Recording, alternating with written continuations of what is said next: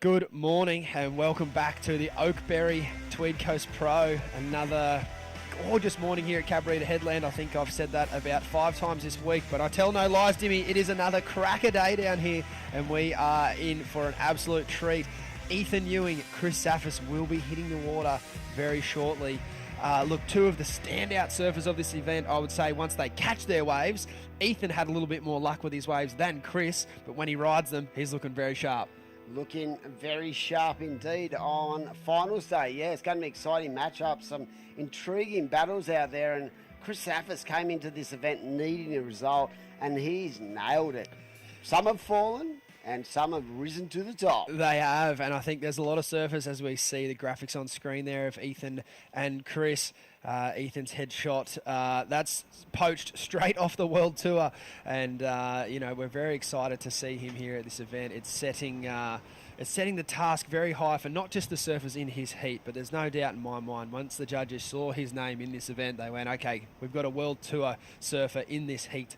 In this event, we need to keep everyone honest, and we're only going to give out big scores if we see CT quality surfing, which the conditions have been fun, but they haven't really offered up as many critical sections as what I'm sure the gents are hoping. Today has dropped again, but the conditions for small wave surfing are perfect. Light winds, the sandbar's amazing, and everyone's equipment, I think, has probably gone down a few inches and perhaps a bit wider, and the construction might have changed. I think Ethan started this event on a PU. He's now on a DHD epoxy, a 3DV model, and I noticed Kyuss doing the same there with his Dylan shapes. So everyone's primed and ready to go, which is how you've got to be, right, Dimmy? It could be 10 foot, could be 1 foot. You've got to be prepared. Look, you've got to be able to adjust on the run, and like you said, it's to be a well-rounded professional surfer, you've got to be able to surf all kind of conditions. And you spotted it early. When I saw Ethan in the draw, I went, you know what? The level was going to have to go up a notch, because at a regional level, he's the man right now, because World Tour surfer, and he's been on fire too. Definitely. As we have the live rankings on screen there, you mentioned Kyuss Zaffis. He needed a big result coming into this event, and he's on his way to one. A quarterfinal is a great finish, but if he wants to put this to bed and qualify for that Challenger Series at this event, I would say at least a final, even potentially a win, is what he'd be chasing here. And we move down further in the rankings there to see the rest of that lineup. Kyuss King still live in this event, as well as Sheldon Simkus. So those 2 will be vying for a spot in that top 9. Obviously, Dim, the first event of the Challenger Series up there at Snapper, but we still have one more regional event left in Newcastle after this. So for the gentlemen that are still live in this contest now, as I mentioned, they'd be looking to wrap it up here. They don't want to leave it to chance down in Newcastle. No, you don't want to cut yourself short. And looking at the swell forecast for the back end of Newey, 4 to 5 metre waves on Winguru. Tubes in the harbour, maybe? I have no idea. I remember one year it was about that big, and they dragged poor old Joey Johns out on a ski and just threw him into a expression session. But yeah, it's going to be interesting. But the one guy when I look at that sheet, I'm going, I could nearly see all those guys who are at the top echelon moving on into the Challenger. But the one guy I've been so impressed with is Oscar Berry. First basically year on the QE, and Oscar has just been nailing it. It's so awesome to see a young fella of his stature just surfing with such freedom. He kind of doesn't look like he's surfing a heat, and that's very, very scary for his competitors. And he's got the variety, he's got the skills, and he's doing the juniors as well as the QS, and sometimes that can kind of just free up a bit of pressure. You're just getting heat practice, and if you go on a bit of a run like he is now, all of a sudden, who knows? He could find himself in that top 10 come the end of Newcastle. Interesting you say that, because Oscar comes from a background of a very short competitive career, right? I've known him and the family for a number of years. He's got a great dad, Tony, who supports him, and Hurley actually really get behind him as well. So he's come from that sort of free surfing genre, and it's like he's just gone, you know what, same thing, different day, just got Rashy on now. Yeah, and it's wouldn't be the first surfer to follow that path, and it is a very it can be a very, very clever way to go about your surf career. Develop your surfing first, then learned how to surf heat second. I would say Ethan Ewing took that path as a junior, competing in only select events around the country, just the major junior events, and then he was spending time refining his craft. Even a few hiccups in his early career. I remember a high-rated event there at D-Bar where he actually got a priority interference, which I think might have been one of the first times he'd ever thought about priority and how to use it, because he just wasn't that versed in contest surfing. But as you can see, if you've got that talent and you nurture your skill set, you can figure out the games a little bit later on, which he's starting to do beautifully now on the World Tour. Definitely a couple of other guys I thought about then, Jack Robbo, and going back a couple of years, Kersey. Like, both those guys come from that sort of, that freedom kind of space in their surfing, and then basically when they decided to switch on, they just went, yep. Because Jack, from afar, there was so much hype about Jack Robinson. Definitely. You'd hear, on the East Coast, you'd hear a lot about him, and I'd go, you never see him. Never see him. Never saw him, but when he came, ooh. Well, there was one heat actually, Dimmy, in your neck of the woods. The conditions look pretty similar to this, and Jack Robinson, not well known for his small wave surfing, much more spoken about in the heavy water waves around the world, but he's developed his craft amazingly over the last few years. But he had an absolutely heartbreaking loss. He scored 13 points in a heat at Manly there, where everyone else managed to get 14 or 15. He would have won any other heat in that day. And I was just looking at this kid going, I hope he can not let those little losses get the better of him, and it certainly didn't. He's so determined. He fought his way through the small conditions and onto the World Tour, and obviously doing exceptional things there now. So it's really good to see. Like you said, you've got to be able to do it all. Yeah, exactly. And I felt like, I know the year you were talking about at Manly, it was pretty small, and ultra impressed, because at the start I was like, it's not going to suit him. But I remember having a chat to Matt Bemrose, and Bemrose was like, no. His positive nature about how he was thinking about it. He wasn't like going, oh, it's tiny. He was going, let's just get out there, have a really good energy, have a really good fight with it. And like I said, like that heat didn't go his way, but I knew from that point on, I was like, this guy's so well-rounded. He has the arsenal to actually match it in huge waves, slabby waves, but also his beach break, ability was just incredible as well. Absolutely, as we see the gentleman pushing a little bit further up the point here. Chris Zaffis pretty keen to maintain that inside position, and Ethan Ewing not really too fussed at this point. These gents have got their lineups. They know where they want to sit. Ethan trying to push a little bit further back down the point now. So talk me about Ethan's mindset going into this event. Would it be more about just keeping that rhythm going as the tour sort of heads down under? Because realistically, he doesn't need any of this to cement his spot where he is. So is it more about just refining things in the jersey, or how do you go about it? You're a coach, you'd know more than I would in this circumstance. But yeah, it's interesting to see and thinking about his thought process overall. For sure. So if someone like Ethan, he's got two options right now, and he could either be spending more time at Bells Beach, or he could be spending more time competing and refining his craft. So like you said about Jack, it wasn't so much the conditions that it was going to be a problem for Jack, it was his mindset. And for him, his mindset was amazing.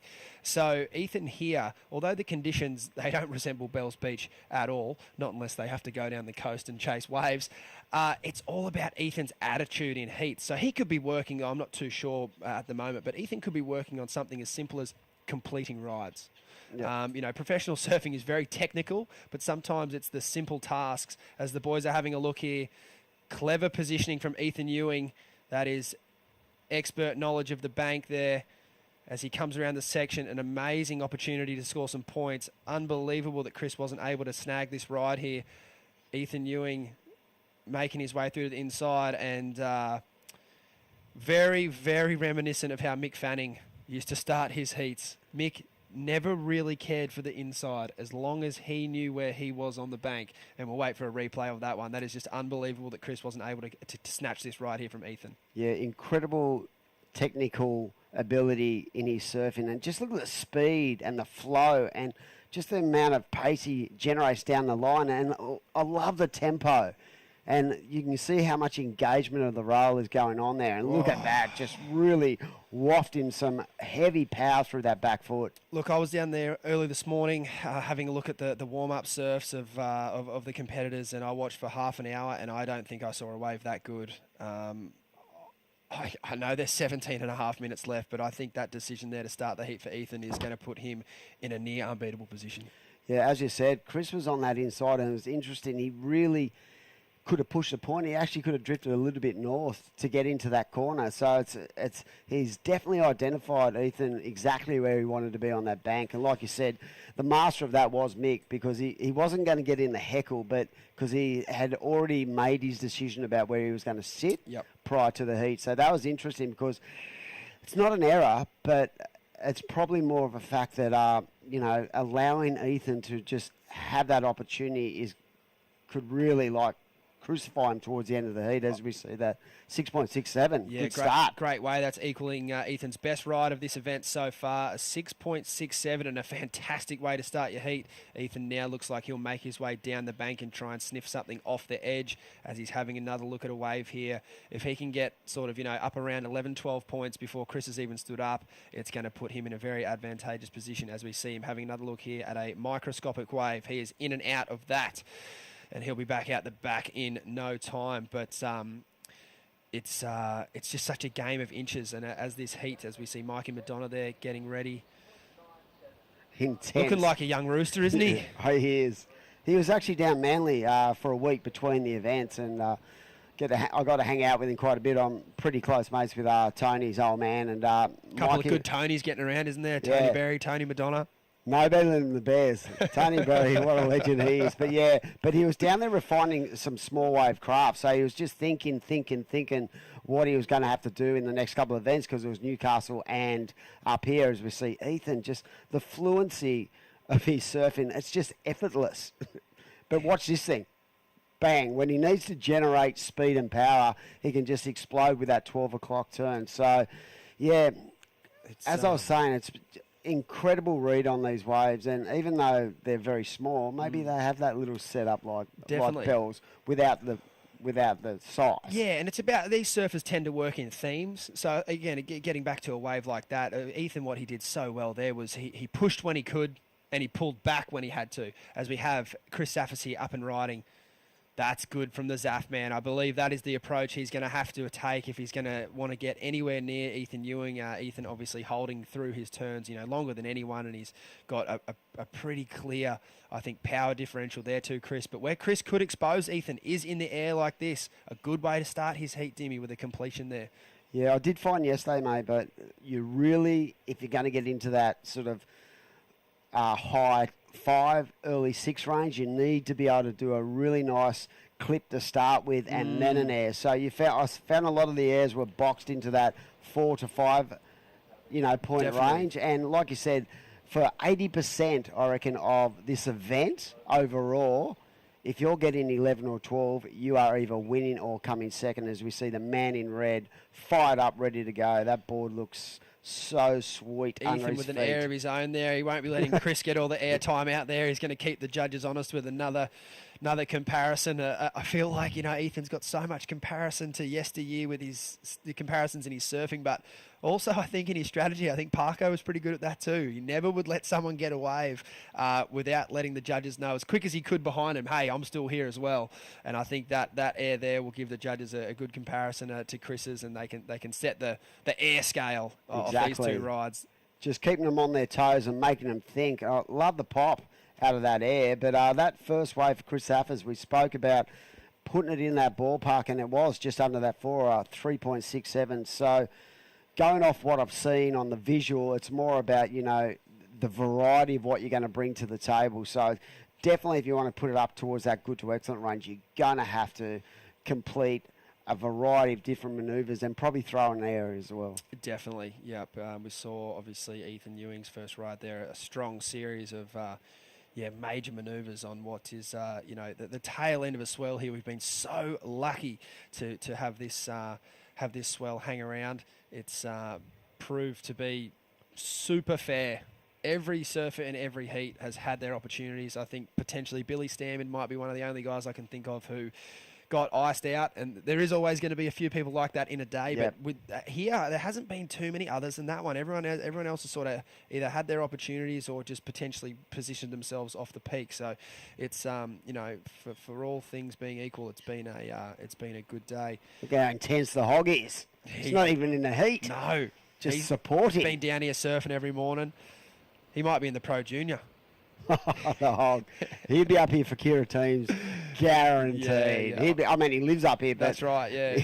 I love the intensities, but just the gratitude, the ability to embrace everything, even, as his status as veteran. Yes. Like, it's so good for the energy levels of anyone who actually can really tap into what Hog brings, as we see Kyuss Zaffis up and right in. And he's flying down the line. So he got that first move in, and now he goes to the air. That's a better one. Yeah. There we go. He'll be happy with that. He knows it. I'm only concerned about the fact there was a little bit of a wobble in that first move. I felt like he had to really manipulate that wave because of the lack of power. But again, we spoke, if you're going to get it up in that sort of good to medium range, you're going to have to do something this first turn. See how he just had to sort of manipulate as he actually let loose with that tail The drift? score almost starts here. Yep. And it will be a good one. That was a fantastic air, a bigger air than his first one, a better ride than Ethan's 4.4, which was a very clever score there for Ethan. Again, just letting the judges know that he can throw his hat in the ring. But as we see Kyuss there, a 5.5, so a very, very good score. And he's certainly put himself right back in this heat. He's now chasing a very similar score to take the lead. So it's been awesome to see Kyuss, reset after what I was calling it to be a near fatal mistake. He's dug himself out of that hole, and it is anything but that now. He's right in this heat, and with 10 and a half minutes remaining, and the opportunities they've had so far, and what Kyuss needs to get a big score is not much. He doesn't need a long wave. He just needs the wave with the right section. He's got that air on lock. I think that is how he will beat Ethan today. I haven't been around Kyuss a lot, but what I do see from him, I feel like his demeanour is very calm and calculated. So the psycho ones always are. He's an absolute nutter, charger. Really? Yes, like batshit crazy. I love that. Yeah, it's always is the way, right? The calm ones, like Brett Bircher was getting around earlier in the week, like just the nicest, relaxed dudes that you would, so unassuming. They absolutely have got bats in their head going like, I see him over at South Stradbroke Island just swinging on the craziest waves. Wow. I've seen him in Hawaii having a good dig. And, the Zaff man, he has a red-hot crack. Yeah, I've really enjoyed watching him develop over the last couple of years and starting to really find his way in the competition arena. But that's funny because I don't really know him, I would have said no chance, because you got the other end of the scale of people I know, guys like Ross Clark-Jones and even Otto. Otto's batshit. He's crazy as well. He'll go anything. Yeah, that's just, I don't know. But he's a nutter as well. Get me in the channel. I used to sit there with Jared House and say, how can we calm Kai down? He's so intense. Like, he gets so worked up in a heat. He said, mate, some athletes, honestly, they work at their premium and they actually work better in that situation than just being calm and everything going to plan. And different surfers have different kind of mindsets and they go into it differently. And definitely Kyuss Zaffis in a contest sense, very calm and, like you said, but charges. I love that. And he showed that calmness the other day in a heat where he had, not the best start, only a 2.5 on the board, but then launched a massive air with only, minutes left on the clock, which put him into second place. So he's definitely got that ability to perform under pressure. With this heat as it's situated at the moment, with 8.5 minutes remaining, I would probably think that Ethan's going to spend a couple more minutes on his lineup, waiting for that next premium wave to come through. Should that not come, I'd be very surprised not to see Ethan to start paying a little bit closer attention to Kyuss. He doesn't want Kyuss starting to build any kind of rhythm under his priority. Obviously Kyuss having that ability to be able to score pretty highly, as does Ethan with not much of a section. So I think Ethan, you'll see him sort of stay still for a while now, and then potentially as this clock counts down, he'll start to become Chris's best friend and start 100%. To monitor his process a little more. And it's crazy how that, in the last 3 or 4 minutes of a heat, sometimes it's about, for the novice wouldn't really get it. It's about what waves you don't take. Absolutely. Rather than the waves you do take. So you can use priority as a tool to basically shut your competitor down and really it's those really good guys who are used to the priority system and can use it to their advantage who really succeed at this level. Absolutely. You couldn't have said it better. It is the waves you don't take. And looks like Chris might be looking to get one back up here on Ethan as he breaks a little bit wider. I'd imagine Ethan too deep, but no. How dare I say that? He will be into this wave, one of the fastest surfers in the world. A beautiful turn out of the top there, coming around the section, and a fantastic blowtail to finish, but he comes unstuck. So an uncharacteristic fall there for Ethan. It's a score that I believe would have improved his situation. So he will get back out the back and it will be Chris with priority, Dim. Yeah, I definitely feel like this was a point of difference. Nice first turn. Good speed into this, but somehow he just buried that inside rail and it basically come unstuck. But yeah, I felt like that wave was going to build on that second score and that was going to put a little bit more pressure because once you get into that 6-point range at these events, I feel like a 6-point range is basically an 8 back in the day. That's how I feel. It has been tricky, and you see now the judges have got their scale set with, multiple manoeuvres on a long scoring ride for Ethan 667. Yep. One of the biggest scores of the event. There hasn't been a bunch of 667s, and then Chris Zaffis, pretty nice air. Only a 5.5.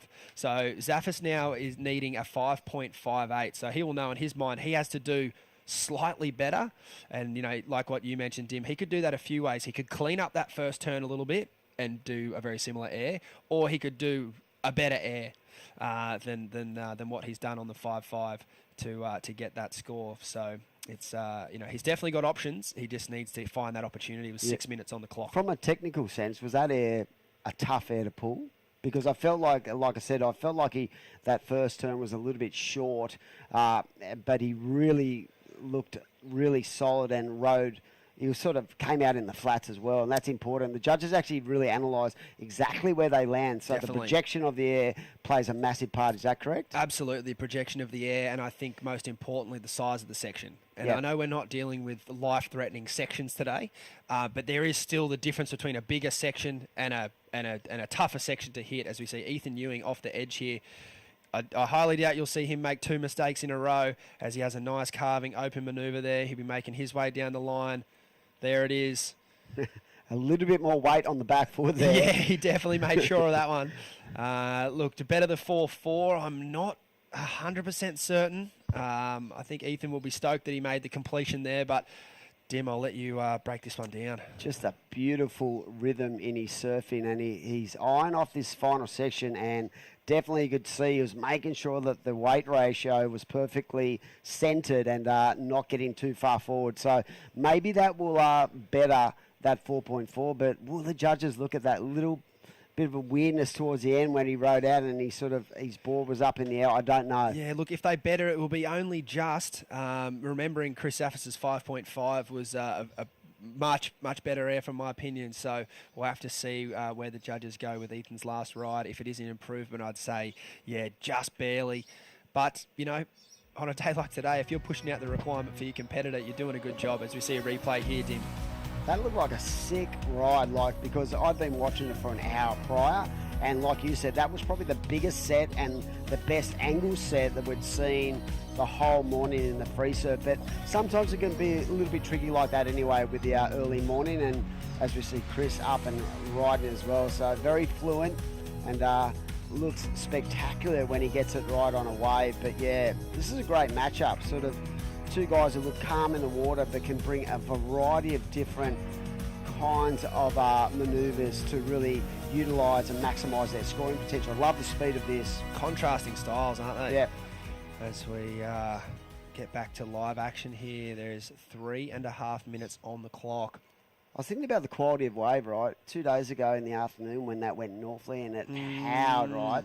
Every local I spoke to, I said, what's it going to be like tomorrow? And they said, wow, it will be absolutely tricky and you'll probably end up at the back beach because northerlies basically wash off any swell lines. It does, and the tricky thing with that wind, as we have Ethan having a good look here, he's just had a little check on his inside to make sure Kyuss Zaffis isn't there. A nice carving turn out of the top, better than his first one.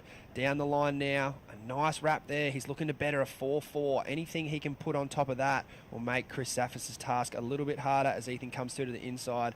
A nice finish there. Oh, I can't really take a guess at Ethan's weight, but he's a big lad, and he surfed that wave so well. There wasn't a moment that he missed. He extracted every point possible. I love the angle he's taken into the wave, so he's chip shotting in, getting himself going with a lot of speed, straight into it. Nice engagement of the rail, and I love to see those fins, because that just means they're getting depth out of their bottom hand turn, and that's actually critical in situations where it's only 1 foot to you. The Definitely. deeper you go, the harder you can get off that rail and the more vert you can go into the turn. For sure, it's a sign of commitment. That's what the judges want to see. They want to see you committing to your bottom turns, committing to your top turns, and in the case of these two surfers, committing to the flats and the landing if they're ever looking to project airs. So it's been a tight one so far. I've been stoked to see Chris claw himself back into this heat. But there is just under 2 minutes now, and he needs a 5.58. Remembering his 5.5 was a good size set wave with 2 manoeuvres. The second air was really well executed. It's just coming back to that first score of Ethan Ewing, that 6.67. Like you said, Dimmy, I don't think I'd seen a wave like that all morning, and we certainly haven't seen another one like it in this heat. So, tale of two heats here. Chris will be hoping another wave like that comes through. Ethan thinking the exact opposite. Yeah, if we go off what we've seen in the last, say, 2 days, where Ethan is positioned in the lineup, sometimes there have been these angles on those rights where it actually runs away from the inside, but out wide it sort of opens up a little bit. So Definitely. I'm sure that Chris will be keeping an eye on Ethan, because if he gets one, he can actually tag. He's really going to advance that score, but he also knows that the score he needs, a 5.58, is a pretty big number for out here today. He's motioning up the point. I think he thought he saw something. He has seen something, but it might have split up. We can see that swell line heading more towards the north of where Chris is sitting. I don't know if that will eventuate for Ethan. It's just the worst feeling in surfing, isn't it, Dimmy, when you think you see something. In a free surf, it's one thing, but in a heat, it's compounded by 10 because it's life or death. You need that wave to come. And it's like it sucks the oxygen out of you. You just get depleted. The hope just gets sucked right out of you. But 22 seconds remaining, and it has been a fantastic heat. It does look like there's a line approaching here. It's sort of hard to tell with the different colours there in the water if there is going to be any size to this wave. It looks like Chris will get an opportunity here, paddling in, up and riding. He's generating some speed down the line. He will need to do something pretty bonkers to get that 5.58. It would need to be something we haven't seen this event, and it's not looking like it'll be the case. Yeah, body language indicates that he knew that wave was not going to offer the scoring potential. It wasn't about his ability, it was more about what was on offer. A great fight back there from Chris after missing that first exchange, but it was the 6.67 in the end that proved the difference. Ethan Ewing 11.07, Kyuss Zaffis 9.17, and we'll take a quick break here at the Oakberry Tweed Coast Pro, and we'll be back with Sheldon Simkus against Kyuss King in quarterfinal number 2.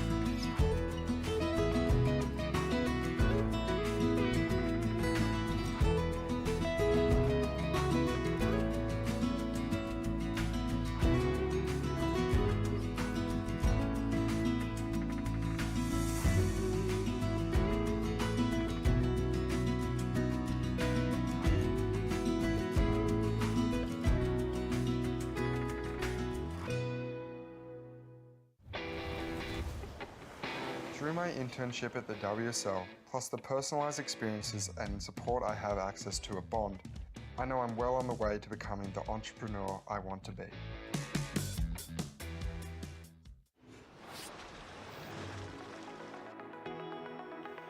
Welcome back to the Oakberry Tweed Coast Pro. We are very fortunate to see that swell hanging around here this morning. This is quarterfinal number 2. It is Sheldon Simkus versus Kyuss King. Both surfers out there on their lightning fast DHD equipment. I'm joined in the booth by none other than Dimmy. I don't want to get it wrong. North Stain, what's your local? North Stain board riders, mate. Just president. President. Oh, the Prez. And been president since 1998. Wow.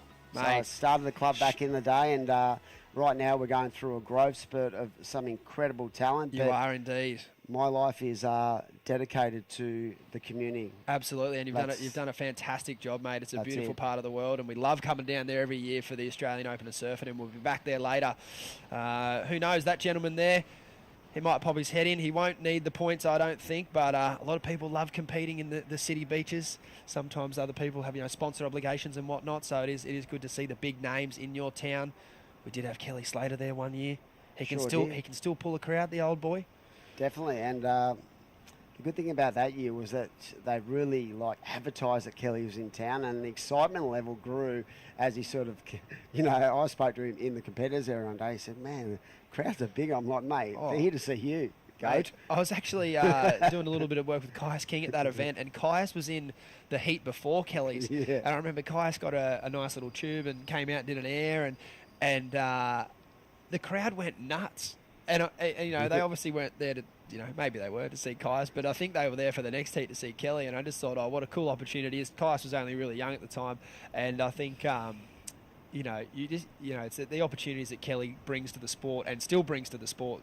It's always benefiting the younger generation. So yeah, I thought that was pretty cool. I thought it was a marvelous piece of marketing to have Kelly come to that event, because what it did, it raised the level in a city that is consumed with other sports like NRL, Yes. AFL and stuff like that. There is the community, surfing community is unique in its own sense, but I felt like it brought people from outside the area who just wanted to be near Kelly Slater, Definitely. if you know what I mean. For sure. It definitely brought the novice. He still has that, that pull over all these years. His value is still extremely high, and I think a lot of people would have made their trip over the bridge that day to come and say g'day to Kelly or get a piece of the action. And funniest thing about Kelly, he made a couple of heats, eh? Yeah, he made a couple of heats, but Yeah.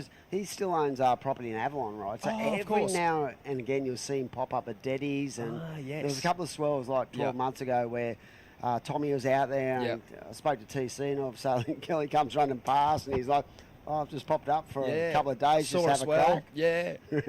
Everyone out there trying to drop in on him, Yeah, but just to say they were sharing a wave with Kelly. Yeah, But I had a surf with Kelly.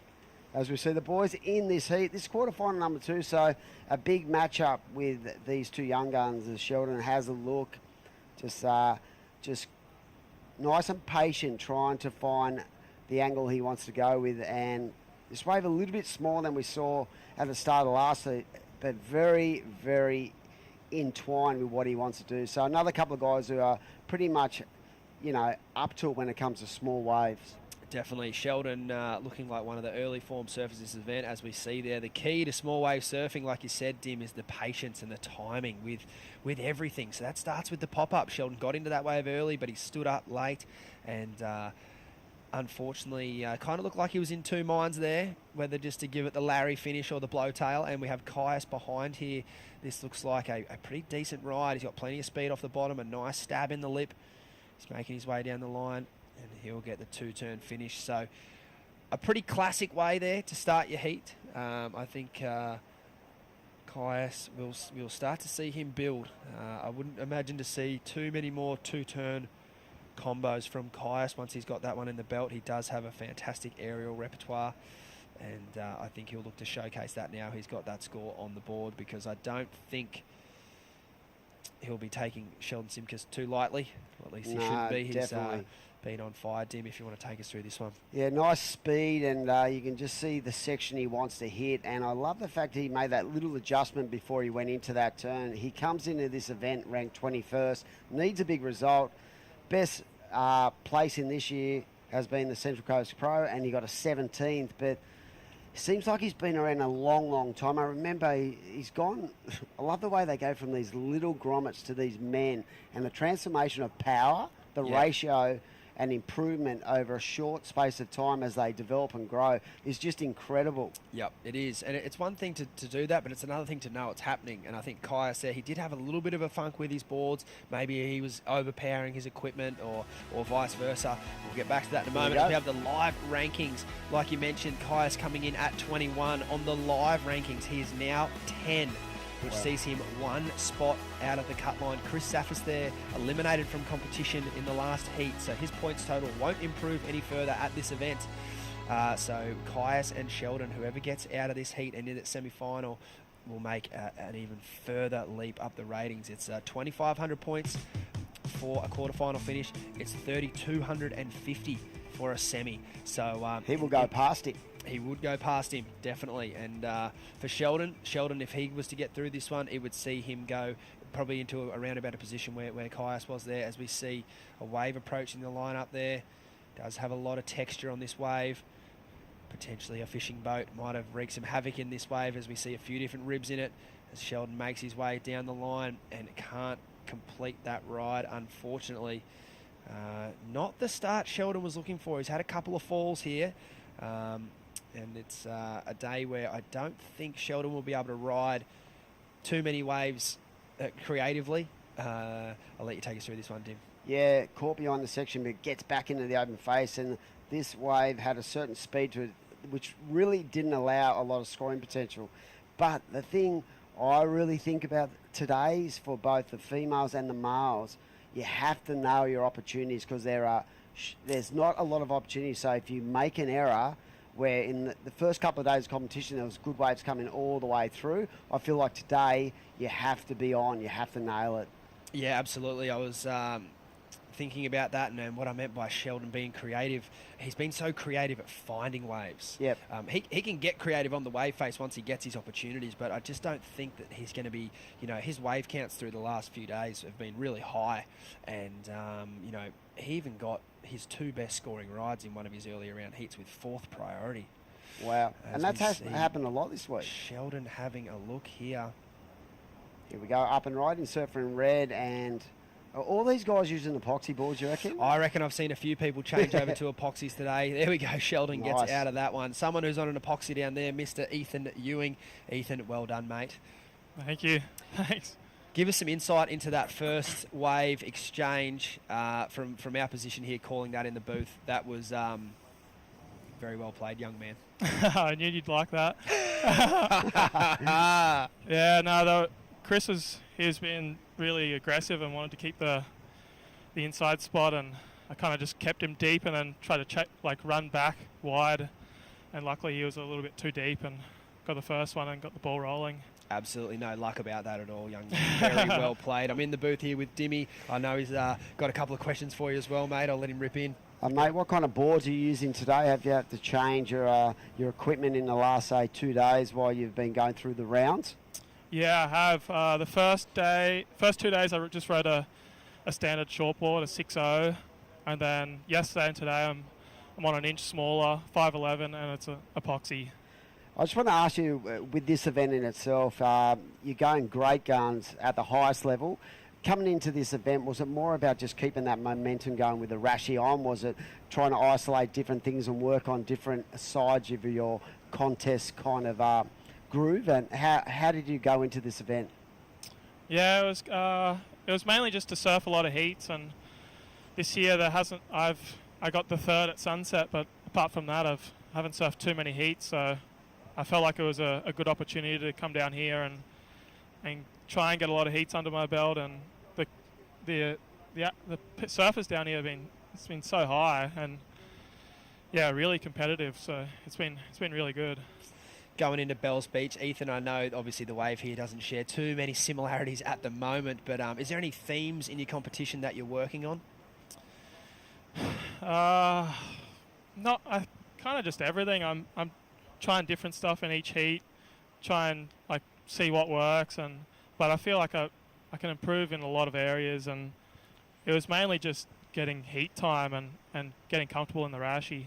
You're certainly looking very comfortable at the moment, mate. We appreciate your time. You've got a big semi-final clash coming up next. It'll be v Kyuss or Sheldon. Another all-DHD matchup. Who would you prefer to surf against? Oh, either one. They both surf so good. I think it'll be a good heat, so either one's fine. Attaboy. Well done. We'll speak to you a bit later on. Thank you. What a pro he is. He is, isn't he? He's just so calculated. He Even is. the way he does his interviews. I like the way he just... Or doesn't. He's dodged a couple. Yeah, He's dodged a couple. But his analytical skills about how he thinks about it. Definitely. That's when you know you're at the top of your game. He is, yeah. And also, you know, Ethan hypercritical of his performances. You know, he pretty much said, you know, still working on everything. And it's like, if someone at that level of his skill has still got that mindset, like, that's the level you need to be at. I know everyone else on the World Tour is the same. It's an absolute dogfight out there. So, yeah, Ethan's certainly looking sharp at the moment. And like he said, you know, you alluded to, Dim, just getting some good time in the Rashi there. So... That's a good insight for any really talented up-and-comers, that someone of his level is always working. You can always improve. You can always take a positive from a negative. As coaches, we say that, but if you're hearing it from the best of the best, you know that there's no such thing as perfection. As we see the surfer blew on a bigger looking wave. Nice first turn. What about the nice clean rail work there for that second manoeuvre, just opening up the wings and in on another sick little turn there. He liked it. Be happy with that. He's already got the 417 on the board. That wave was better. Is that a little throw out to the judges, like, yeah, boys? I think that was definitely a little flare for sure. That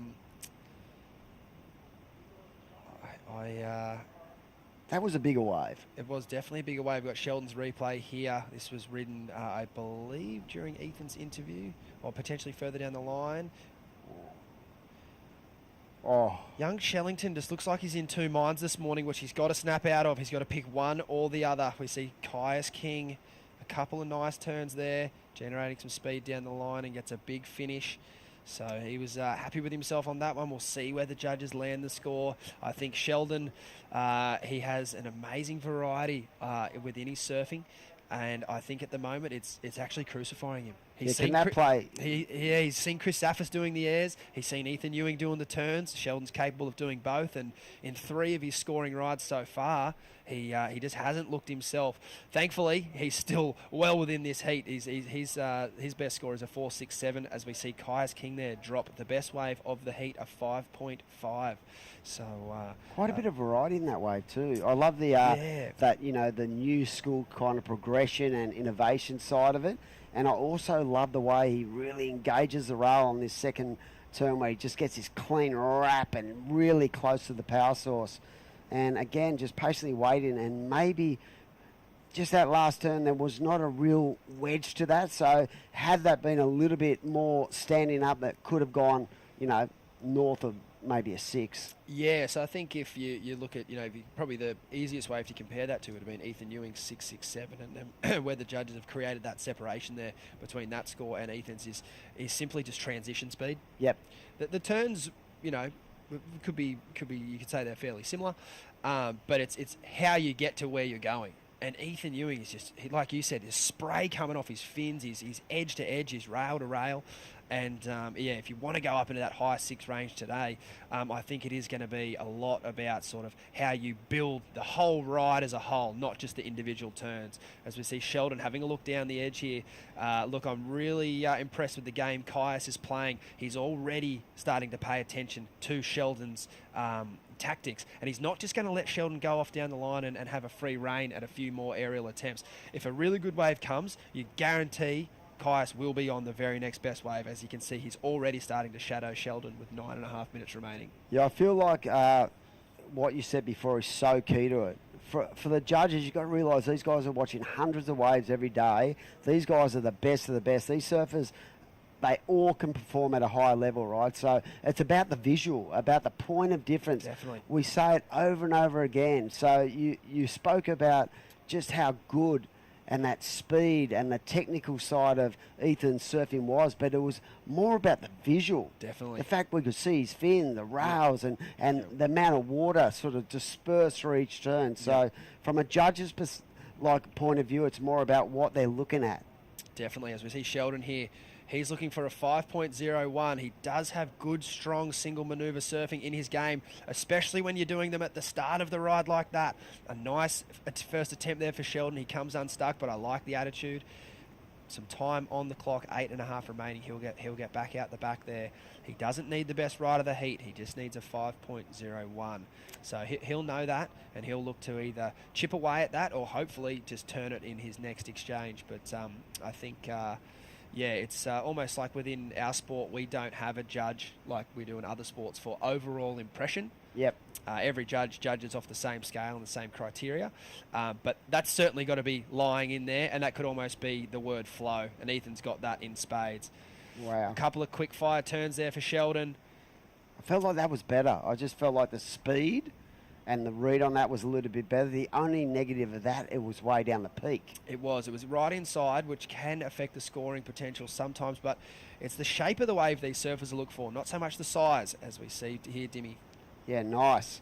And it gets the job done at the end and rides out, looks up. But yeah, shape is so important because we are doing a lot of analytical stuff on the web at Evoca. Yep. And those big scores at Yep. Evoca, people are like, how did they separate those Yep. mediums to the big scores? And I felt like it was those waves that were more below sea level, a lot Yes. more top to bottom, Yep. a lot more squarer. And Yep. what that does, it actually...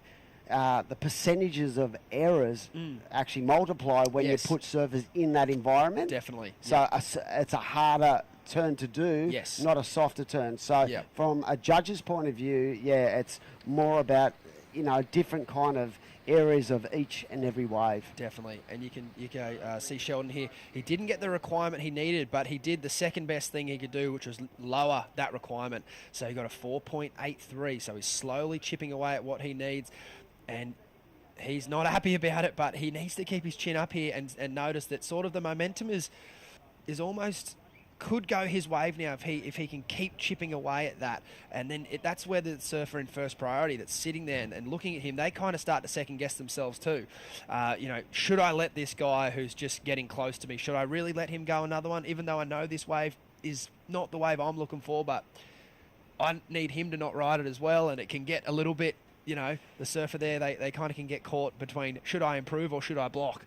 And it's sort of, ideally you want to do both, but that's not always possible. It's crazy. There's only 0.16 separating first and second here. And when you think about this heat, I felt like Kyuss has been a lot more choosy, a lot more picking, and Sheldon's have been a lot more willing to actually go on a lot of waves. So, Definitely. But he's right in the game. He is. He's certainly right in the game. I would say, it's been Kyuss's wave selection that has kept him out in the lead at the moment. Obviously, the 5.5 a very, very tall ride for today.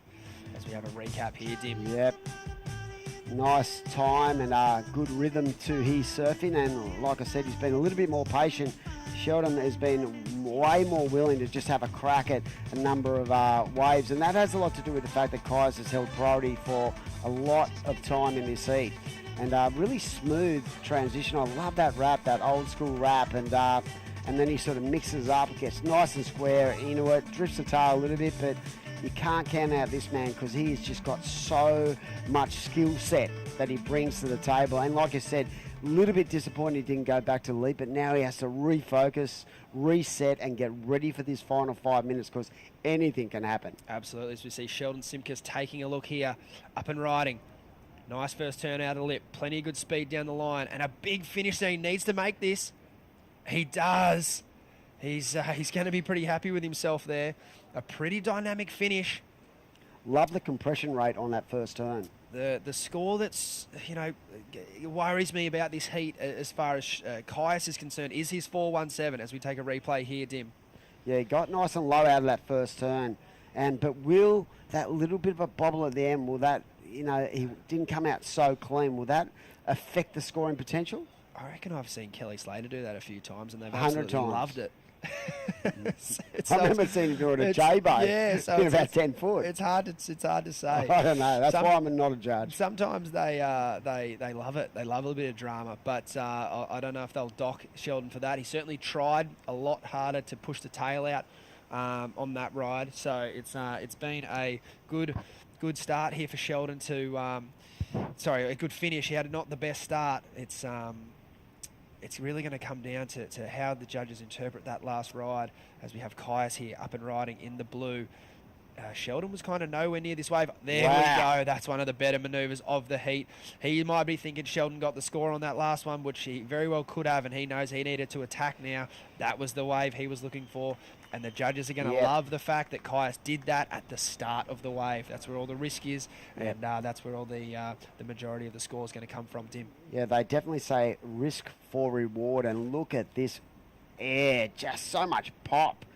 And like you said, and they will reward that because that was at the start of the wave. So he really, rolled the dice with that. And you could hear the crowd in the background. They liked it. For me, that is the clear indication of point of difference. Definitely, yeah. If Sheldon got the score and turned the heat, if he did, Kyuss will no doubt be taking it straight back. Yeah. And like Shelley you said, only got a 3.67 on that last wave. Well, see, I reckon not enough. It was about that, that ride out of.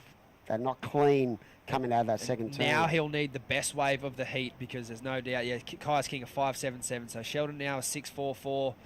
Not to be. Wow, 5.77. That's a great tail high manoeuvre there. Start of the wave. And Kyuss has just picked the eyes out of this heat. I'm stoked to see him better the 4.17 because I know what the judges like to do at the end of the heat. If there is a close score, they'll watch all four scores again. And for me, the 4.17, it definitely needed to be replaced. It was a nice way to start your heat, but Sheldon just was looking a little more dynamic on those finished sections. And I thought potentially if Kyuss wasn't going to better, Sheldon looked like he was coming home with a wet sail there, but Kyuss has just popped Sheldon's balloon there. And with first priority and 90 seconds roughly on the clock, he's going to try to shut this down. He's going to shut this down for sure. He's a master tactician, and he's surfed this heat beautifully as well.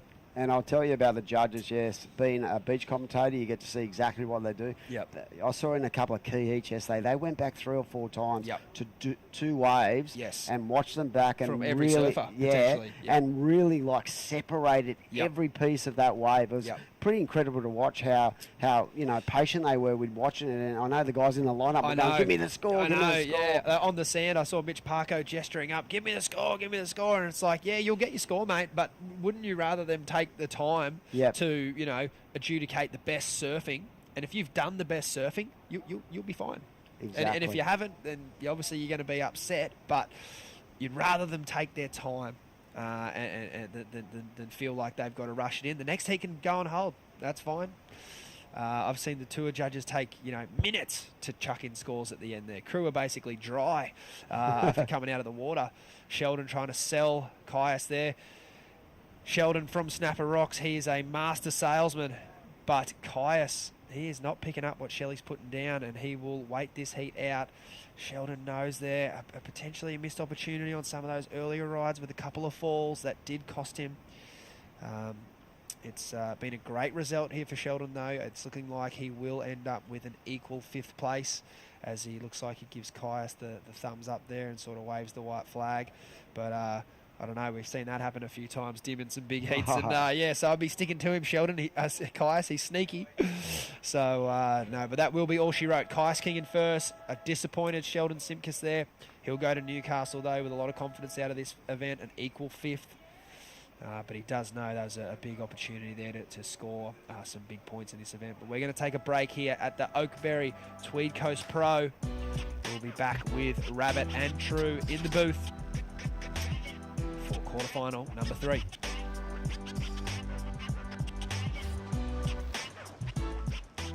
I feel that Harvey Norman products help me move through that kaleidoscope of worlds and do more of what I love and stay connected. Harvey Norman, your #1 lifestyle destination.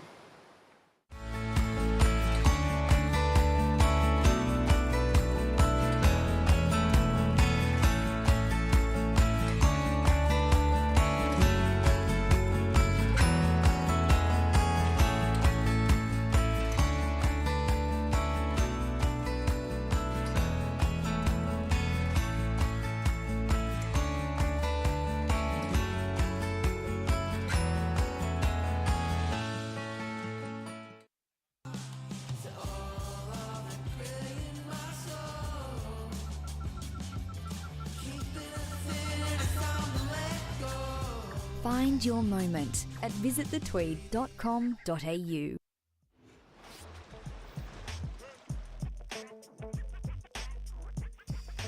Well, good morning, everyone. Welcome to finals day of the Oakberry Tweed Coast Pro. We have a scintillating quarterfinal. I'm joined by True Starling and True. Look at this, Kehu Butler, Mikey McDonagh, two of the rising stars of, Australasian surfing. Definitely. I think it's an amazing heat that we've got here this morning. We just saw Sheldon Simkus unfortunately get knocked out in the previous heat. Yeah, well, Kyuss King played a very patient game in that heat. You know, we saw that Sheldon, he likes to get off to a quick start. He did in that heat, but Kyuss just waited. His first wave was a keeper, and then he waited again with priority. Sheldon went down to his wide bank where that's paid huge dividends for him. He did have a couple of falls at the end of the ride, though. Just didn't seem quite on as he's been throughout the tournament, and Kyuss was just steely, rock hard. Yeah, well, here we go. This is Mikey up and riding on a really clean-looking ride. Floats that section there and puts it up there for a nice finish. Mikey locks a score on the board.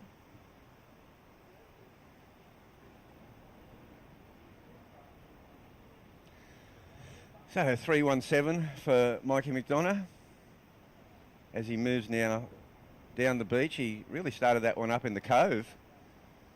And in the last heat, I did see one absolute bomb wave come from the cove. It was a bigger wave, and it hit the traditional bank very deep. As we see Kehu Butler, he's still in the cove. He's waiting. You know, I saw a couple in there. I'm sure they did too, and their coaches and supporters, and went, I tell you what, one of those you could get a 7 on. Yeah, easily. And this morning, I think it's so amazing that they've got two-man heats because they've got more opportunity to get the sets. Priority is just flips over nice and easy and quickly. And it's really cool to see Mikey and Kehu. Mikey had a really clutch finish to his heat yesterday, needing a 2.9. He had an amazing claim, feeling all of that energy, knowing that he had got the score. It came through at a 3.93, and the excitement and happiness that we saw from him was just so amazing. And here's the live leaderboard. Mikey McDonagh on the rise into number 1, Kalani Ball. You know, he's still right there. Joel Vaughan is right there. Oscar Berry's the big mover. Kyuss King's just moved into the top 6. Kehu Butler as well. So, and Chris Zaffis slid into the top 10, even though he just missed out, but he's in the 10 now. Obviously, the big points here on offer, even at this stage in the quarterfinals, through big points. Yeah, huge points, which is the best thing about these QS 5000s as well. And it's really awesome to see, you know, Kyuss jumped up 15 spots. That just shows how many points are on offer, as you said, Rabbit. And I'm stoked to see a Kyuss King, Ethan Ewing first semi-final. Yeah, that's going to be really awesome. And we've got Kyuss King online now. Kyuss, a great heat win there against Sheldon. Sheldon's been on fire the whole tournament, but you played a pretty cool hand, mate. Yeah, thanks, Rabs. No, it was a pretty tough one. I knew that, having Sheldon, you know, such a good competitor. I just kind of went in on my own program, and yeah. It started out, I mean, you were very patient, you know, and you started out with that good, I think it was that, you started with a 4.17. It wasn't a big score, but it just established that, you know, you were going to play that waiting game using your priority. Sheldon went to that wider bank. I mean, that must have made you a bit nervy. He's been so successful down there. Yeah, for sure. No, totally. I've been watching it a lot the last few days, and I just figured if you put yourself on the best waves, you're going to get through the heat. And it's definitely nervy having heats against people like Sheldon, because they can turn a 4-point wave into a 6 pretty quick. So, I kind of was just sticking to my guns and doing my own thing, and yeah, it paid off. I'm stoked. Yeah, well, last year in the same event, you came very close to qualifying, and you know, it probably was a bit of disappointment. You nearly made it, but you know, a couple of heats away actually. This time you had a kind of a poor start to the regional tour, but you're coming on fire in the one that counts. Yeah, totally. No, I had a bit of a funky start this run. I've kind of been taking it easy with my back injury, but I feel like that's kind of helped me in a way. I'm just sort of relaxing and just having a lot of fun. We've got a really good crew right now too, with Duffy's little clan, and surfing with your boy Jagsy has been awesome. We've had a bunch of awesome mock heats and heaps of training before this. And then, we've got Hedgie in our corner as well, and a bunch of the Groms coming through. So feeling comfortable in a good environment, and this contest is kind of like my backyard too. I only live half an hour away, so it's nice to be close to home. And now you've got I'm sorry, guys, but now you've got a pretty exciting semi-final coming up. Yeah, it's stacked. I mean, this whole comp's stacked, but it's going to be good. I'm pumped. Yeah, have you had a heat or anywhere near a heat with Ethan Ewing before? I think I have. I think he's gotten me, so might be time to get him back. Unreal, mate. Good attitude. We're looking forward to seeing you in the semi-finals. Thanks, mate. Cheers. Appreciate it. Well, back to the action now, and there hasn't been much action, True. Kehu's still sitting there with priority. It worked out well for Kyuss when he had priority, but Mikey is so dangerous when he goes wide. Yeah, he is, isn't he? And I feel like in any heat, Mikey's a danger. He's just so quick and light on his feet. I think in the mornings he just goes out there, catches 2 waves, comes in, that's it. That's all he calls it. This is an amazing heat. But Kyuss yesterday, he played the patience game, waited for 12 minutes for a wave, and we spoke to him after his heat win, and I was like, how do you calm your nerves there? How are you able to wait for 12 minutes and not have that self-doubt? And he goes, I just recited a few songs in my head and was just able to kind of calm myself. And I said, yesterday afternoon, he's probably reciting them either by singing it or playing it on the guitar in his head as well, because he's such an amazing musician. So it's amazing that Kyuss is just tapping into his other passions to keep him calm. Yeah, well, that's a great insight, True. And he's a pretty cool cat. And here's Kehu Butler on his opening ride. He's had a good tournament so far, and this is a good-looking wave for the Kiwis. He's a couple of great snaps there, and he finishes off. Now he's got another little section. Oh, this is going to be a good one for Kehu. He'll be stoked with that start. That's a good-sized wave for this morning. He surfed it.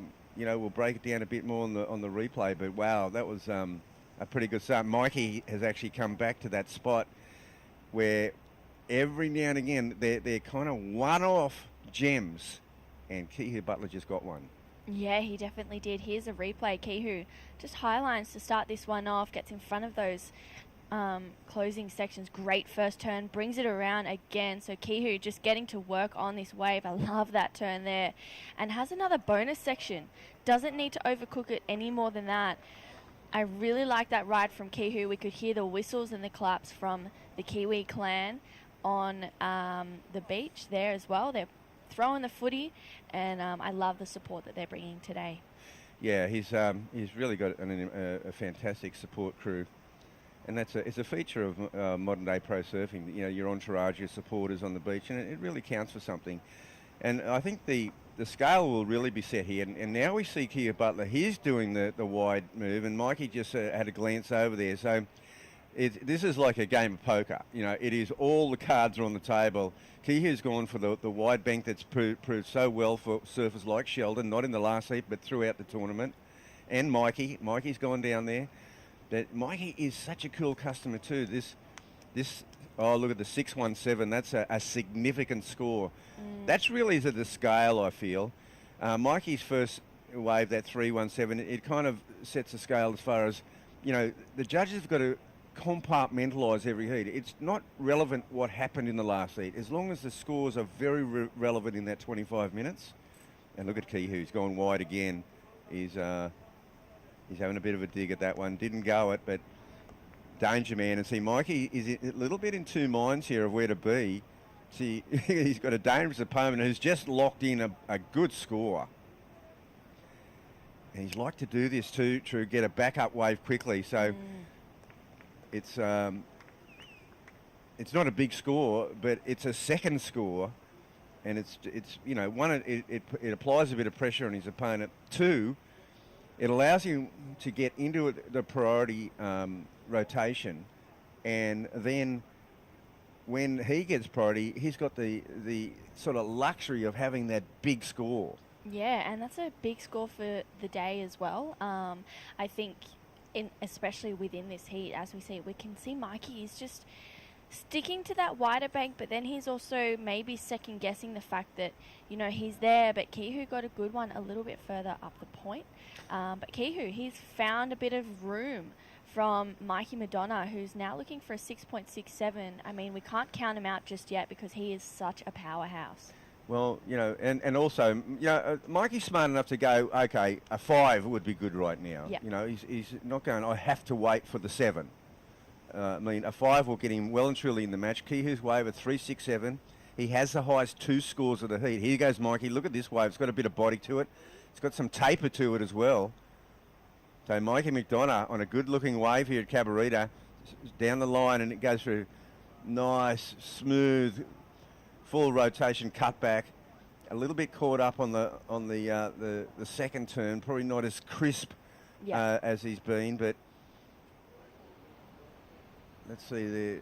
Not too much excitement in his camp over that wave, but it should improve on his position. It was a really smooth round in his cutback. I thought after that the wave might open up a bit. He kind of got a little bit caught on that second manoeuvre and then finished it cleanly. Yeah, he definitely did. I think that's not the aggressive attack that we're used to seeing. So Mikey just getting his feet in the wax, only had the one wave, so maybe he was sitting out there, needs to brush off the cobwebs. Here he is, just has that down the line hunt for this one, gliding through some sections here. Beautiful cutback. I love there's no bumps in between it, puts it up there for another one and gets a finish. So a decent wave for Mikey to lock in and potentially lower that requirement. Well, he did improve. He got a 3.6. Now, that helps out. It'll be interesting to see how Kehu Butler plays this priority. That 617 looms large as we see Kehu. We've still got, you know, we are just into the second half of this match, and Kehu is already starting to try to keep his opponent in check to a certain point because he has priority. Mikey hasn't posted anything that really threatens yet. Yeah, definitely. I think Kehu's just really enjoying his time out there now, which when Kehu's having fun, that's a threat. And when anyone's having fun, it's a threat out there. But Kehu had a decent look, thought it was going to come through and was like, no, be patient. I've got priority. I've got the upper hand. I really need to control the back end of this heat. Yeah, well, it was obviously not a wave that he gave too much thought to because Mikey didn't even give it a second glance. Yeah. And you know, Mikey is very good under pressure and also very good under second priority. Wondering what his strategy is here. He's going to go deep. I would think that maybe he's going to try to sell Kehu on a wave and really show some intent to paddle for a wave and from the inside and make Kehu go. And Kehu will go, he will use his priority, but this doesn't look like a super bad wave, True. So Kehu Butler, no, that one's a throwaway. So Mikey, that could pay off hugely for Mikey McDonagh. Yeah, massively. That was smart tactics from Mikey. Kehu probably just kicking himself a little bit there. He really had the opportunity to control the back end of this heat with priority. And here comes a wave, maybe. I mean, Mikey absolutely sold him on that. He paddled with such intention. And this little wave here, is it a goer? No. From that drone angle, you sometimes can't see how they flatten out. That wave did. They trick you a little. Yeah, it looked like a fun little wave coming. Now I think Kehu, I don't know if he'll do the same with Mikey, but wow, that was a move. That was such a move. Yeah. We don't know what that wave would have done down the line, but I don't really think it offered that much. And Mikey just went, I'm paddling on this with everything I've got. And Kehu went, okay, buddy, I'll use my priority. Yeah. He pulled the trigger. He did. He pulled the trigger, but probably a mistake from Kehu. Although there's still just under 10 minutes to go. So Kehu may have another opportunity to regain that first priority unless Mikey decides to sit with it until the final minutes or so, get a bomb and drop in a big score. My guess is that Kehu Butler is looking for a 4-5 down the beach. Yeah. That would really put the equation up near the excellent range on a one-off effort. If he can get something even over a 4, but a mid-4 range would get probably need, Mikey would suddenly need a 7.5. It's a hard one to come by today, but look at this set coming. It looks okay. Mikey's going this one for sure. Yeah, he's look how having cool a he good is. He look. just paddles out, turns around. Yeah, look at the size of this wave for this morning. This is where the big mistake by Kehu could come back and bite him. Starts out nice and smooth. Okay, he's going to look for something pretty dynamic. It's got a bit of a down-the-line section. It's going to be another series of cutties, and it's a nice wave. I don't see a 617, but I see a much improved score. So now, Kehu Butler back in the priority. Mikey looking at his watch, saying, will I go deep or will I go wide? I don't think he's going to rush over to where Kehu is. He's so cool. He's like a great white when he paddles. He's just cruises, but has so much intent, so much power behind him. Here's a replay. Mikey, great snap to start this one off. Brings it around again. He's just so smooth. I love the way he's attacking this wave. Down the line on this one. Brings it around for a nice little slide there and finishes it. So that's probably going to be Mikey's best wave of the heat. Here we've got another angle. I love that first turn, and it just gives so much excitement for the judges to see what's to come next. Yeah, it's a very smoothly surf wave. It'll be interesting to see where they go with this. Is it that 5? Is it, let's see what they look at this. It's a 4.67, yep. So it does get him well and truly back in the heat. See, now it's down to a 5.18. Now, this is so within Mikey's wheelhouse. Now, there he goes again to the inside of Kehu Butler.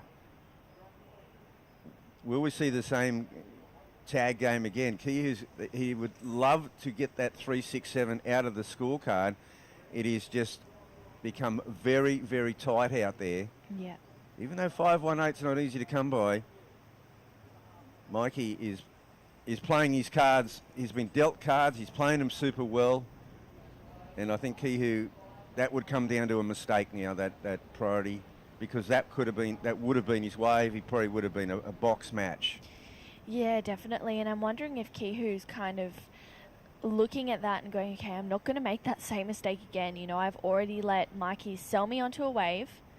And now I'm sitting out here with priority, 6 minutes to go, a lot less time. If I can just make sure I control the heat and, I think he's calling, I think he's talking about the boat wake. This is a wake. There's a boat wake or a jet ski wake. No, there's something else is going on here. They're out of there. Wow.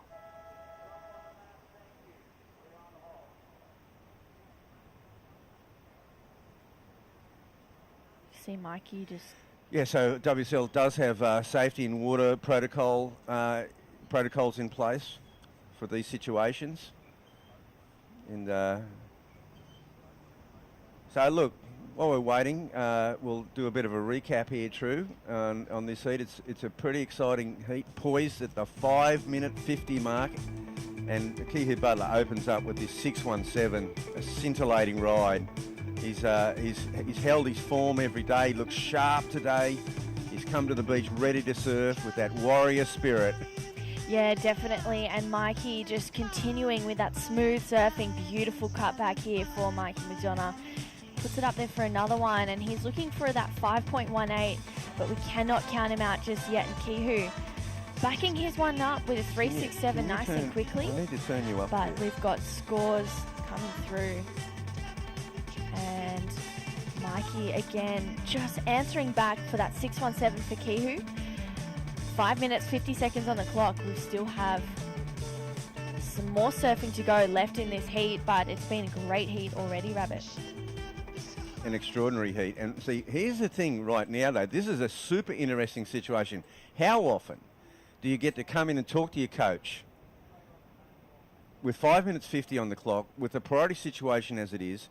Kehu Butler is getting Bottle Thompson the full situation of what to do in the last 5 minutes and 50 seconds. Mikey would come in, and I'm pretty sure that his support team is saying maybe lift it up a notch, like get that a little bit more spark in your surfing. Yeah. Yeah, I agree. I think he's definitely saying, you know, he's there with his dad, Tony, going, okay, have some water, let's regroup. You know, maybe you have a little bit of a coffee, get that energy up, get that that fire and spark that we saw yesterday from him when he was absolutely loving his last wave. So it's so amazing that the surfers get to come in and regroup quickly and then go back out for another 5 and a bit minutes. No, it's a very exciting time to be poised. And look, we're on hold, officially on hold now. We'll keep you updated, and we'll be back soon.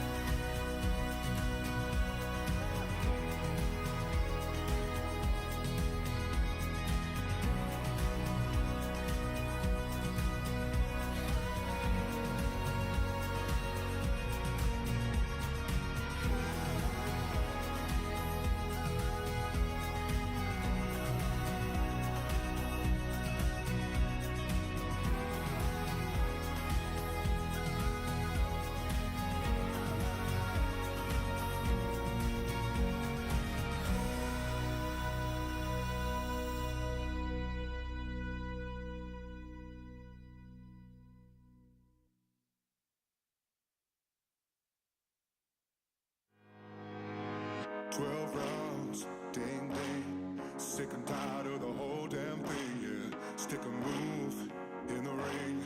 You can hit me with the words you fling. You're never gonna keep me down. You're never gonna keep me down. No, no, no. You're never gonna keep me down. You're never gonna keep me down. No, no, no. Be lucky if I stick around. Maybe foolish, but I ain't a clown. No, no, no. You're never gonna keep me down. You're never gonna keep me down. No, no, no, no. Got the belt like a king, heavyweight champion of the whole damn thing, yo. Full of gas, full of spin, Jekyll and Hyde, you're the evil twin. You're never gonna keep me down, you're never gonna keep me down, no, no, no. You're never gonna keep me down, you're never gonna keep me down, no, you're never gonna keep me down, you're never gonna keep me down, no, no, no. You're never gonna keep me down, you're never gonna keep me down, no, no, no. Be lucky if I stick around, maybe foolish, but I ain't a clown, no, no, no. You're never gonna keep me down, you're never gonna keep me down, no, no, no, no.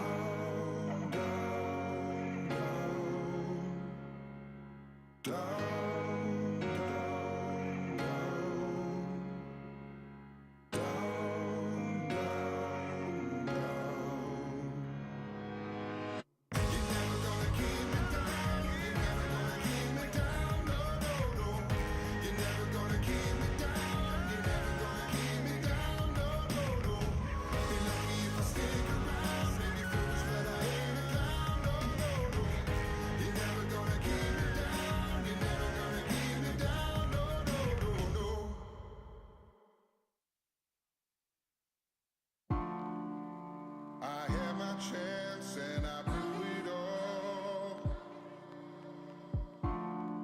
Knew right from the start, written on the wall. If I could press rewind, have it all again, you know I'd be a better man, yeah. And he treats you bad, I'll be a better man, better man, better man. Always makes you mad, I'll be a better man, better man, better man. And it breaks my heart, I'll be a better man, better man, better man. But there's nothing in the world I can do about it now. And now looking back, I was such a fool, such a fool, such a fool. I threw it all away when I had it all, had it all, baby. If I could replay my life, do it once again, one time. You know I'd be a better man, yeah. And he treats you bad, I'll be a better man, better man, better man. Always makes you mad, I'll be a better man, better man, better man. And it breaks my heart, I'll be a better man, better man, better man.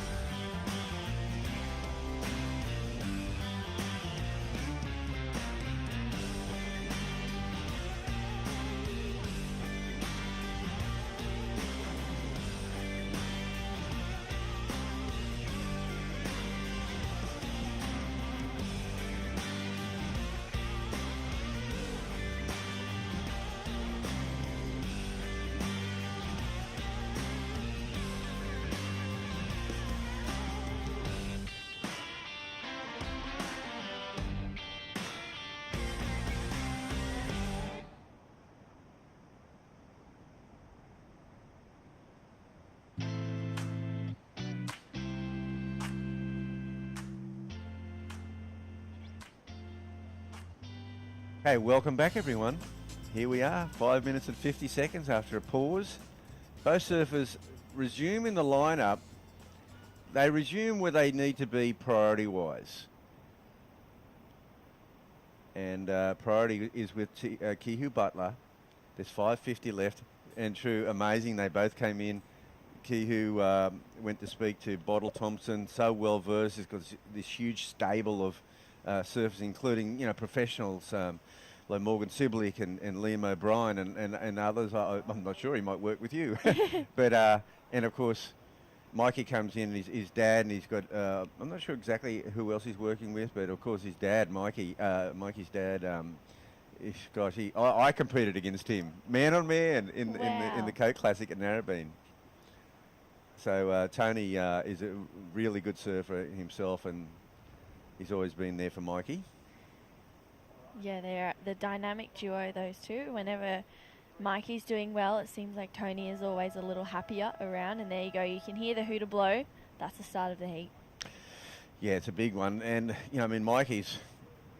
Gosh, he's going so. Both these guys are looking really good to qualify. They really are, and they came close last year. Mikey came within a heat or two last year. He was in the same situation as Kyuss at this event. I think they ended up about 13th or 14th. It's pretty close, but this time Mikey's been consistent. He won a QS 1000, got 5th down at Avoca, and what's this? Now, that was Mikey, a special Mikey there. Kehu did not take the bait. No. Mikey paddled with a little bit of intent, not like that other one where he really sold him. Yeah, well, Mikey just needs to play the patience game, but Kehu has to do it just that little bit better. This is going to be a really good end to the heat.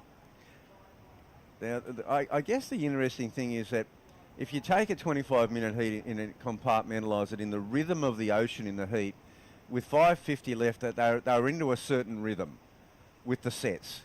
Now we've gone out kind of randomly, and we don't know. They didn't start this on a set or anything like that. It was just started. We don't know what sort of pattern the sets were in when they started the heat. These are the little variables that come into play that will either suit one or the other. You would rather be ahead with priority in this situation, I'd have to say. Yeah, definitely, especially with so little time left on the clock. 5 minutes go so quickly, especially if you're sitting in second spot. It feels like it's going even faster than normal. Yeah, see, it's an amazing thing. Kehu's out there going, go, go, go, go, go. Let's run out of time. It could be the longest 5 minutes of his life. Yeah. And Mikey's going, I need something to happen here, because Kehu's probably going to get the best of the pick unless I can sell him on another one like I did before. Now, he's looking at this when he's going to go it. Mikey's going to paddle with a lot of intent here. Kehu's not going to take the bait. He's going, oh, look at that. Wow. Mikey went for the sail. This time Kehu absolutely didn't even take a stroke towards it. That was incredible. This is incredible. Like he was very successful first time. He's already tried it twice in this 5-minute stanza. But Kehu, this time, I'm wondering if Bottle had said, hey, only if it is a goer that you are going to increase your score on. That you can get, if it looks like you could get a 5-point ride on it, go it. Otherwise, but of course, the danger being that Mikey McDonagh could manufacture a 5-point ride, These waves look super close together. They look so close together. And Kehu might go this. No, he won't. Mikey will. No, look at this one behind. This wave looks like it's about a 3-second time period behind. Where are they in the lineup? Kehu, Butler. Mikey better get out of the way. Now, there's a good Kehu Butler up and riding on a smooth-looking cabaret away. 2 great turns there. Snaps, sends it. Another roundhouse cutback. You like to finish this one with a bit of a flurry. Gets his board over the lip line, and he's clapping because he just increased. He improved on his 3.67. Now with 2 minutes remaining, Mikey needs something pretty solid to happen. Yeah, here's a replay for Kehu. Really nice size wave for Kehu Butler. beautiful carves here. That board looking super sharp under his feet. Great turn there.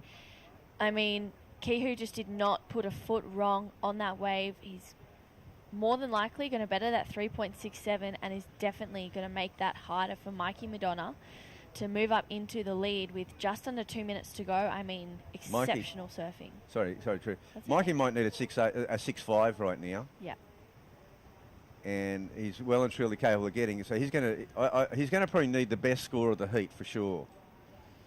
Now we've got a minute 25. You know, as you said earlier, he got a buzzer beater yesterday with less than a minute remaining. But on that occasion, he only needed a 2.9. Remember? Yeah. And he got a 3.9. So will the Huey, the surfing god, will Mikey be blessed with a wave here? Wow. Score's still coming in for Kehu. That hasn't dropped yet.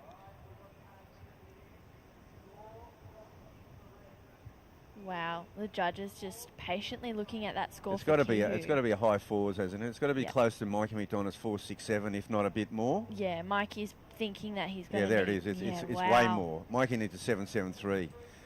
It's the highest score of the heat so far. Wow, that is exceptional surfing, especially heat surfing from Kehu Butler. He's gone in. I'm sure Bottle's gone, don't take, as you said, don't take off on anything unless it's going to better your score. And Kehu's gone out and executed that within the first 2 minutes of the heat restarting. And Mikey tried to sell him on 2 waves. Yeah, and just didn't buy into it. Okay, they've congratulated. Great sportsmanship. And look, they're both looking good to qualify. They really are. They're both looking very solid.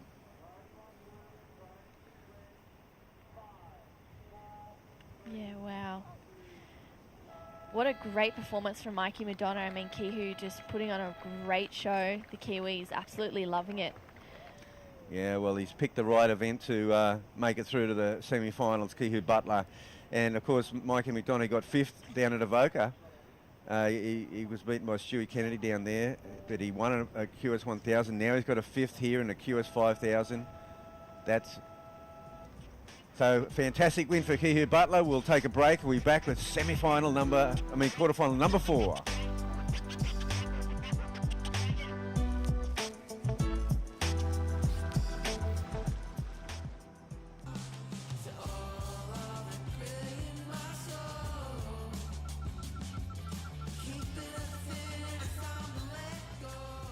Find your moment at visitthetweed.com.au.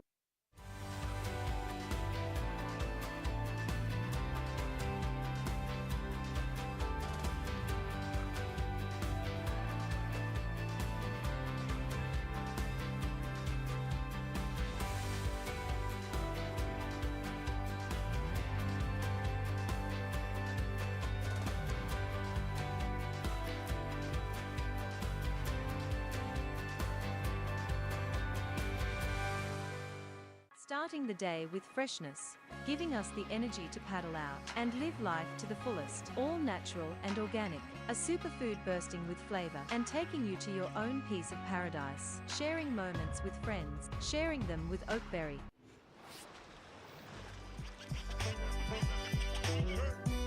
Welcome back, quarterfinal number 4 in the water, and we have some classic action here today. And true, you know, it's really like a chess game out there. Look at this wave here, and outside, a bigger wave.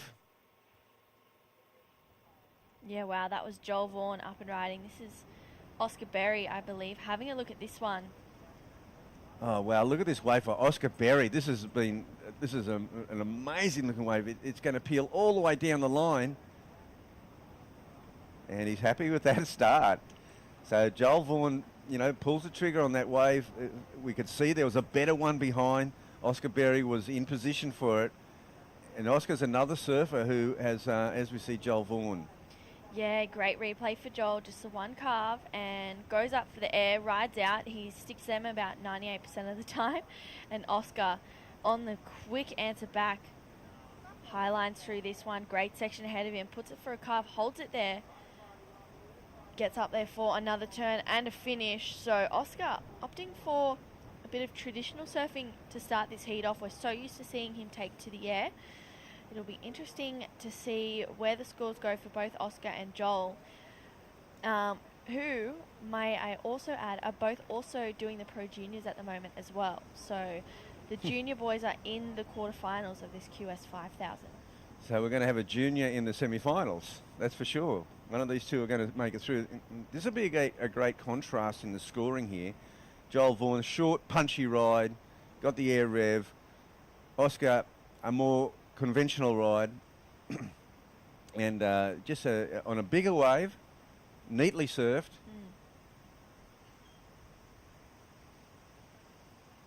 Yeah, wow. So that was a pretty great start. We saw a slow start for the last heat, but a flurry of waves for the first 3.5 minutes in this one.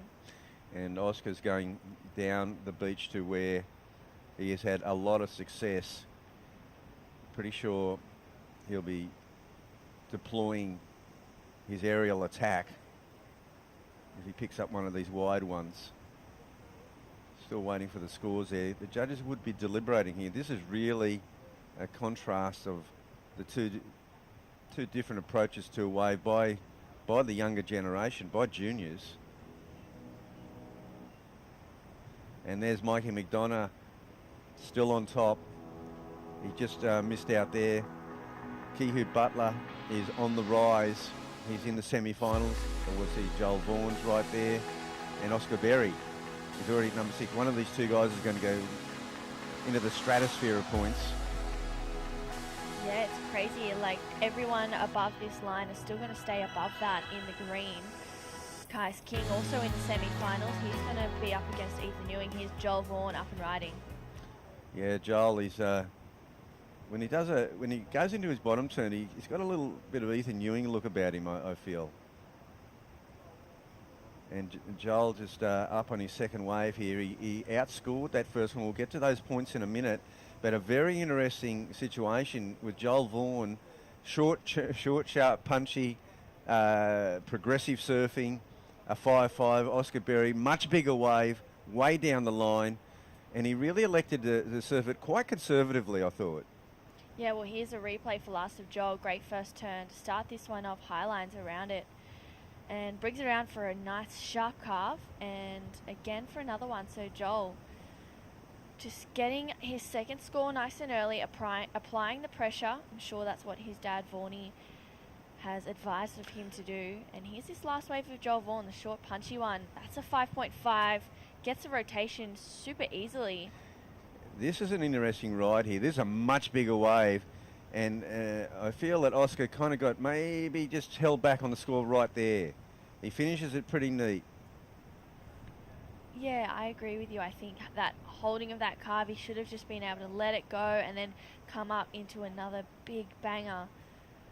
Last of Joel, just a 3.9. The judges going, you know what, it's a smaller wave. You're going to have to work a little harder for that. And Joel Vaughan up and riding again. He's keeping busy in this one. It's pretty handy for him to get that first wave, and that time it didn't work out. His timing wasn't right. It wasn't power versus meeting the power of the wave. The lip didn't getting that projection. Yeah, that's unfortunate for Joel because he probably would have been able to lock in a better score if he had have made that one, but almost just forcing that air, which we have seen him do so much of. But it's interesting to see how far up Oscar is deciding to sit and the distance between him and Joel. But Joel looks like he's eyeing off Oakberry's position, applying the pressure, maybe going to sit on him to get him to use that priority nice and early. Yeah, well, that's right. And, you know, conversely, Joel, you know, that 5.5 for a short, punchy ride, it sort of signalled to him, well, I might try that again. Yeah. Yeah, definitely. I think Joel's very good at identifying what he needs to do to get scores. And we don't see him fall too much. He's already had 2 waves. He's had 3 waves, sorry. He's had 2 out of 3 completions. So that percentage is pretty high. Yeah, whereas Oakberry, you know, 4.5, it's not a bad foundation. Yeah. You know, we know Oscar has had some really good scores throughout the tournament. Yesterday, he was pretty much one of the big standouts. I mean, his approach yesterday was incredible. Like, he was paddling like a madman. He was just on everything that moved, and he had such a strong heat win. It was the best heat I've ever seen him serve. Yeah, I think in this event, Oscar's just stepped up each heat. He's done exactly what has been required of him and more. And I think that's why we're seeing him in the quarterfinals. He's, again, still a junior. So he's making the most of what he's got, and he's applying the pressure on the older, maybe more experienced surfers. Well, look at Joel. He's just decided to surf. This wave's got a little bit of taper to it. It's got a bit of weakness. Hey, you know what? There's nothing to lose. Second priority. There's no current. He's right there. Bang, he's out the back again. It's a speculator. He's such an entertainer. We saw him catch heaps of waves in one of the last heats, and he's like, I need to just lower that wave count, sit for the better ones, and get those better scores. Well, we are graced by the presence of heat quarterfinal number 3 winner, Kehu Butler. Kehu, fantastic win. What a great against one of your opponents that you came all the way through the juniors with. Well done, mate. Cheers, Bugsy. Mikey's a good surfer, and I've surfed against him since I was like 9 years old. Bloody little fresh hoary Kiwi coming over the ditch. So, stoked to get through that one and make it to the semis. Yeah, it was a great start. I mean, you must have felt good to get that 617 under the belt at the very start of the heat. And then a little bit of it. Looks like Mikey might have even sold you on that second wave. Did you feel that was the situation? Yeah, it was he sold me on that one. He's a good salesman, old Mikey. He done a very good job, hey. So, actually pretty lucky with that shark coming through, because I guess it gave me time to come in, reset, and one more good decision, and I should make it through. So, yeah, I was pretty lucky. Yeah, I was thinking that myself. You came in, and not many times you get to come in and talk to someone like J. Bottle Thompson, and get the good oil on what you got to do with that last 5 minutes. 5:50 on the clock. You had priority. You were in the lead. So, I mean, without giving the secrets away, was it a bit of an affirmation that you're in a good spot? Yeah, I knew I was in a good spot, and knew Mikey needed like a fairly decent waves, because it's hard to get scores these days. So just Botsy pretty much just said, one more good decision, mate. Train for it, and but then we ended up just talking about footy and passing the rugby ball around. So yeah, just shooting the breeze. Well, mate, you've got a busy day ahead of you. It's very compact. Congratulations on getting through to the semi-finals, and good luck for the rest of the day. Cheers, Cuzzy. Time for a little brew.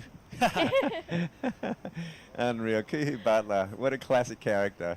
He's so funny. Yesterday he was again passing the football around, and he's like, oh yeah, passing the football around with the NZ team, thinking we're the All Blacks, and he's just having fun with it, and I love that he can come in, have a quick chat and go, cool, yep, know what I need to do, let's just do something else, to not even worry about it, and keep that those stress levels down. And yeah, he's such a character. See, Kehu seems so comfortable within himself. He's worked out his personality. And for some people, they're super analytical, and they like to, dissect every part of it and really go through the mechanics of what they're going to do. And others, they come down, they're better off just telling jokes, playing with the football, just keeping loose and fun.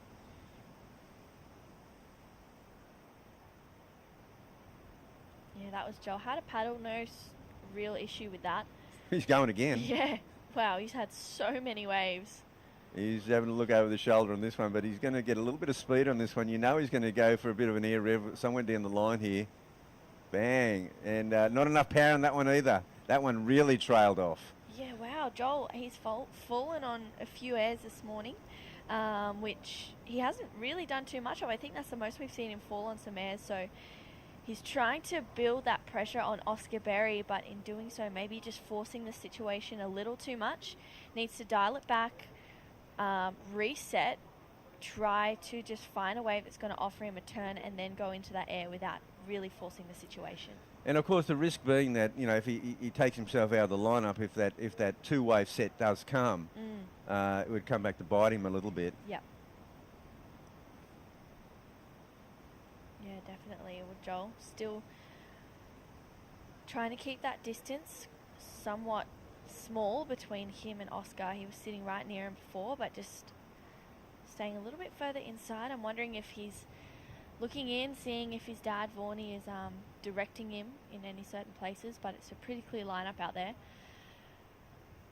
So not too many waves ridden, well, only one wave ridden by Oscar Berry. I'm wondering how he's feeling sitting for so long and needing a backup of a 4.91.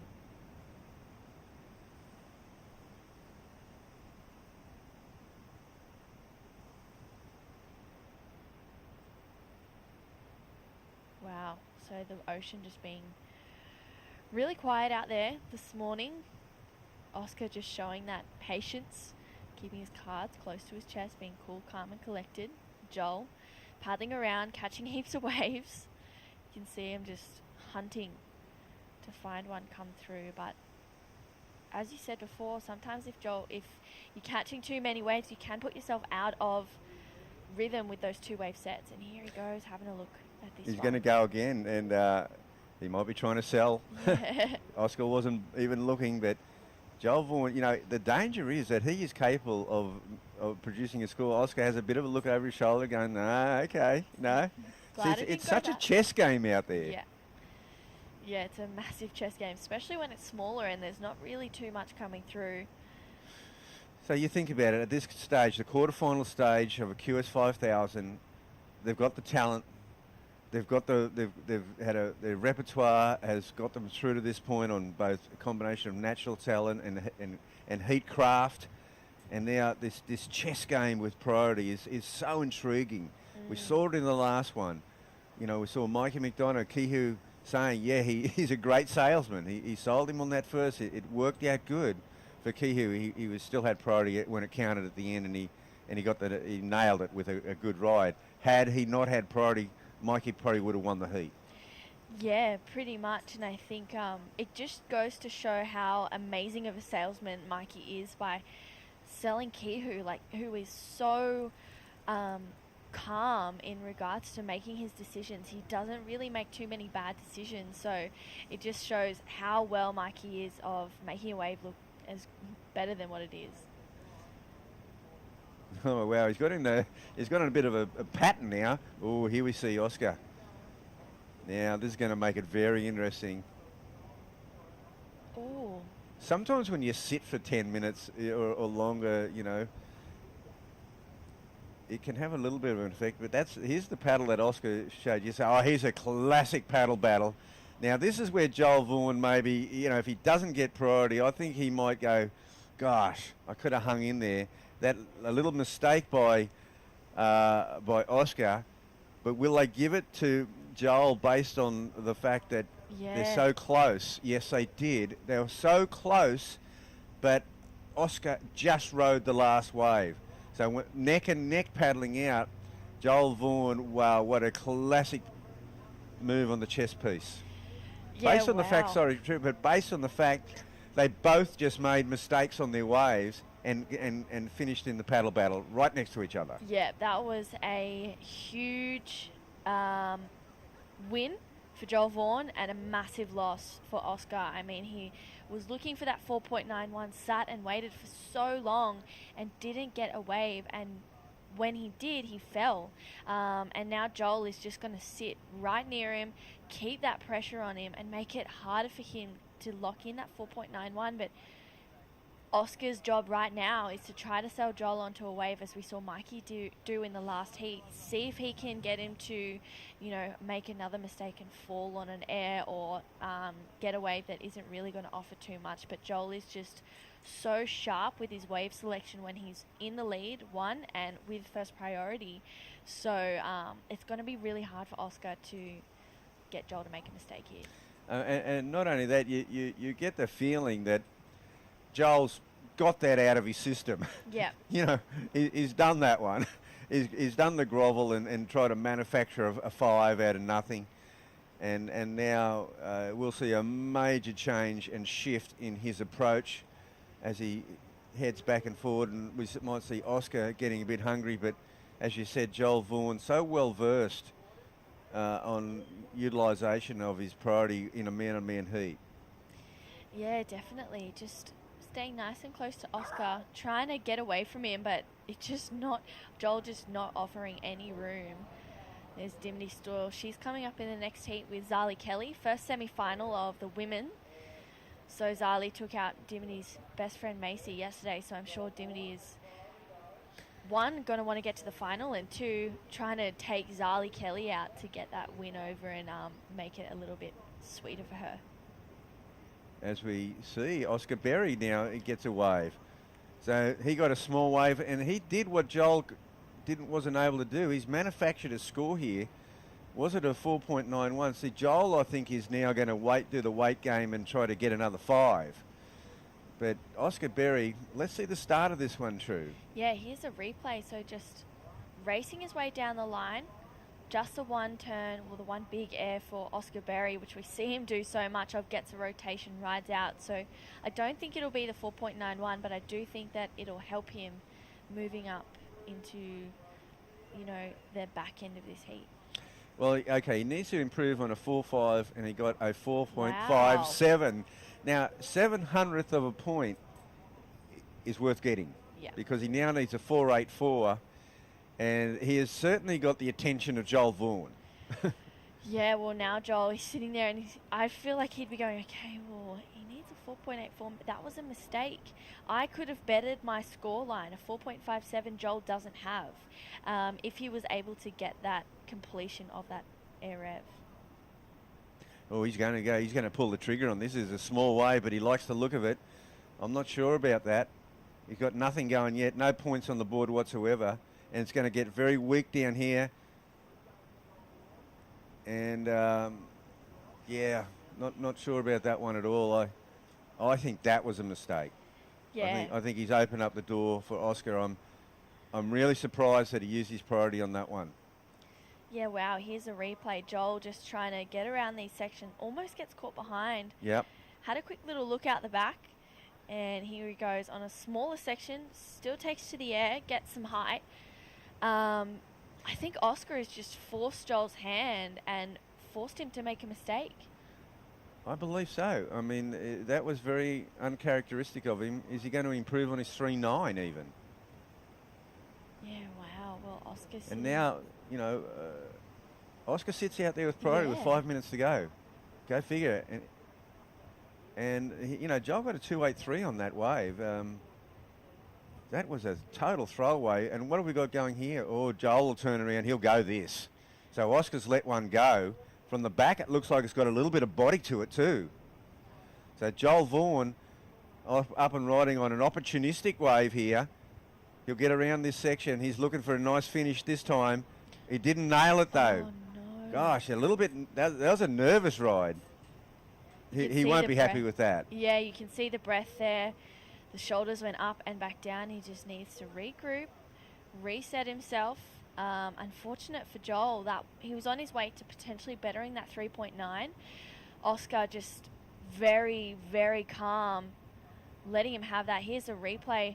Carves for this first section, and Joel Vaughan gets a really nice tap here. That standard connection that we see from Joel, puts it up there for a finish, and just unable to get that reverse. So Joel really needing to calm the nerves, keep everything down and low, and pray that Oscar doesn't get a 4.84, but then Oscar's going, come on, Huey, give me a set. Now, the other thing here is that there's a lot of weakness out there today. There's lots of parts along this stretch of the wave that's got some real weak sections. And that's what I think we're seeing. That wave then, even though it had a good start, it had a really crumbly little, it didn't have that little snappy lip that, on a snappy lip, Joel Vaughan makes that all day long. Yeah, definitely. I think, that's really unfortunate for Joel. I'm sure that his brother Huey and Dad Vaughan here sitting there going, all right, Joel, come on, 3 minutes, better that 3.9, make it harder. And Oscar Berry is going, let's have a set here. I'm just going to sit and be patient, hope that one comes within the back end of this heat. Wow, we are down to 2 minutes 45 seconds. It's hard to tell. It's so glassy out there, True. You can't see some of these sets coming beyond the texture into the glassy patch. It's very difficult to see if there's anything coming. we can't see it, even from the drone angle. Sometimes these little bumps, you say, here comes the set, they fade off to nothing. Other times, one will just pop up. Yeah. See, Oscar's seen this. Oh, wow. Now, Is it gonna do it's got a, anything? it looks weird to me because it's got a little wave in front of it. Yeah. Okay, it's this wave here.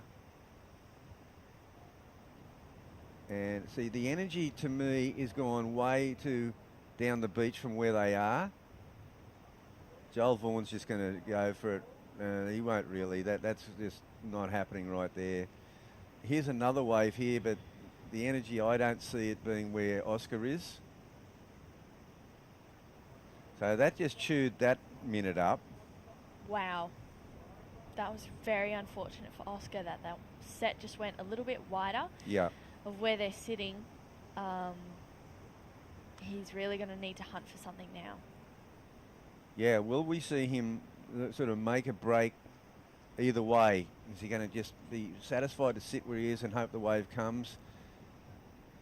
You know, when you're at this stage of a tournament, you go, well, I've ridden my luck so far. It's all been happening for me.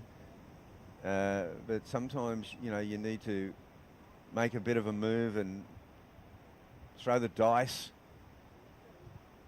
He doesn't, it's like, you know, a 4.84, you know what, you say it quickly, he basically needs a 5-point ride. Yeah. Now here we go. They're going right up the beach. They don't know what's there. Wow, 45 See, Joel's seconds. gone the other way now.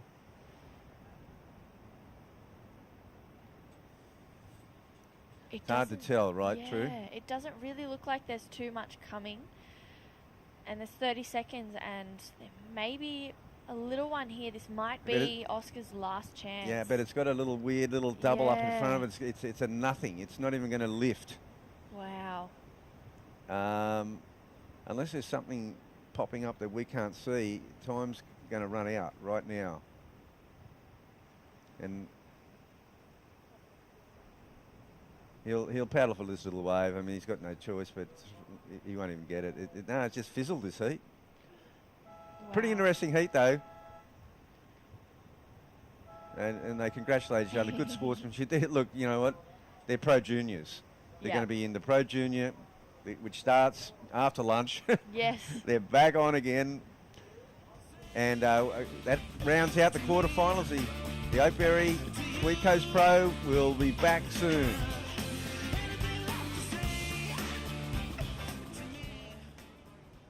I'm Sierra Kerr. Today we went around the Tweed and we got some good food, went surfing, went fishing, played some golf. Yeah, it was a super fun day. Some of my first memories of surfing Tweed are just exploring the beautiful back beaches, having some fun surfing around with my dad. All the beaches all the way down the Tweed Coast are just coves with headland after headland, and it's just so beautiful. This whole Tweed Coast region is very, very special to me.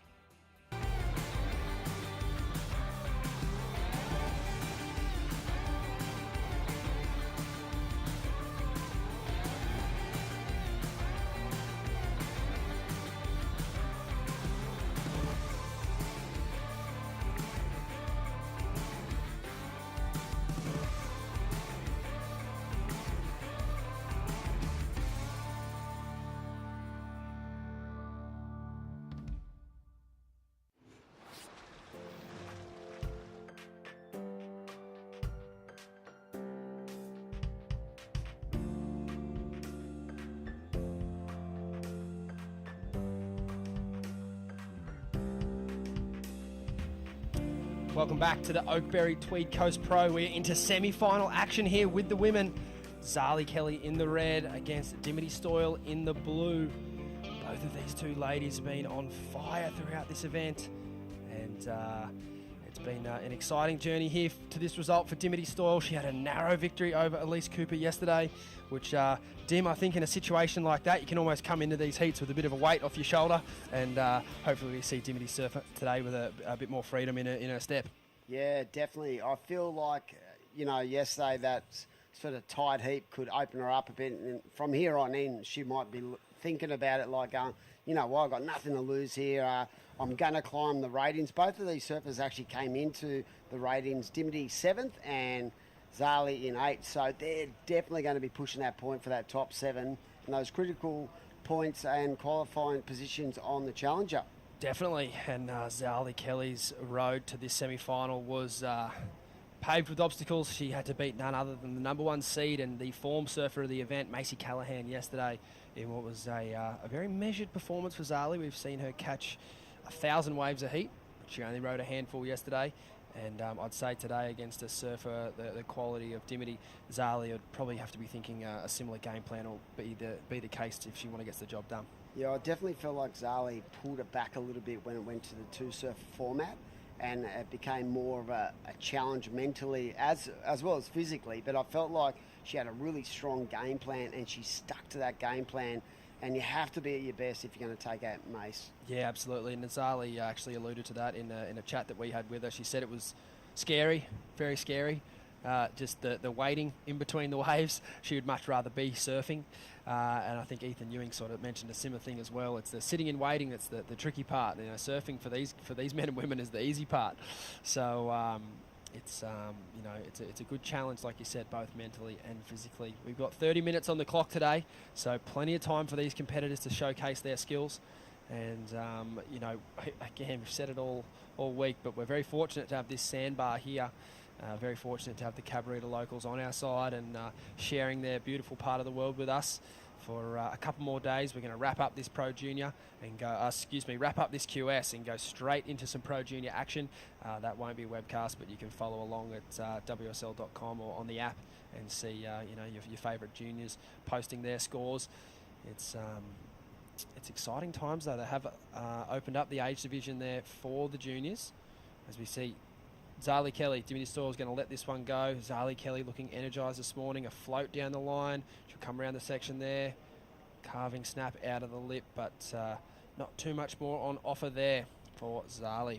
Yeah, I spoke to Dimity before she went out for the heat. She's riding the same DHC she rode yesterday and round tail, and she felt like it just had that feel under her feet. So she was fired up, ready to go, because when she came in yesterday afternoon, she said, that was just such a mental strain. The waves weren't really coming, and she didn't have the opportunity. She was so stoked to get through, as we see Dimity, one of the most seasoned campaigners on the tour, having a look at this way, but opting not to go. But yeah, she did say that she's going to ride the same board. Feels really good under her feet.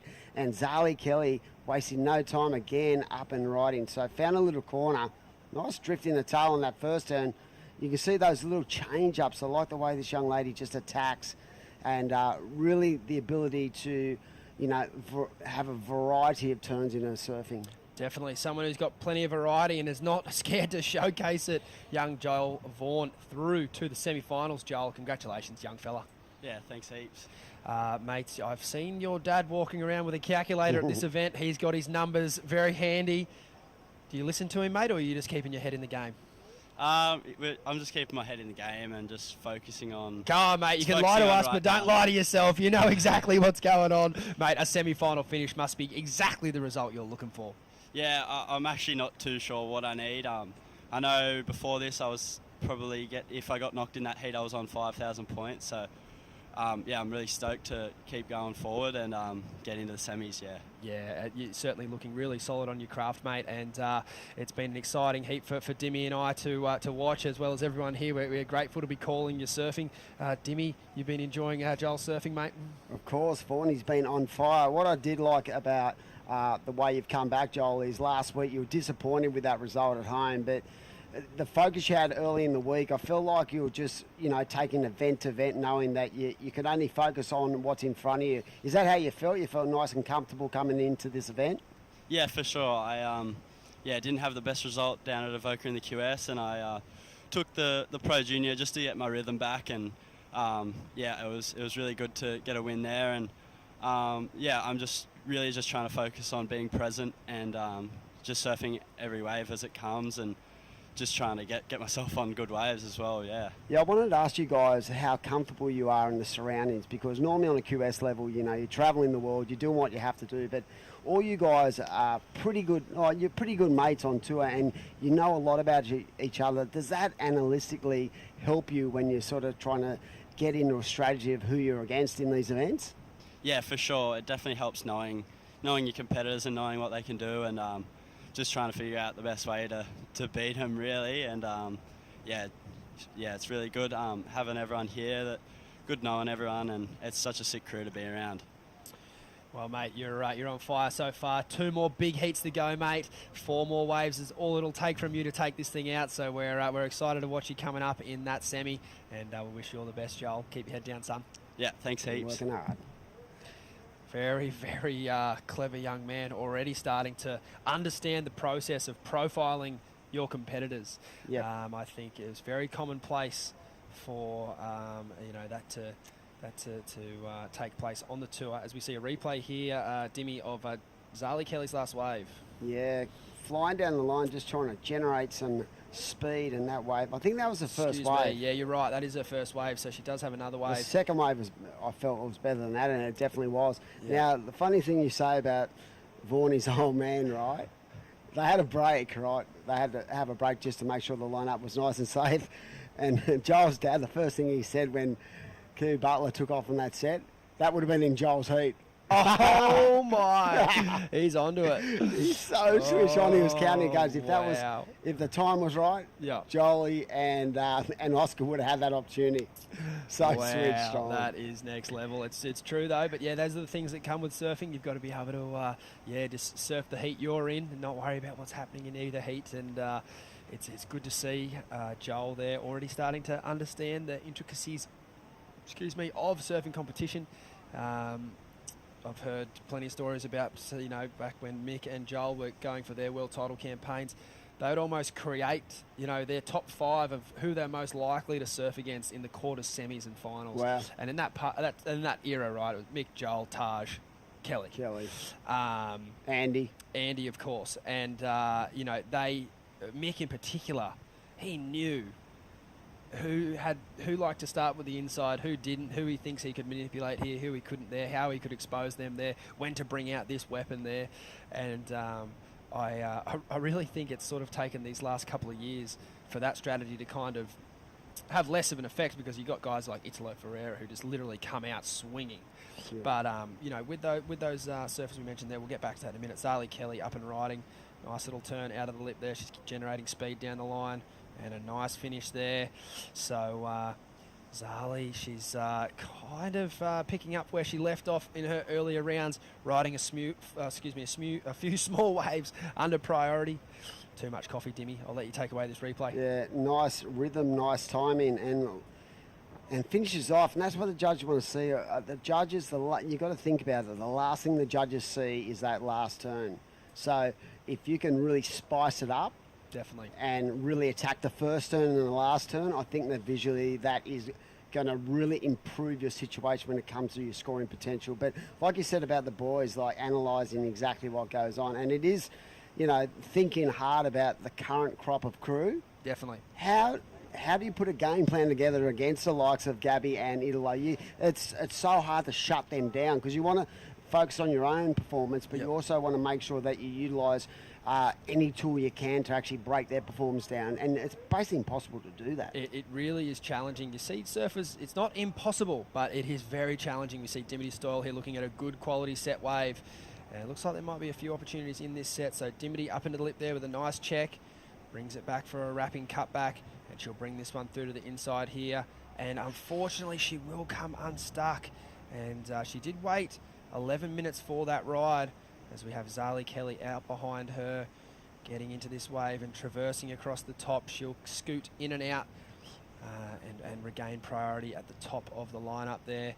But I think against these, particularly Felipe, Italo, Gabriel, it's certainly not impossible. It's a tall order, but Griffin Colapinto recently getting the better of Felipe, and I think the thing that Griffin did so well in that heat is that he didn't freak out when he saw Felipe riding waves under his priority. He waited for the better waves, and he executed accordingly. I think he was just you know, he had a mindset of it's his performance. Don't worry about what Philippe was doing, as we see surfing blue, just grabbing an edge. Now, let's talk about Dimity Stall here. I want to analyse, you know, she's in a good position to qualify for the Challenger. She is going to be dangerous at snapper because I've seen some clips of her out there in the last 12 months. She has been absolutely ripping. She reads that wave so well. Yeah, and her surfing is just so tailored to that style of wave. You know, she's got heaps of power in that back leg, and snapper obviously is quite a critical wave. Lots of water drawing off the bottom, and they just suit her style of surfing. When she's on out there, she's one of the best, world class. You know, so she would have to be thinking. That is her motivation for days like today. I know she loves competing, but she has been doing it for a long time. Conditions like this probably not getting her as fired up as what it might used to. But the carrot that's dangling at the end of the line there is qualification onto that Challenger Series. And if, like you said, she would be very, very keen to find herself back on that tour. And obviously starting her year at home, she lives in an apartment just above the point there. So she would have to be feeling comfortable coming into that event should she make this top 7 for the women. Yeah, what I love about the Australian leg of the tour, it's basically condensed into 8 weeks, right? So when you think of it as an athlete, you're thinking of it in a block format. You're not thinking like you used to where you'd go to China early, you'd end up here, you'd end up there. You're chasing points, right? Yes. For these athletes, right, they put themselves in the moment and gone, okay, I've got 8 weeks of really hard toil, but the rewards is going to be huge because I'm going to get it. You know, an opportunity to actually surf for a spot on the championship tour. But more than that, surf venues that, you know, are at that level of championship tour. If you know what I mean, like and premier you know you're going places. to be on for 8 events. Yeah. You know, give or take Hawaii, you're going to need to make a few events to to get into there. But you know more or less you're going to be on the road. It's not like, oh, I wonder if I make a few heats here, I'll get into the next one. It's like you're locked in. As we see Zali Kelly up and riding. This is a good set wave. Nice carve there out of the top. Her best turn of the heat so far. A better slash manoeuvre there. As she comes through to the inside, she'll be looking for a strong finish. Little check turn. And there's the finish she was looking for. So a very well put together wave by Zali Kelly. She's done well to wait for that wave there. Dimity looked at an earlier ride, and Zali didn't flinch. She knew that wasn't the wave she wanted, Dimmy. Yeah, here she goes, nice off the bottom. And I love that engagement of the rail, just really working it, and just the pace of that as well. And just last turn sets it up nicely and in there, and really stamps her authority on that ride. And as I said before, that's what the judges love to see. And here we go, Dimity Stall up and riding a round tail. What do you reckon most of the crew would be riding out there? Round tails, just for that flow? It's so funny. I spoke with Darren Hanley about this a couple of months ago because. It might have been even a year ago now. We're at Newcastle as we check a replay here, Dimmy, of Dimity's last ride. Yeah, nice. Nice and vert in that first pocket, and that Rantail looking nice and spicy. And for Dimity, it was just more about the actual pace of this wave and the size of the wave that sort of hindered the scoring potential. But she looks really sharp. And let's go back to what we were talking about with the boards and what kind of boards work really well out here. So I guess you could say there's the traditional round tail, which you'd usually use in a bit longer equipment, maybe you step up 1 or 2 inches, and then certainly into your guns, you're getting more of that pintail. But as the surfers on the World Tour, I noticed through Newcastle and Narrabeen last year, you know, Carissa Moore, you know, and a host of other women as well as some of the men riding, you know, round tails, and they're a bit more like a thumb. So the volume, the shape of the tail, it sort of holds its foam and its rail line straight down, almost like a square tail or a rounded square would, but then you don't get that extra foam around the tail as it rips in and comes up to that kind of half circle shape. And Darren was saying the surfers get a lot more release out of that as well as the drive. So I think it's not like the traditional round tail of yesteryear, but more like a thumb tail, and that seems to be the go-to for these surfers in these smaller conditions. Yeah, so interesting. So it's not as boxy as it used to be, and it's sort of brought in a little bit at the tail of the board, so it gives them that opportunity for that release, and that's where you can get a lot of drift out of your surfboard. Definitely, and you saw Dimity's equipment there on that wave was pretty small, average looking ride, and she surfed that wave as good as you could have there. A couple of beautiful wraps out on the face, and her board didn't bobble at all. And Tom Whitaker's down there with Darren Hanley watching the action, and we actually had a little joke. who knew that, Darren Hanley's boards would go so good in 1 foot conditions. JS, DH, they're well known for World Tour, world quality waves, world titles.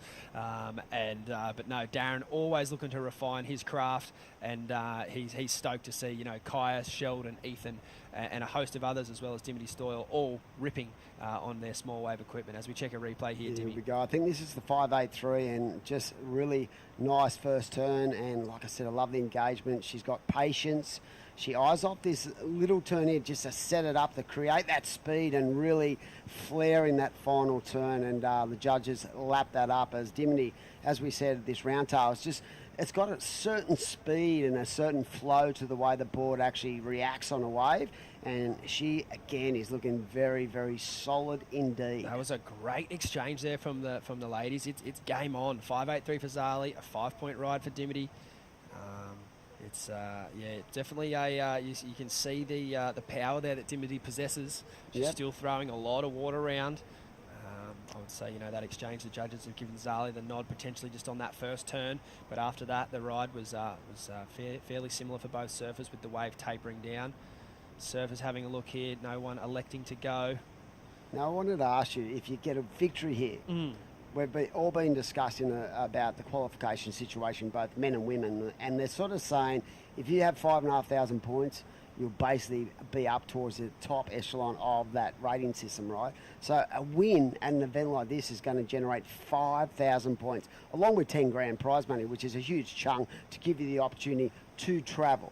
Yes. So a big result, someone like Keely Andrews, she's basically come into the last event and knowing that she'll need a couple of big results in the 5,000s. How important is it to actually keep yourself mentally in the moment? Because a lot of these surfers have actually come right through from the Phillip Island event, as we see the ratings updated as we speak.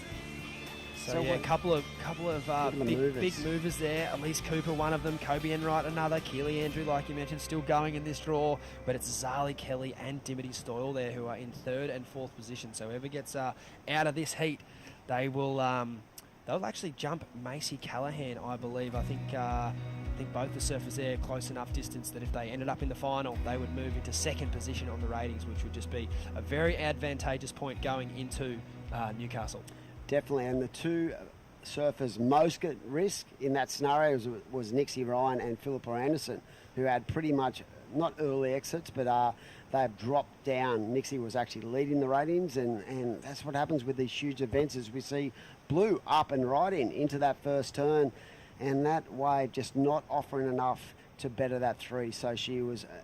she thought about it, she went, I'll get out. But yeah, it's going to be intriguing. That's what I've always loved about Hawaii. Yes. At the back end of the year, you'll sit there for a week and a half going, oh, who's got what? Anyone got a calculator? Who needs what? So it's the same thing here. And what I love, and congratulations to the World Surf League for producing a Challenger Series tour that sort of emulates the top echelon tour. It's the perfect D-League. In a way, like it is finally gotten to a point, and it took some years and it took some developing, and there were some events on the tour that were really good and others that were a bit how you going, but now it's like you mentioned, it's a proper battle. The locations they go to, they've actually picked up a few old CT locations. 100%. So it's awesome to see, as we see the two women here having a very interested paddle at this wave. Zali Kelly will be taking a look at the wave and deciding if she likes it or not. She's going to let Dimity go.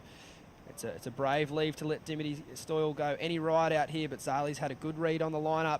A mental turn there from Dimity, but I think she knew that was only going to be one and done as she came unstuck there, and a very clever leave because a pretty quality set wave out behind as Zali actually just scoots in and out, so she'll regain priority there.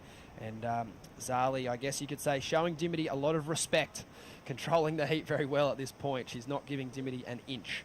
Yeah, she definitely has to be in tune with what she wants, Zali, because, it is a risk when you have priority and you let your opponent go. But that Challenger Series, like we spoke about, other than, I will say, my home break of Manly, that can be fickle at the best of times. I reckon most of those venues, both the men and the women will just be frothing because they are basically category one venues when you think of wave quality, power ratios, everything that a surfer wants. So you basically, it's like we've got two CTs going at the same I know, time. it's so exciting for us as fans of the sport. You know, we get so much action throughout the year and so many quality surfers. We will have 10 surfers drop off from the men's side of the tour, and I believe 6 of the women coming off the CT onto the challenges. So there's going to be a host of familiar faces on there, which is obviously good for us and disappointing for the people that don't re-qualify on the tour with that mid-year cut. So it's kind of like a funnel. One's going up from the regional into the challenger, and the other one's coming down off the CT into the challenger. But nevertheless, it's going to be plenty of quality, no matter what way you look at it. But getting back to your home break of Manly, what I would say about that place and in particular Huntington, both have their moments. But you know what? Sometimes they lack in potential wave opportunity. The opportunity to make your mark as a pro surfer at those events is people still talking about who won the US Open at whatever year it may be, regardless of the status of the event. And I think Manly over the last couple of years is coming into that as well. It's a city beach, plenty of eyeballs on that event, plenty of, you know, the people that support this event, they're all down there, they're all watching. So it's a great place as a young surfer to really, really make their mark on the sport. Yeah, as I said, it can be a little bit fickle. The banks down there at the moment are just pretty much all time. Don't jinx it, mate. We're not there yet. We've got a couple of months. But when you think of iconic moments in our sport, the first ever world title was held at Manly at North Staines, or just up from North Staines. And of course, people still remember that Larry Blair barrel. Yes. You know what I mean? So, like, even though the actual break itself can be, at the best of times, fickle, iconically, the history of the joint is just incredible. It holds so much weight. It definitely does. You know, you have classic memories of, you know, Laura Enever winning in the Northern Beaches. Obviously, she's a proud North Narrabeen local, but as far as competing at home for her, she wouldn't have done that since the World Juniors. So to be more or less in her region of the world, it's moments like that, you know, she'll remember that forever. Like things like Damien Hardman winning a world title at Queenscliff, Tyler Wright becoming the youngest ever person to win a World Championship Tour event. That DY? Or no, that was at Manly. Oh, that was at Manly as well. Queenie. Right. So she knocked Lane out, and that was her own event. I ran that event with Lane. And, gotcha. Yeah, youngest person ever. So when it comes to like key critical moments in our sport, even though you know, people say, oh, the wave's not that good. We don't think that, but the actual history of that, you know, 1.5 kilometre stretch of beach is so big in our sport. It is. It really is. And fantastic part of the world to hang out. Now, we have a recap here, Dimmy. This is Zali Kelly's start. Yeah, so just trying to find that rhythm, that groove in the surfing, and Dimity looking switched on as well. But I feel like the better waves have been the surfing red been utilising like this one. And I love like rail work. I love the power, the tradition of what it is, and it's a big part of the criteria as we see Zali really.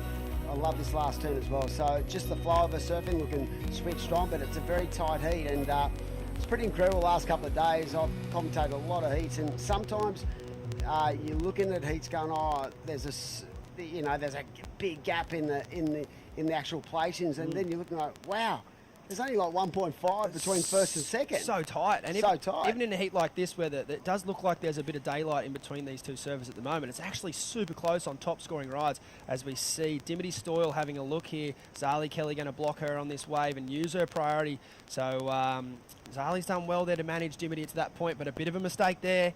And I think Dimity did ride the next wave behind. We'll have to just catch up with some action there in a moment. She comes around the corner here, bringing it through to the inside.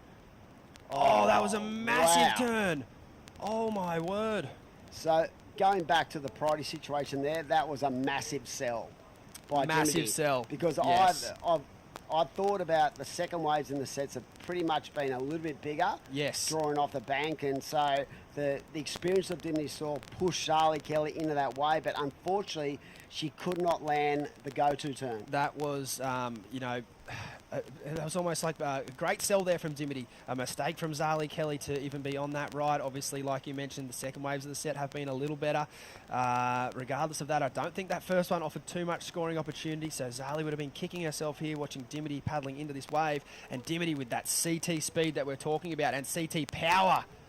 But unfortunately, just A little bit too heavy on the back foot. Yeah, it's sort of a weird one. It's really hard to describe because I'm certainly not going to talk about the surfing that these surfers should be doing. They're the ones in the water, I'm the one in the booth. However, I do feel sometimes if you push a little bit harder, it almost makes the turn easier to make. Yeah. If she might have pushed harder there, it could have kept the nose up.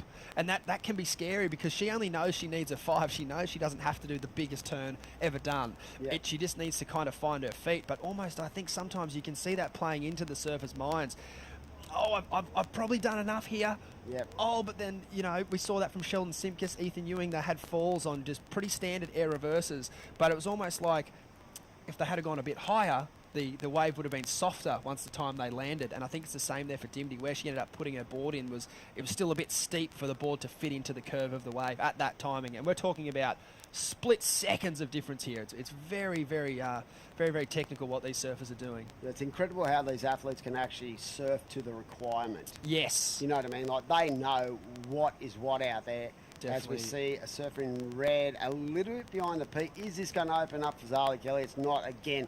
So you can see the pressure starting to build on Zali because Dimity Stall is looking at everything. She is, even if she's not willing to go the wave, she's putting the pressure on the other surfer to make sure she knows that she's willing to have a crack. Yep. And are you willing to block me? And there's so the mind games are in there. And there's not any real reward for Zali every time she makes the correct decision on a bad wave. Although the pressure is building and it's another wave she has to think about, you still have to reset and make that same decision again and again and again. As we see good set waves approaching here. Dimity Stoyle up and riding. A nice turn in the lip. A better turn there. And that is going to be right on the money. The judges are going to have a hard decision there on that one. There was a well-surfed wave. Had the completion. Zali Kelly behind, a nice snap in the lip there. Another nice turn. She'll be looking to finish strong. She's looking to improve on a 4.33, and this is going to be a tight battle for priority here as both surfers, Dimity's leads in front as she will regain priority there out the back. So 2 scores to come in. Very, very important final exchange here, approaching the 90-second mark. Dimity might even get a look at this wave. She's out the back pretty quickly. Yeah, I felt like the weight adjustment on that turn was critical for Dimity Stall. And I also like the way Zali, in her turn, she compresses so well. Yes. And she gets so much spring out of her surfing. But I felt like that last wave of Dimity Stall was a little bit of a point of difference. Even the speed line she comes into this turn, bang, just leans right into it. And that little third jam, I don't know if they'll pay that third turn, but I love the way this young lady surfs. She's just so fluent and no downtime. She doesn't lose any speed as she goes along the wave, and that was a smaller wave as well. It was a smaller wave. This is a tight heat. I won't go anywhere near calling that. I would say that Dimity Stoyle certainly was on the bigger set wave, and she certainly did well to rectify that earlier fall.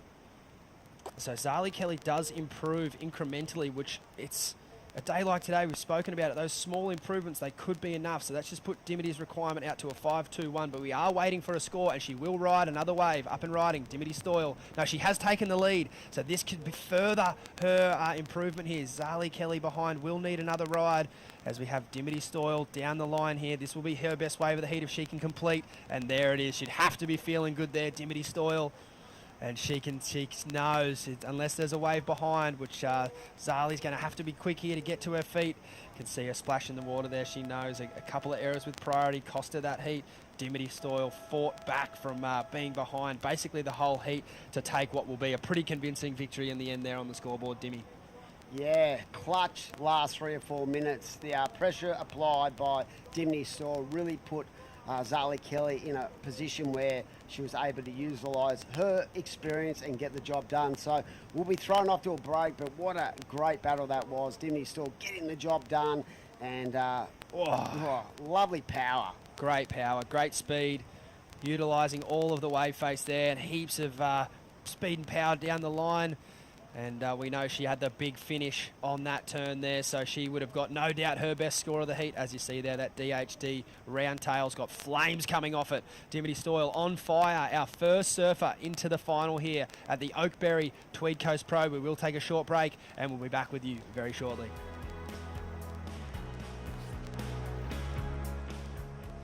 feel that Harvey Norman products help me move through that kaleidoscope of worlds and do more of what I love and stay connected. Harvey Norman, your #1 lifestyle destination.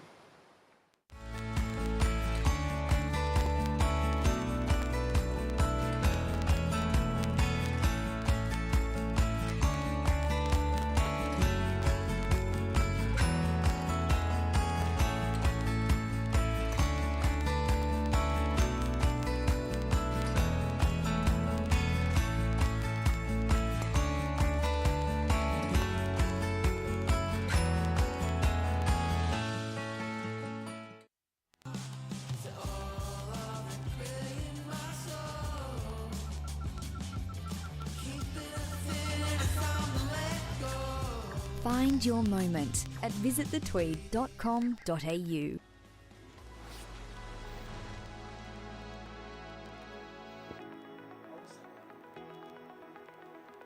Welcome back to the Oakberry Tweed Coast Pro. We had an amazing semi-final #1 there, and we're straight into a battle of the Sunny Coasters. It is Keely Andrew v, I would say, one of her younger, I guess, friends. There's a bit of an age gap there, but they both grew up surfing together. Sophie McCulloch in the blue. I know that Sophie would be a big fan of Keely's surfing and a big fan of Keely's career.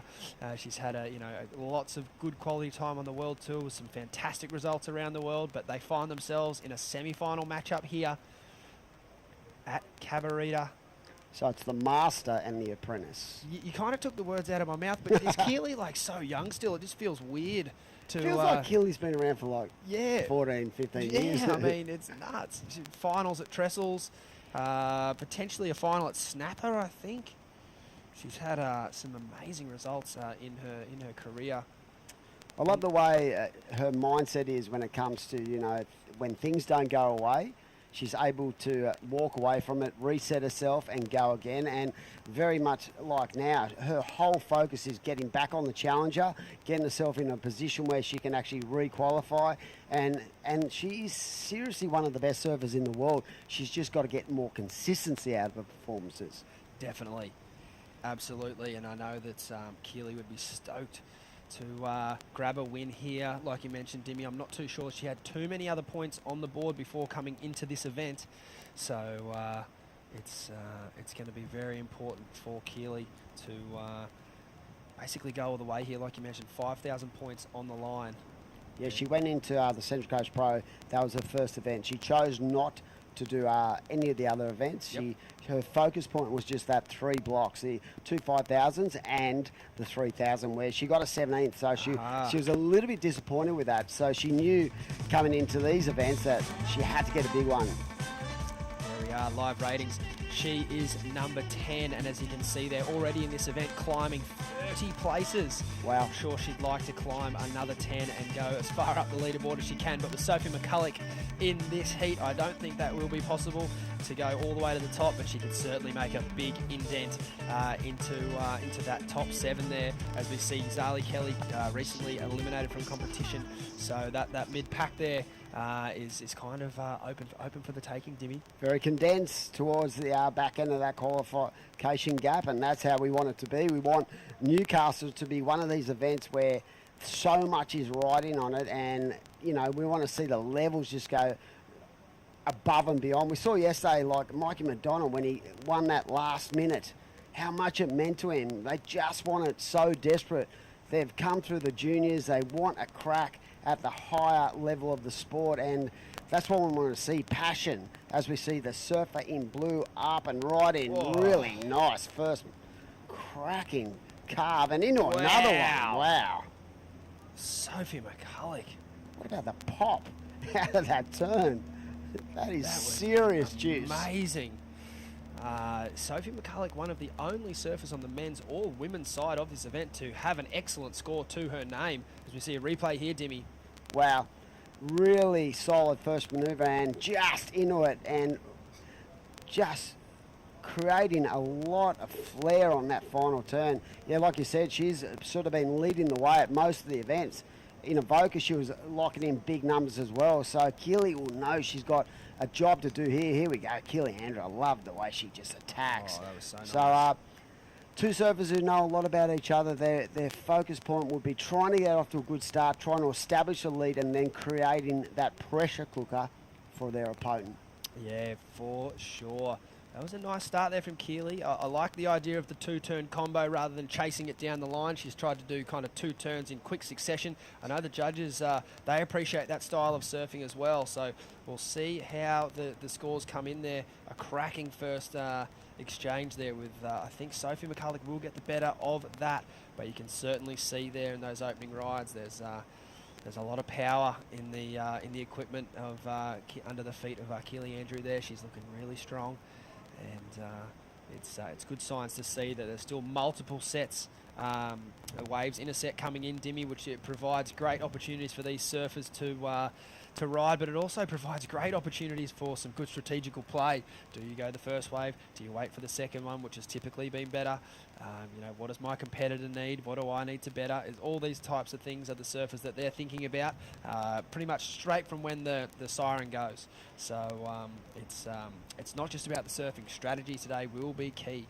Yeah, when you think about athletes, not only in our sport, but generally in all sports, confidence breeds confidence, and momentum. They talk about momentum in rugby league and other sports, but in this sport, generally you can crack a ride and just go with it as long as you can. Sophie McCulloch's already had a win and a third. She's had 2 events, and she's basically been in the top She's 3 at top of the ratings both. for no other reason than that. She has been on fire, as we have Keely Andrew here looking fast going down the line. A couple of nice turns and a beautiful arcing manoeuvre there. Someone who's got a big arcing manoeuvre of her own, Dimity Stoyle. Congratulations, you're our first finalist here at the Oakberry Tweed Coast Pro. How does it feel? Yes, I can't believe it. This is so good. You've been working hard for this one. Let it sink in. How's it feel? It actually feels amazing. Like I can't believe that, there was a 30-minute heat. I think there was about 25 minutes that I didn't get any good waves, and it just couldn't buy a wave every time. I feel like Zali had priority just the whole heat, and I just couldn't get anything. And then the last minute, I ended up getting 2 really fun little runners, and I was just I was so nervous by that point. The build-up was insane, and I'm just so happy to stay on my board. Absolutely. You had a couple of really dynamic rides where you just weren't able to ride out of the turns. Talk to us about that frustration and how you can channel that frustration into your next ride. Yeah, I fell off on my first wave. I just underestimated how weak the waves are, and I just realised that, you just got to push a lot harder and get more of your own speed because there's not much push. And on that big layback that I fell off, I generally surf better when I get angry. Yeah, you do. And so I just push harder, but that one I only had one section. I knew I needed over a 5, so I just kind of threw everything at it. Sometimes I land those, sometimes I don't. So. Yeah, I spoke to you in the car park before you went out about what equipment you were riding, and you were sticking to what you rode yesterday. Talk to us about that board because it had such great energy, such great flow to it, Dimity. Yeah, this board's a weapon. I've kind of just kept it on ice since the Challenger Series last year. I rode that in a few events. I think I got to the quarters in France riding that board. So I've just kind of been keeping it aside. I know I've been filming a lot on it and taking it to Stratty and just I don't know, still surprised it's in one piece. So the other thing I want to ask you towards the back end of that heat, the last 5 minutes, you really were looking at a lot of waves without priority. Were you trying to put a bit more pressure on Zali to make her make a mistake under priority? Yeah, I was just putting my salesman techniques on. I ended up selling her on one at the end, so it worked. I heard Crispy say Dimity can sell ice to the Eskimos, so that was the plan, and I just can't believe I got that opportunity in the end. I actually got 2 opportunities in the end, so luck has been really on my side this event, so hopefully I can get one more. Congratulations, Dimity. 2 more waves. We're wishing you all the best. Thank you. This year I'm fired up. Let's go. Let's go. There she goes. She's got a big day on her hands. She could be the Tweed Coast Pro champion. She could also be the headline DJ at a massive festival tonight out at some doof somewhere as well. So she's a busy young lady. Yeah. As we have during our interview, Dimity, this is with Dimity. This is Sophie McCulloch. Dimmy. These waves during the course of the middle of the day in the last couple of days, I feel like it gets bigger and better, more opportunities. And Sophie McCulloch is looking so switched on. Like, she's just riding every wave to its fullest potential. And here we go, Keely Andrew again looking good as well. So, unfortunately, bit of a bobble. But, yeah, Sophie McCulloch has just... her strategies and ability to get big waves and good-sized sets in the last couple of events just been incredible to watch. So, for a young competitor, she is completely in tune with what she needs. Definitely. And there's the opening exchange, a 6.67 for Sophie McCulloch. Fantastic ride as we have this replay here. Dimmy. Yeah, lovely first carving manoeuvre. She just tries to wait down the line, but unfortunately that wave not offering a lot. And let me tell you, what I loved about what we spoke about during the course of that heat was, trying to sell waves, trying to work through what we thought Dimity required and needed. And you said that she was trying to sell ice to the Eskimos. Yeah, and it was like a pretty interesting back and forth battle there. I think she had a few good sells and Zali had a few good leaves. But like you said, when you've got that first priority sitting there, it is so hard to consistently make good decisions. Unless you're Sophie McCulloch, a 7.33 has just locked in for her best scoring ride. She has been consistently putting up some of the biggest totals of this event. 14 points on her early two rides. That's a commanding position, Dimmy, as we have a replay here. Here we go, off the bottom, into a turn, just really gouging through the power and leans in again. And like you said, a 14.2 wave combo. That is a huge number when you consider the amount of heats we've actually seen down here at Cabra in the last 5 days. And she's just going ham.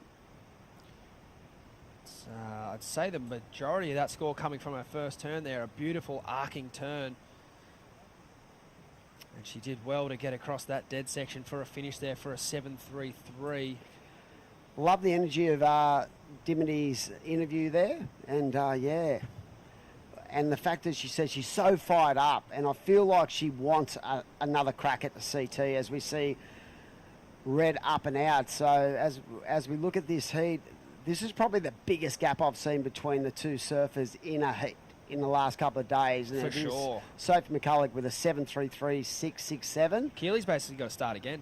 9.67. I know 100%. She's capable of that score. I don't know if the judges are capable of giving it, though. It's been one or two excellent rides this whole event over the course of men's and women's surfing. So they would need to see something that they haven't seen in the last 5 2 years. months. No, they have been very critical, and I do enjoy it. It is making the surfers lift, and I'm all about that. So we have Kyuss King getting ready here. No doubt, a cool cat. He is not listening to rap music. I can guarantee you that. He'll be listening to some heavy metal, rock and roll, as he gets fired up. His coach in the background there, Doof, they've been doing fantastic work over the last couple of years. Kyuss has really developed into a strong young man and a great surfer. As we see Keely Andrew there. Talking about strong, that was good. It's a good ride there from Keely. We'll have to get a full replay there for you. So with this situation with Keely Andrew, right, she's in a position where, it's near impossible at the moment to get that 9.67, so she needs to break it into increments of 2 waves. Right now, this is a good start. She's got so much speed and flow, but it would have been great to see her have one really wedgy section to hit at the end. But yeah, she's going to have to break it down and basically start again and go, okay, I've got 17 minutes.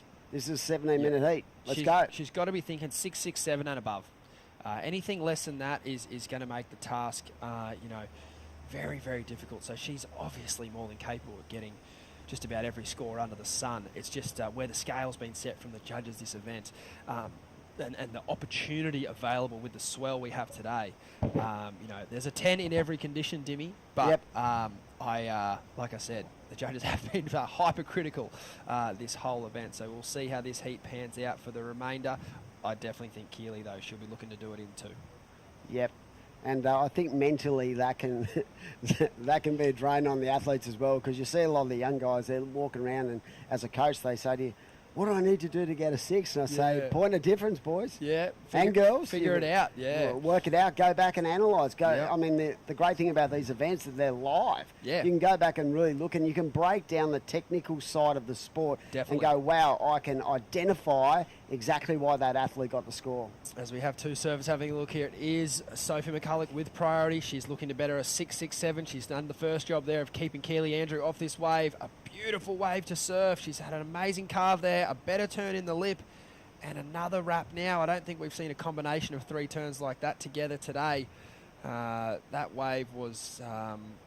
that just hit the sandbar perfectly, and I'd expect another huge score from that ride. Yeah, I feel like that was such perfectly weighted every turn, into the pocket, variety of repertoire, it had it all, and I love the way she opens up the wingspan and really engages the fins and the rail as she sets the speed line out of her turns. And what it does, it creates a lot of down the line speed and pop as she hits that last section. But yeah, I felt like that was a really solid combination of turns, and there was a lot of variety in the way she attacked that wave. So with 15 to go, just under the replay, here it is. And lovely chip shot into that nice carving first turn. And this is where she gets to work, really opens up well, and this tighter turn, so a bit of variety in that turn as well, Stace. Just how hard she's pushing off the bottom. You can see the fins engaged and the spray flying everywhere. I'm eager to see this score as we have another replay here. She's not very tall either, is she? Whoa, this is the 733 dim. Yeah. You think the judges will actually identify these two waves and go back and go, you know what, let's have a closer look at both of these waves? Oh, definitely. To see where we're going to go in the scoring scale. Oh, definitely. You see them up there looking at different surface waves, but when you're at this point in the event, I feel like they'll be looking at each individual's waves and go, is that better than the previous? A 6.87. They deemed it to be the second best ride of the heat, so Sophie McCulloch does extend her position. Keely Andrew did lock in a 5.17, so now she's chasing a 9.03. And as I alluded to earlier, I definitely think Keely needs to start joining Sophie up in those good range scores, at least a mid-6 to get her back into this heat. Or some kind of wave that we haven't seen this event. She definitely needs to ride the Sophie McCulloch train, let me tell you. I think everyone does. Sophie McCulloch has been easily, across the men's and women's draw, the most consistent surfer of this event, consistently posting, averaging around about, high 13s, low 14s, which is, we're talking about surfers getting 10 and 11 points and doing a good job. Sophie's been exceeding that by a lot.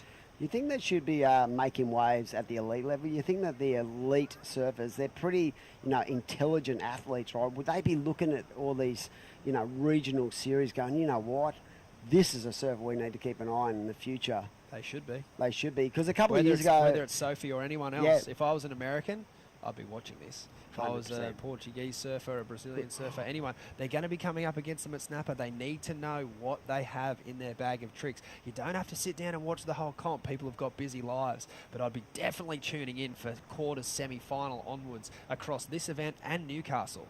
And you don't want to be notes. going into any surprises. You don't want to be walking down, who's this lady in blue? You want to know, okay, she's got a big aerial repertoire, or she doesn't, or her best turn is this. How can I expose her in this? It's like we spoke about earlier, that the best men and women in the world, when they're going for these world titles, they profile their competitors to within an inch of their lives. Does it mean they focus on them and do what they do? Absolutely not. They still play their game plan, but they do know their strengths and weaknesses as well as knowing their own.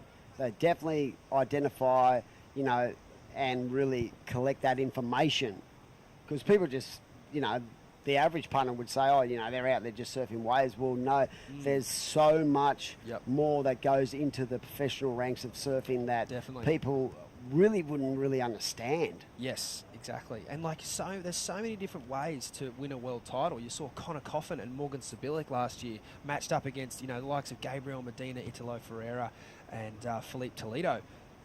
They're all within one turn away of each making their heats. Connor Coffin certainly didn't lose to Italo by a big margin. It was one of those things where he's right in that. Just because these guys are fantastic above the lip, sure, they have that point of difference. But if you're great on rail or you're great in the tube, not maybe at Trestles, but other locations around the world, you can beat anyone on your day. Yeah, here we go. Keely Andrew up and right in. Off the bottom, that first turn, coming around the corner and gets nice and deep into the pocket. Just getting caught behind there, unfortunately. I just feel like if she could get just one more critical turn, that is going to push her up into that 7-point range. Because just the weight and the power she possesses is there for everyone to see. It's just about what opportunities are coming on the wave she's taking. Definitely. It's on another note, it's looking pretty dreamy out there. Fun for a free surf. 100%. You can't surf when you're on staff. It's been at these events is like Groundhog Day, isn't it? Yeah. You do your been analytic down every stuff. morning, checking the waves, and just I actually had a surf on the first morning, a paddle out next to the headland, and got absolutely blasted from the headland down to the surf club. Didn't even catch a wave.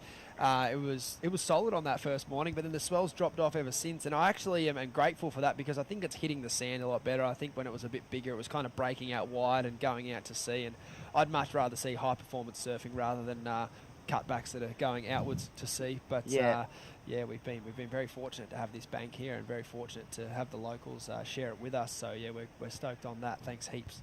Yeah, we've been blessed in the last, say, 4 or 5 weeks because every venue has offered up basically above average And waves. you're telling me Newcastle's going to be like the Eddie? Plenty of swell going that way. Well, I'm hearing it's like going to be 3 metres Thursday on. Yesterday I was showing 4 to 5 metres, Okay, but it that's always good. always breaks yeah, down. That's but good. yeah, but the only thing with Thursday looks like it's going to be absolutely howling wind-wise up there. Nuking from the south, I bet. Yeah. Just Newcastle at its best, like the ABB final. Yeah. Here we go. All right, here we go. Live action. Sophie McCulloch. She needs to better a 6.87 here. Nice turn out of the lip. She's carrying her speed beautifully down the line. And she will look to add a bit of flair here to the end. Tries to throw the tail. Another strong ride. I guess the benefit of having so many strong scores is that even if this one doesn't go into her top 2, her use of priority was brilliant, and Keely Andrew is now left out the back waiting.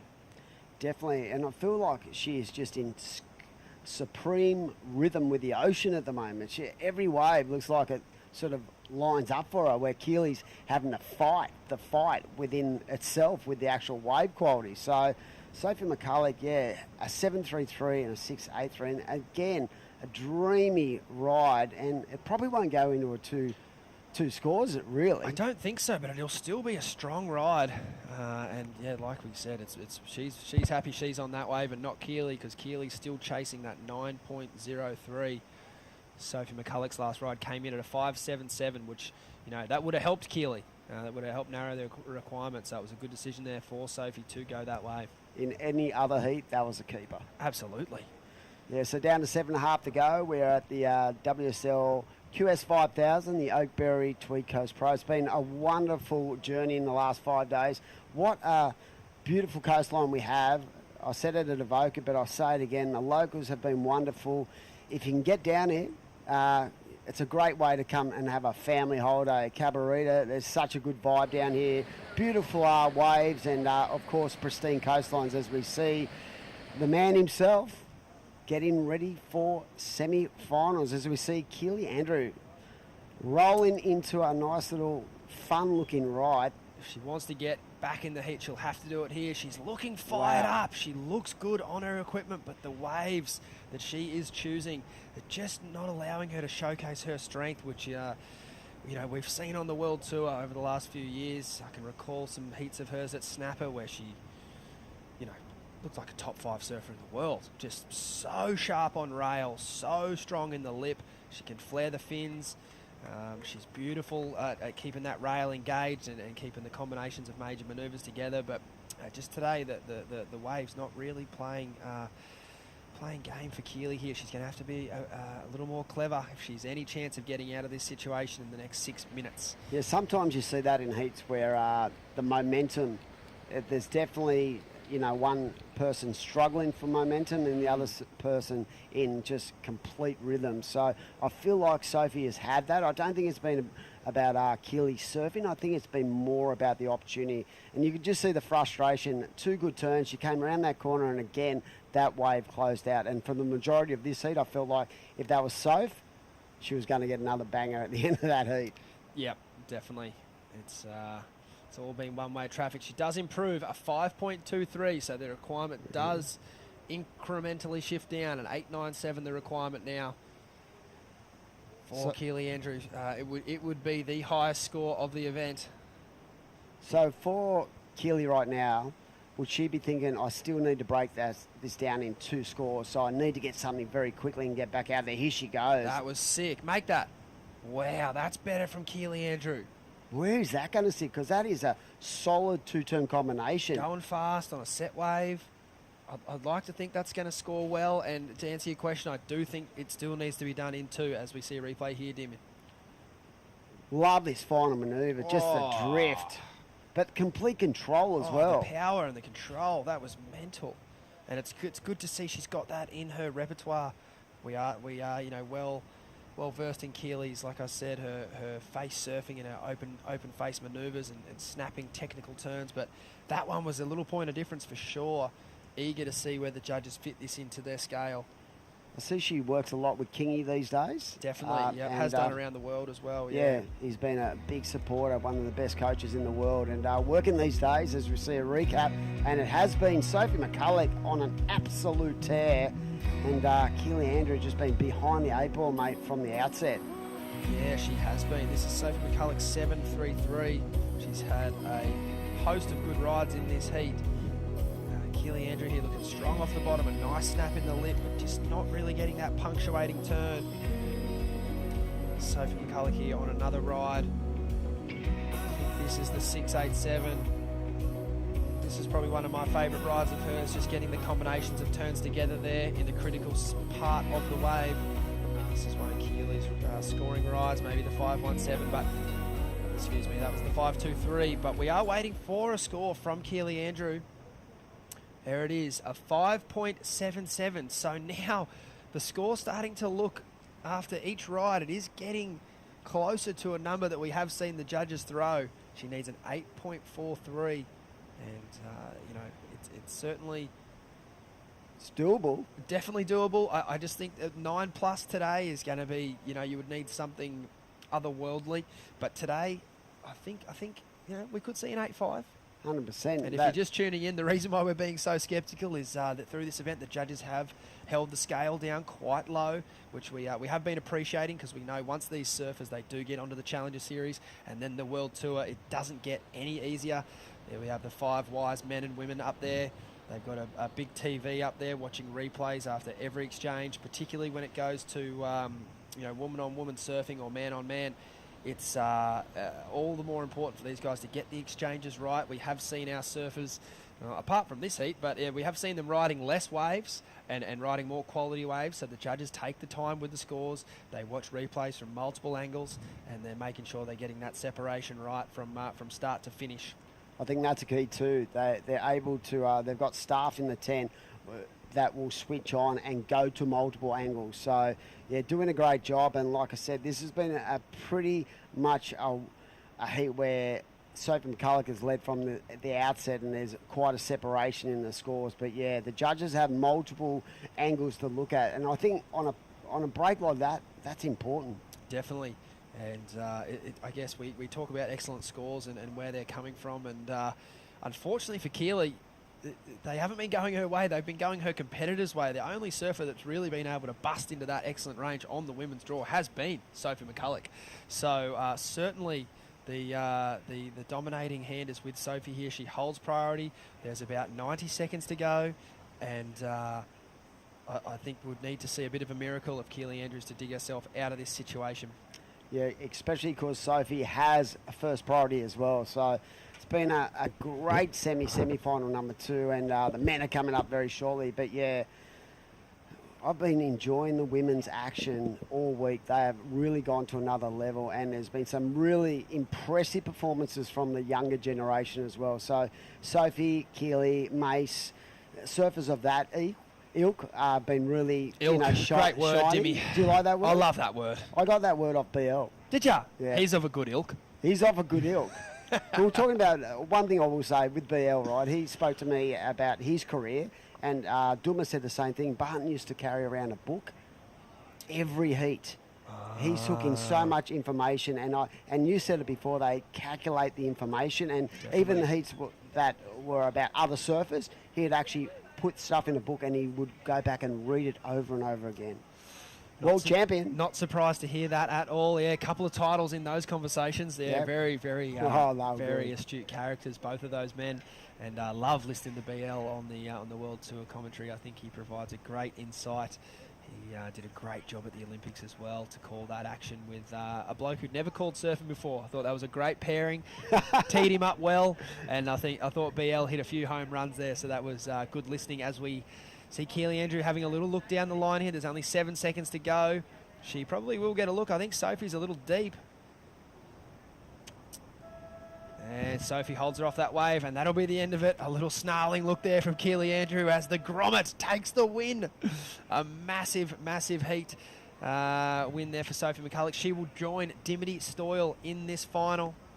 There we have the results. Don't go anywhere. Coming up next, we have an absolute cracker for you. Ethan Ewing v Kyuss King, world number 14 in the water. Don't go anywhere. Oakberry, Tweed Coast Pro.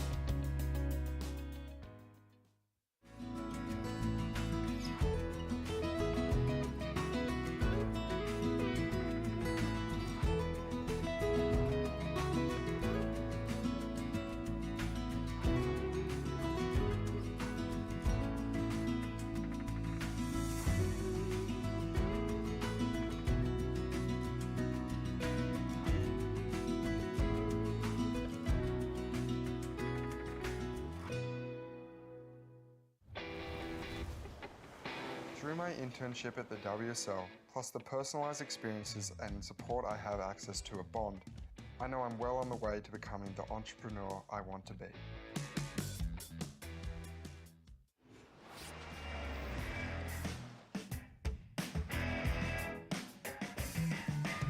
Welcome back to the Oakberry Tweed Coast Pro. It is getting to the pointy end of proceedings.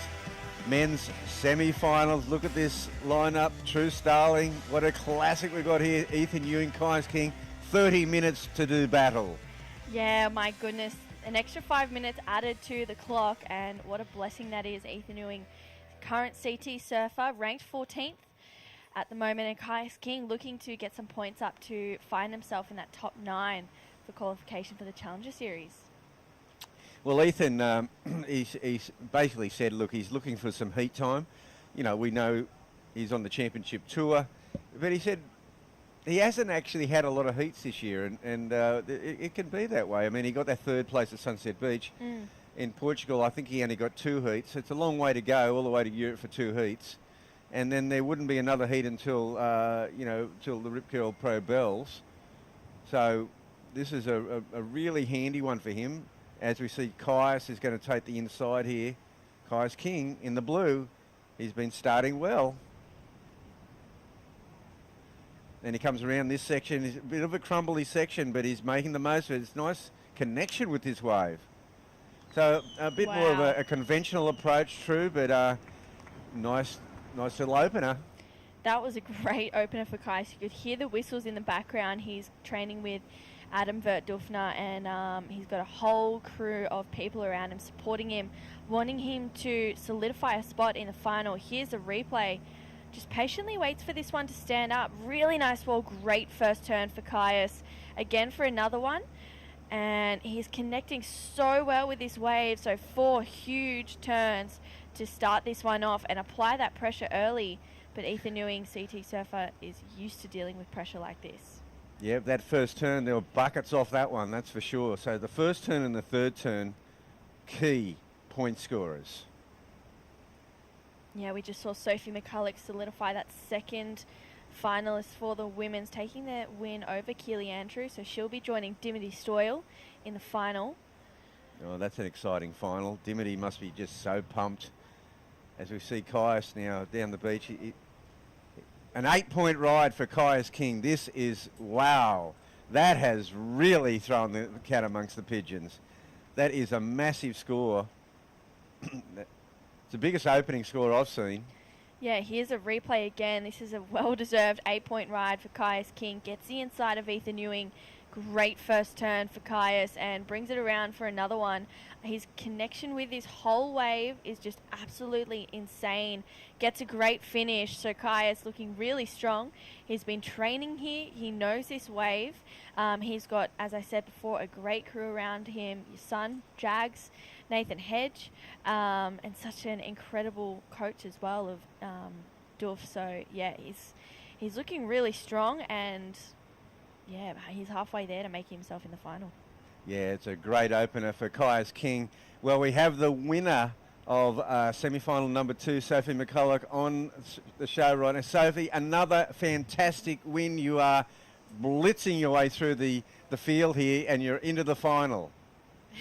Yeah, sure. I'm stoked to be in the finals. So yeah, it should be a good heat with Dimmy. Well, one thing that has been a feature of your of every heat you've been in is you've managed to basically get in the 7-point range. I think in nearly every heat I've seen you surf. So you're consistently at that near excellent level. Yeah. It's been a good run for me this event, but hopefully I can crack the excellent level in the final. Yeah, well, we just saw Kyuss King open up with an 8-point ride, so it looks like the judging's opened up a bit more on finals day, and they've elevated the roof a bit. But you're up against Dimity Stoyle, and your thoughts on that?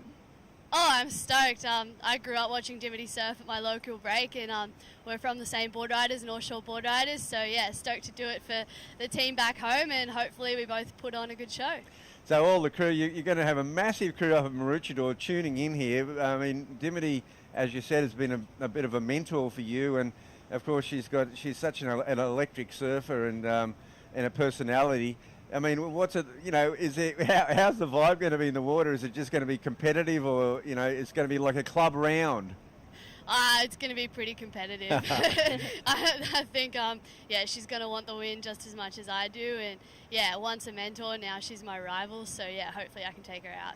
Oh, that's classic. Once a mentor, now your rival. Yeah, Sophie, you're looking really strong. Are you keeping things the same, just staying nice and focused, having a little bit more fun with it, or are you going to kind of ramp it up again for the final? I don't see the point in changing what I'm doing at the moment. I'm just going to try and keep a level head, and you never know with finals. Sometimes they can be amazing waves, or sometimes it can be a grovel, so I'm just going to have to try and be adaptable to what the conditions offer us, and it doesn't stop the jelly eggs, that's all. Well, Sophie, you've still got the big final ahead of you, short turnaround. We wish you all the very best. Go get ready. Well, thank you. Good luck.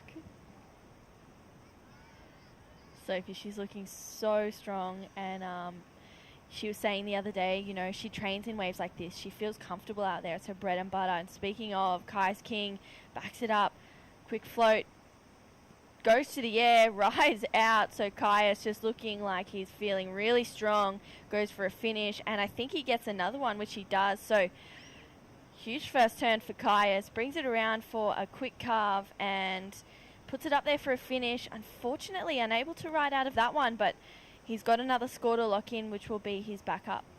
Well, this is an amazing development in this heat. That second wave for Kyuss King was another beauty. He surfed it so well, and he only needs to get above 2 points to put Ethan Ewing in combo. But look, it's a 5.67. What a fantastic backup score! An 8-point ride, a 5.67. There's still 22 minutes remaining. Ethan Ewing sitting out there. He hasn't struck back yet. Not yet, but I'm sure when he strikes, it'll be vicious, if anything. And that's Joel Vaughan having a quick chat to Kehu Butler. They'll be coming up in the next heat. Well, great sportsmanship, being shown there. Shaking hands. Kehu approaching Joel, and Joel's already got he's already got the vest on. He's already ready for battle with 22 minutes remaining. Yeah. And Kehu Butler, approaching with great sportsmanship amongst his buddy from across the Tasman. I wonder if that's a good luck, Joel, all the best, or if that's a little bit of a good luck, but I'm going to smash you out there, Grom. Yeah, well, I mean that's the nature of the game. I mean, I'm sure as soon as that hooter goes, it'll be game on. Yeah. And they've just witnessed Kyuss King having that inside position to start this. Ethan has he's been pretty mellow. I mean, he hasn't. I don't believe he's applied himself as he might have in a CT event. He's just been very, casual about, where he sits in the lineup. Been very patient, waiting for waves. We know what he's capable of scoring once he gets a good one. We know he can score big points on waves that aren't exactly the best waves either. So, with 30 minutes, this is the kind of heat that Ethan usually surfs in, a 30-minute heat. Yeah, he's used to this. He's used to the patience game. He's used to, letting other people go for waves before he does. Now Kyuss potentially wanting to try and apply more pressure. He's having a look at this one. Well, Kyuss waited till Ethan absolutely wasn't going to go. The nice little slider there. He looks over the back, and he was never going to sell Ethan on that one. But he said it's a bit of a speculator. Ethan's not interested in it. It's a good medium-sized wave. It had a very quick taper on it, so there wasn't much body to it on the inside section. Yeah, definitely. And, Kyuss he hasn't had the best start to the year. He mentioned before it was a bit funky. He wasn't able to get in rhythm. He's also been nursing a bulging disc in his back. So I feel like this event, he's just reset everything, just surfing within himself, doing what he knows he can do best, and that's why he's in these semi-finals and locked in an 8 and a 5.67 against world number 14 at the moment, Ethan Ewing. Well, Ethan's going to... there's two waves in this set. He's going the first one. Pretty interesting strategy here. He likes the look of it. Oh, great slashing first turn. Really brings that board right around. This is going to just...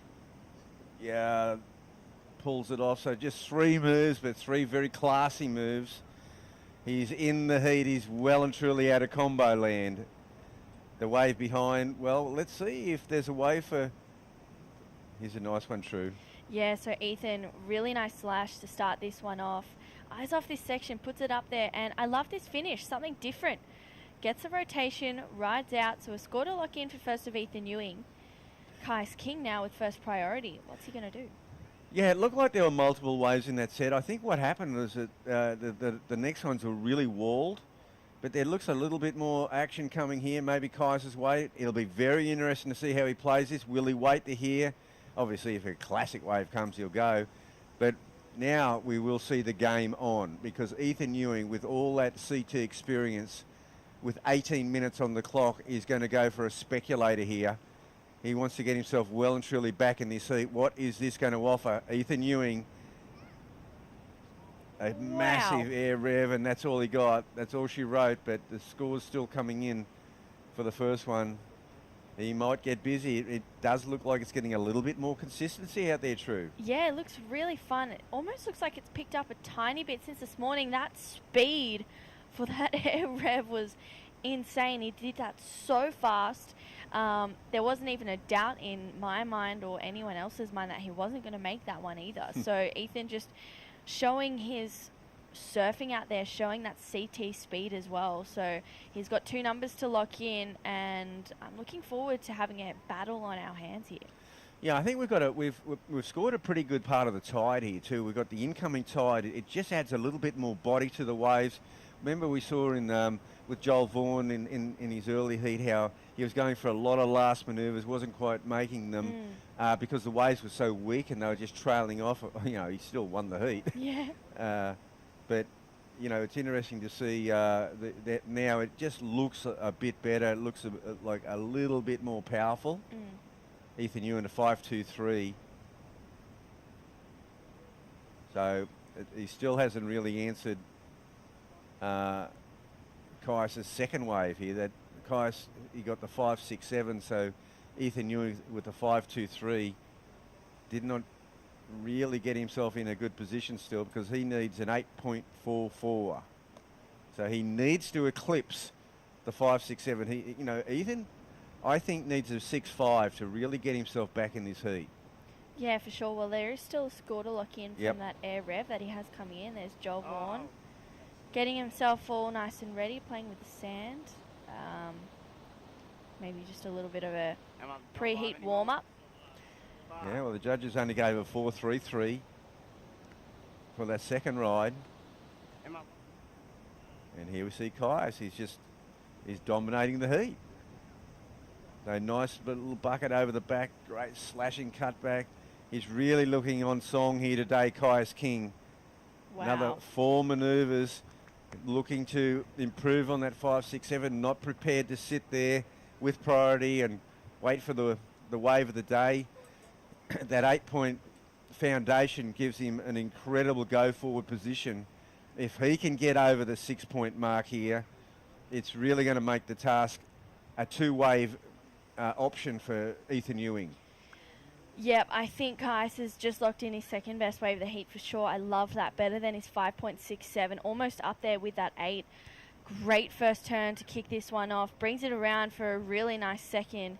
And Kyuss just keeping up with the momentum of this wave and a great finish. So, yeah, Kyuss is looking really strong, really comfortable out there in the lineup as well. And he's not even phased by the fact that he has a CT surfer in his heat. He's worrying about what he has to do to get himself into that final and take away those 5,000 points.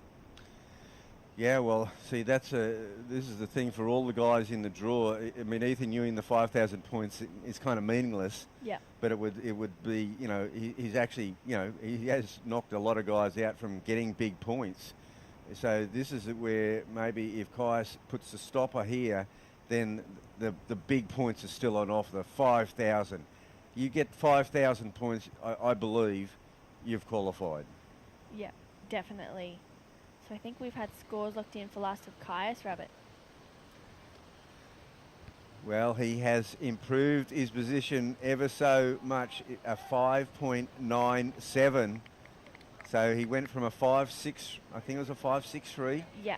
To a 5.97. That now means that Ethan Ewing needs an 8.74. Wow. This is really radical. Huge difference in this heat. Kyuss started off with that inside, which allowed him to get that 8-point ride. You know, anyone that was on that wave was going to be able to grab an 8. You know, Kyuss just sitting out there was hunting for that inside, was wanting to dominate this heat. And by locking in that first score, he's just set himself up for the rest of the 13 minutes. And Ethan is left chasing an 8.74, but he has so much experience. He knows what he needs to do. Kyuss having another paddle. Well, he's got second priority. He can just go on a speculator and just he can put everything into this. You know he's going to go to the air true. Massive air by Kyuss King. And he is having the heat of his life out here. He just cannot put a foot wrong out here. That was a huge air from Kyuss King. We know he can do those and pull those off. We haven't seen him do a whole heap of huge ones in heats before. So the fact that he's pulling that out of his back pocket right on cue is incredible. So I think we have a good score to lock in for Kyuss. Well, that's the first big straight air we've seen, you know, apart from Sierra Kerr earlier in the tournament. Yeah, here's a replay, great slashing turn, and he just gets his speed here and just goes straight up so high, rides out. So Kyuss locks in the best wave of the event so far, Rabbit. A 9.33 for Kyuss King. This is the highest combined total of the tournament. What a time to do it against Ethan Ewing, one of the best surfers in the world, and Kyuss has stamped his authority. That is an amazing score. Look, the judges right across the board, 9 5s and 9s, and it comes in at a 9.33. Ethan was probably going, well, I might be heading for bells. Wow, that is, Kyuss would be feeling pretty pumped with that. 2 excellent scoring rides against Ethan Ewing as such a fierce competitor and someone who is so good out at Cabarita as well. You know, you see him surf and he's probably one of the best out here. Such an amazing thing for Kyuss King. He's going to jump up a whole level of spots. He's currently sitting at second at the moment, but moving on through the final, he'll either walk away with 4,000 or 5,000 points. Well, Kyuss has moved up 14 spots. This is a massive jump, the biggest jump in the whole field. He's already up to number 7, and he's going, and this is live now. Now he's going to be in the final, it looks like. I mean, he's clearly on his way to the final. Yeah, there's no doubt about that in my mind. I mean, Kyuss has now put Ethan Ewing in a combination situation, 17.33. So Ethan needs to have a pretty much 11-minute heat, scrap everything that he's got, get a good score to allow him to, really put it to Kyuss King out here. But wow, I have chills at the moment. That is such an amazing performance by Kyuss King, and hopefully he can leave a little bit left in the tank for the finals, because he's looking pretty good to making it there. He's looking very good to make it there. I mean, basically, Ethan needs 2 waves. There's no doubt about that. He's in a serious combination. He needs 2 excellent waves. At this point, 2 8.5s won't do it. That is amazing. Yeah. Now, if anyone can get 2 8.5s or a 9 and an 8.5, it is Ethan Ewing. Yeah, definitely. And there's still plenty of waves coming through. We see sets are coming through a little bit more consistently, and Ethan with first priority. I mean, we still can't quite count him out. We've seen people, being in combination with 2 minutes to go, and they've just managed to get 2 absolute blitzes and win the heat and progress through to the next round, or even win an event. So yeah, he's definitely not one to count out. So I'm looking forward to seeing this answer back, seeing how he handles the pressure out here against Kyuss King. Well, he's going to need a bomb. He's going to need a bomb wave, and here we see once again this straight air by Kyuss King. Here's his first wave. Oh, see that big bucket, that set it up. Second one. The third, another huge bucket over the back, and this is an incredible ride. His timing was just exquisite. And here is the 9.33. This is amazing. No grab, clean air, slight grab. Oh my gosh, it was so well done. Wow, and how's the step off after that? He's gone, oh yeah, okay, this is how you want to be surfing a heat for every single heat. Everyone in combo, and hopefully he can back that up in the final against either Kehu, Butler or Joel Vaughan, who are coming up next. And the thing is that, when I asked him about the fact that he's up against Ethan Ewing in the semi-final, he wasn't like wiping his brow. He was going, yeah, bring it on. He's going, I think he's got me once. So they have surfed against each other before. And he was not intimidated at all, and he was really looking forward to it. He positioned himself super well at the start. He had that inside position that on a point break, that is kind of pole position. Ethan didn't really challenge him for it, so that was a big advantage. Yeah. And I think Ethan's just sort of at this event going, no, I'm here to just put my surfing on the line to get heats under my belt, to surf as well as I can. Maybe, he didn't bring his complete A game of tactics and that. I just feel he's just been here going through his paces, which have been well and truly good enough. But Kyuss has lifted to another level that no one has reached in this event. It's the highest combined total. No one's hardly got an 8-point ride. Yeah. So it is an amazing performance by Kyuss King. Yeah, Kyuss, I mean, I'm a little bit biased in this one. He's a good mate of my partner, and we spend a lot of time with Kyuss, surf a lot with him. So coming into this semi-final, I was kind of going, come on, Kyuss, I want you to make this. So I've got goosebumps that he's hopefully going to be progressing through to the finals, but still 7 minutes to go. We cannot count Ethan Ewing out just yet. No, definitely not. It's nearly like if it was anyone else, you'd go, you know what, I don't think so. But yeah. But it's Ethan Ewing, Yeah, his style is just effortless and smooth, and if he gets the opportunity to really unleash on a wave, he seems really calm. He doesn't really seem to be too fazed by what's going on, and I feel like when he gets an opportunity, he's going to be able to attack it exactly the way that he wants and needs to hopefully lower that requirement, maybe get himself out of combination and reset himself in this heat. I think it's mission accomplished for both surfers. Ethan came to, he wanted heats under his belt. It's a warm-up for Bells. Yep. It's definitely a warm-up for Bells. He wanted heats under his belt. For Kyuss, mission accomplished. He's on his way to the final of a QS 5000. So, you know, both surfers are in their own world, you know, are achieving their goals. Yeah, amazing stuff. You'd have to be thinking if you were Kehu or Joel coming up next, taking on Kyuss. Here's a recap of this heat. Great first turn. This is an 8-point ride from Kyuss. So gets a great third turn. There's that spray and a nice finish as well. His technique was incredible, and talk about great technique. This wave here is a shorter ride by Ethan Ewing, but showing his class. And here's Ethan on just that short, sharp air rev. Now Kyuss King. This is the wave that could see him into the final, True. Yeah, huge air for Kyuss King. A bit of a slob grab there. He gets so high, that tail tweaks a little bit as well and just rides out so clean. And anyone else, you kind of would have seen a bit of a more upbeat, intense claim, but Kyuss just doesn't even think about that one. No, he took it in his stride, that's for sure. But now we are under 5 minutes. And while we're doing that recap, here's one from Ethan Ewing. He used his priority. Wow, that was a slashing turn. Not many people can go with that one. It's a smaller wave, but he's looking to try to get out of the combo. He's going to need a massive score to do it.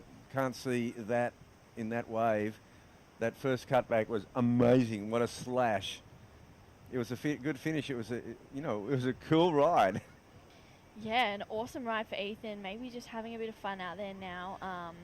That's Kehu getting ready for the next heat. He definitely knows how to have fun with it.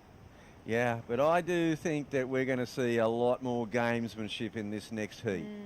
Both these surfers coming up have got plenty of it in their kit bag, and they'll be at each other. Yeah, definitely. Kyuss hopefully able to progress through to this final with the momentum that he's got at the moment. You'd be feeling pretty good taking a win over Ethan Ewing.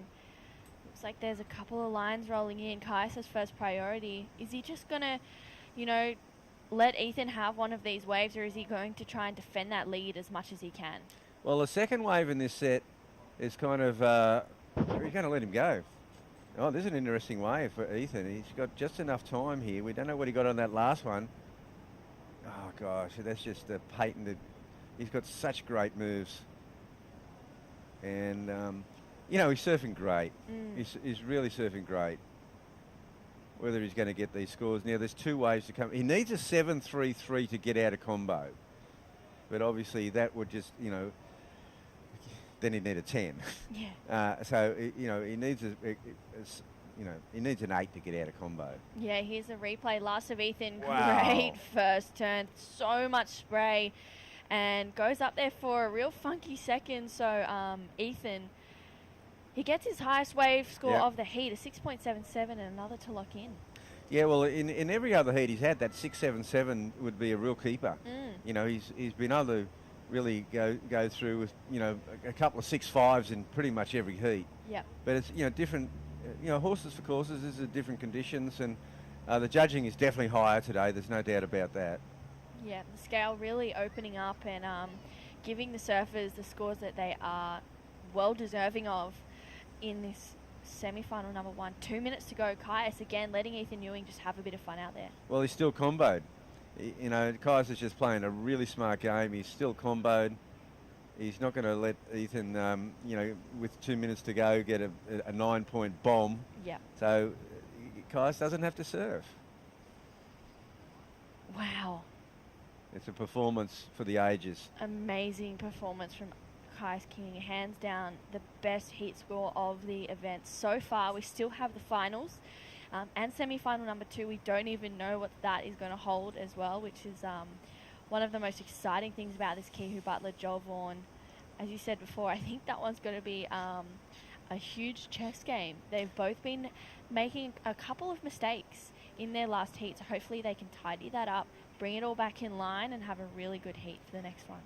I am wondering how this next semi-finals is going to even start. Yeah. Because they just saw what happens when, if you're in pole position at the start of the heat, there could not be a more dramatic demonstration of taking advantage of that opening stanza. Yeah, seriously, guys. 1 minute to go, just under. And I can see those guys. I can see the next semi. Look at them. They're sitting right next to each other, right up the end of the Wow. cove. Yep, that's as I thought.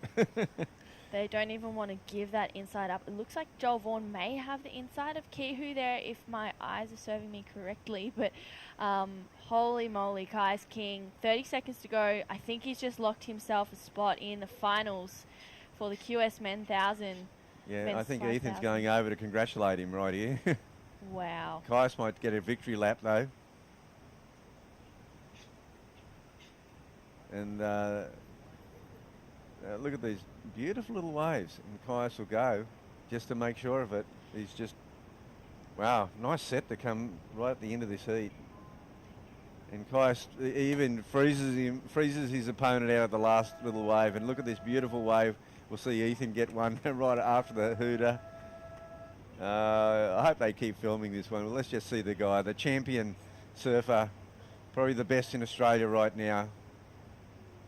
I think Ethan and Jack Robinson are really the two big names in Australian surfing right now. Yep, definitely. Well, a fantastic win by Kyuss King, a 9.33 and an 8-point ride. Kyuss King advances to the final. The Oakberry Tweed Coast Pro will see you real soon.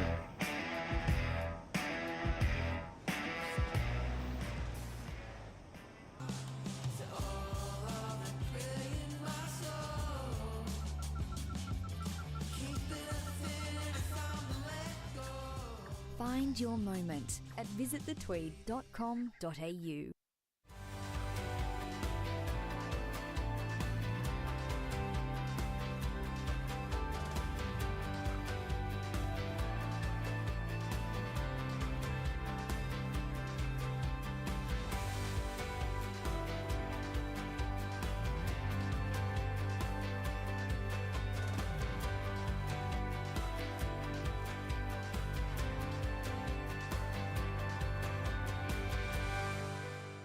Starting the day with freshness, giving us the energy to paddle out and live life to the fullest. All natural and organic, a superfood bursting with flavor and taking you to your own piece of paradise. Sharing moments with friends, sharing them with Oakberry.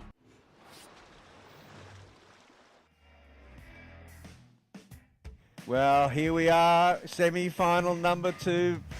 Welcome back, everybody, and look at these guys stroking for position. Joel Vaughan, as looks like he's made the break to get down into the lineup.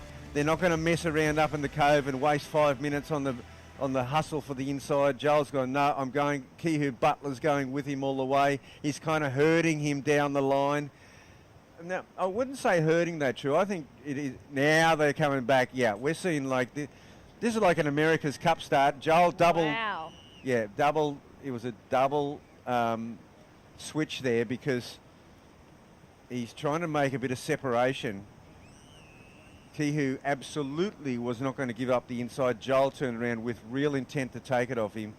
This is an old style hustle. Wow, that was something that we haven't seen for a while or even yet throughout this event so far. I love the hustle. I love the intent to get the inside and try and trick your fellow competitor to have that. And they're just paddling around up and down the peak, trying to play into each other's games, but also try and stick to their own. And oh my goodness, this is the best thing ever. It's exactly as I thought it was going to pan out. I just said these guys are going to go at each other. And particularly in those, we've got a 30-minute heat. The first 3 or 4 minutes, they are going to position themselves. Kehu Butler is not going to give up the inside positioning. Joel is challenging him for it. And then when he tries to make a break, Kehu goes with him. So he is kind of holding him there's no checkmate in the first 3 minutes of heat, but he's holding him in check. It's nearly like at some point, Joel might go, okay, let's get this thing going into the priority. And, now they're super deep for this one. Joel is not going to let him get in position where Joel's going it. And he even blocked him. But it was, you know what, it was too walled, way too walled. They're too deep for that wave. Wow, so they've almost paddled themselves fully off the bank. Okay, well, we have got the winner of the semi-final, number 1, Kyuss King. What a fabulous heat. You must be chuffed. Yeah, cheers. Yeah, I'm super pumped, hey. That was a big one for me, for sure. Oh, man.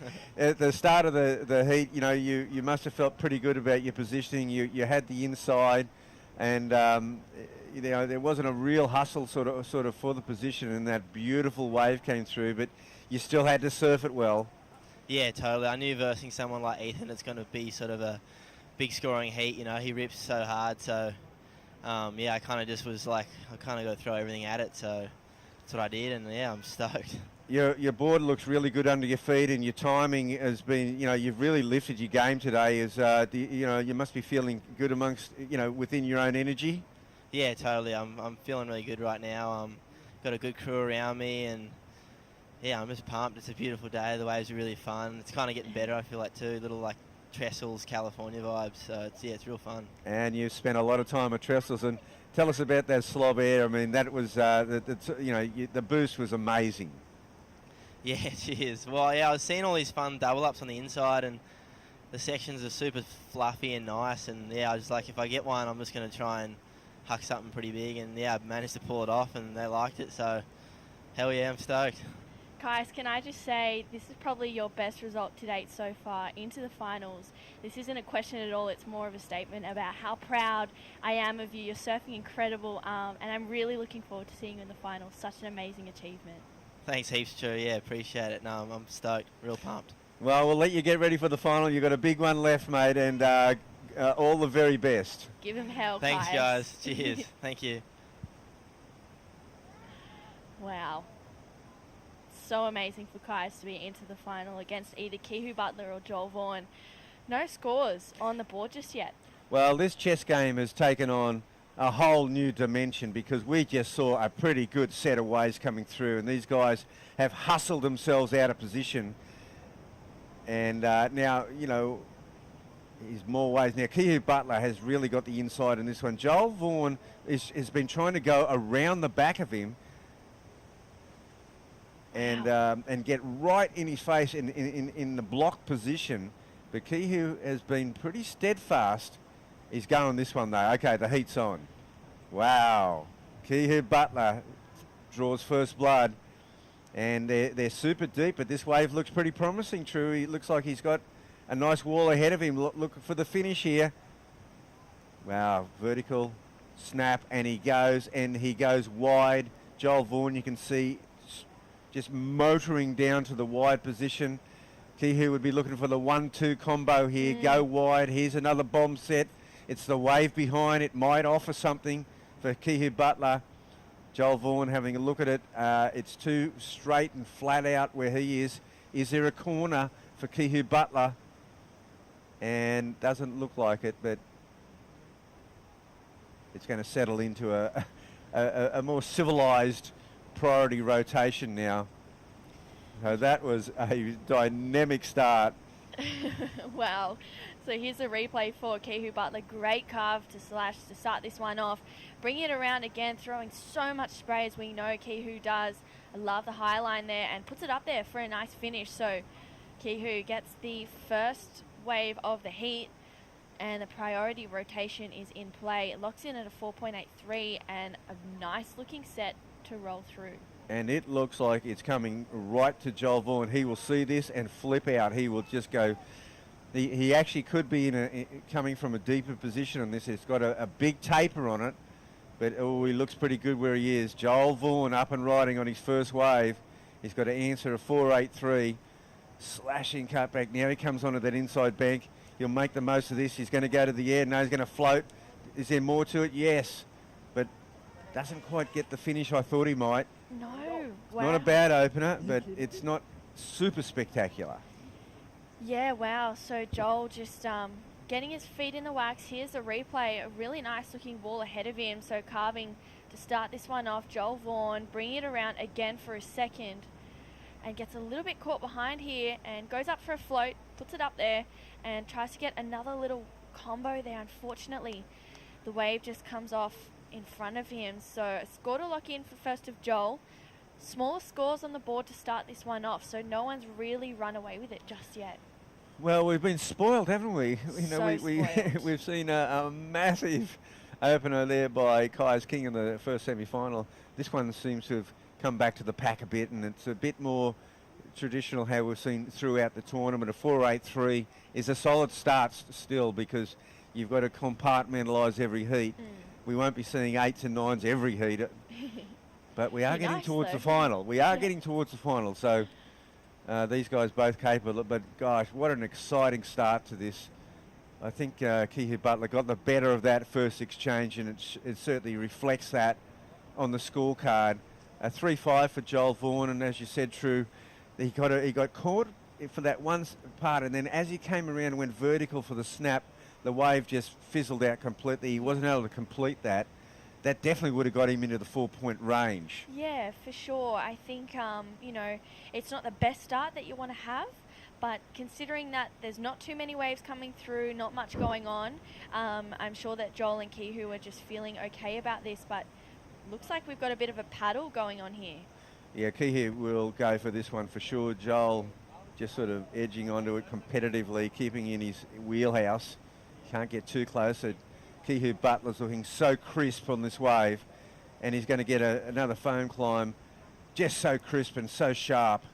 Aggressive surfing by the Kiwi, and he's going to put another score on the board. It appears to me it looked stronger. Yeah, definitely. Kehu's just finding his feet out there, and here's a replay for Last of Red. So floats that first section, puts it up there for another one, and here's a turn which throws heaps of spray. So Kehu finds a finish here, a good score to lock on the board, apply that pressure to Joel Vaughan. I feel like they're going to have more opportunities towards the back end of this heat with some better looking sets rolling through and hopefully some bigger scores. Or is it similar to the first one? This will be an interesting score here. Do the judges go above the 5-point mark? It was an aggressive wave. It was a well-timed. Kind of would like to see that first wave again. That would be that first wave, Scott, it's really set the scale for this heat. Yeah, definitely. I think it might be around the same for Kehu. Maybe. Yeah, around that. There you go. It just had that feel about it that it might just be a tad more, and it was, but not much more. But a 5-point is a keeper right now. See, when we saw the setup for Joel Vaughan's wave, it looked amazing. But it looked amazing from a little bit deeper. The wave, you could see that it tapered off quite quickly, and so it proved that it didn't have any finish to it whatsoever, and that really hindered his scoring potential. Yeah, unfortunate for Joel, unable to get above, I feel, that 4-point ride. That's where you can really set yourself up for a decent heat. But Kehu would be feeling pretty happy with a 5 and a 4.83, and we've got a bit of a paddle going on here. Well, Joel is super deep, but he's going. This wall, I think this wall is just too much from where he is, it seems to me. But look at that, it's come onto the bank. So he's picked it nicely. It's come onto the bank nicely for him. So Joel Vaughan has just come alive in this heat. Will he get a finish? Yes. Wow. Oh, yeah. Okay. Heat on. That was a strong ride. And how's the kick out there? He's gone, yes, okay, that's the start there for me. Best wave of the heat for sure. He was looking for a 6.33. I reckon he'll come right about close to that. Well, this wave, it was a super wall section, but look at the speed. He's able to actually go to town on this wave early and get into his repertoire. Love that move there. This one here, True. Yeah, Joel, and he just is managing to find the finish on every wave he gets. He doesn't go to the air just yet. He's only going to go to that when he feels confident enough and is out in front. I think that was a great way for Joel to lock in, and looking like he was too deep as well at the start. The fact that he got around that just shows how driven he is to make this heat, to get to the finals, and how fast that board looks under his feet. Well, I'm going to go out on a limb here. I'm going to say he's going to be in the lead. I think agree. that was an extraordinary ride. And it was super walled. I actually thought from this angle that it was that Kehu Butler was better positioned for that wave, but Joel was able to come from so deep. Yeah, he just flies down the line here, tags that first section, brings it around for another one, and again, just stock standard surfing we always see from Joel Vaughan. Super strong, very polished, great finish. So from last year, he stepped up 2 gears, and I think we've had a score lock in. And there you go. Joel Vaughan takes the lead with a 7-point ride. And, yeah, he earned every decimal point of that. Yeah. That has really taken this by the short and curlies in some respects, because he would have been disappointed with that 3.5. And as I was, pointing out, the wave itself didn't have the body for him to go to work on. But you give him a wall, you give him, some pockets. He's extraordinary. He's so dynamic. And you could kind of see that disappointment and frustration of that first score in his surfing. He's gone, okay, I've got to really bring it here, and put the pedal to the metal, I guess, and just really attack the sections, attack the lip where he can. And I think he did that really well for Joel. And so now we see Joel another. Look how walled this wave is. You go, there's no way he can make it. But he gets a lot of speed up. He'll go to the air for sure. Wow. And this is unbelievable, like how this wave's just hitting there. It's the tide is allowing these waves to come onto the bank, True. And he was able to make something out of nothing there. That is such a good backup score. Yeah, that was amazing from Joel. Even a small-looking wave, didn't really think it was going to do much, and then he's just really been able to connect with this one, find the speed, go straight up to the air. Almost similar to Kyuss's, maybe not as high, but he gets 2 turns after it as he floats that section and kicks out of that one. So that will definitely better that 3.5 he's already got. And here he is again, up and riding. This is incredible. Kehu Butler just was so aggressive at the start of this heat, really held Joel Vaughan, got the inside, got that first wave, got the better of the first exchange. The 4.83, but now Joel Vaughan is going to challenge that 4.83 for sure. And it will be interesting to see where he didn't have the height of Kyuss King, on Kyuss King's 9.33. Yeah. But the combo with it was extraordinary. Definitely. Well, it looks like he's even bettered his score line, because Kehu's requirement has increased. Okay, so it looks like a 4.23. So they haven't gone nuts on that one. Yeah, maybe they've held that score back because the wave was just a little bit smaller, not as much consequence with the critical sections, but he's just paddling for everything, and here he is up and riding. He's chipping away. This guy is one of the most competitive surfers in Australia for sure. He's going to go for a huge air this time. And pulls it off, no worries. He's got that on lock. Yeah, he definitely does, and this is a heat where you can't make mistakes to make it to that final. And I feel like once you get to the final, pressure's off. You just go out there, you still want to take that win, but you've done all the hard work. Now it's time to let the surfing do the talking. So the score to lock in for last of Joel Vaughan. I really like the way he attacked that air section there and finished with that rotation. A great wave for Joel. Yeah, this is another amazing ride by Joel. Look at the speed he generates. It's only the one big manoeuvre, but it's a big one, True. Yeah, huge manoeuvre for Joel. Riding out of that one so easily, absolutely effortlessly. And the score locks in. And it is a big score for one manoeuvre, a 7.27. So before this, Kehu Butler needed a 6.3. You know what? He needs a 9.27 now. So Wow. Kehu has gone kind of a bit sleepy in this heat. This wave hit, it doesn't have enough on that inside section, as you can see. Joel Vaughan, even Joel's leaving it go. But gosh, he manufactured a 7.27 out of nothing. It's incredible. This guy is just such a competitive animal. It's incredible to watch. And Kehu Butler started this heat with such aggression from a competitive sense, and Joel Vaughan, he wouldn't accept it. He was just trying to go him on the inside, try to get distance from him, then turn on him and make Kehu go deeper. And Kehu got that first wave. It was a well-served wave, 4.83. He's been surfing aggressively. Yeah. This is actually one of the most amazing heats of the whole tournament, just by the sheer competitiveness that we've got on show. Yeah, definitely. That's Sophie McCulloch warming up. She's coming up in the finals. Up next, Joel Vaughan from North Shelley, where rookie on tour Molly Picklum is from. So Joel trying to carry that momentum that Molly has and hopefully qualify for the Challenger Series and then the CT. I know that's his goal for the year. He's still so young, just freshly 18 as well, turned 18 in September. So, you know, that the young competitor took a win at Boomerang, had a great result at Port Stephens. Not so well, he didn't do so well in Avoca, got knocked out in the first seeding round. So this is where he really needed to get some points to be up in that top 9.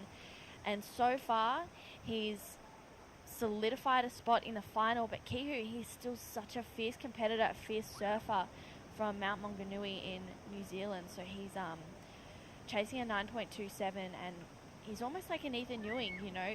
We can't quite write him off just yet. No, well, you know, he got that 4.83, then he betted it with a 5, and it was, you know, it was kind of looking pretty solid, but the judging has definitely lifted today. There's no doubt about it. They've lifted the roof, and they're going, okay, if you surf it at a dynamic level, you know, you'll get those excellent scores. They've been very hard to come by in the first 4 days of the event, but today they're there.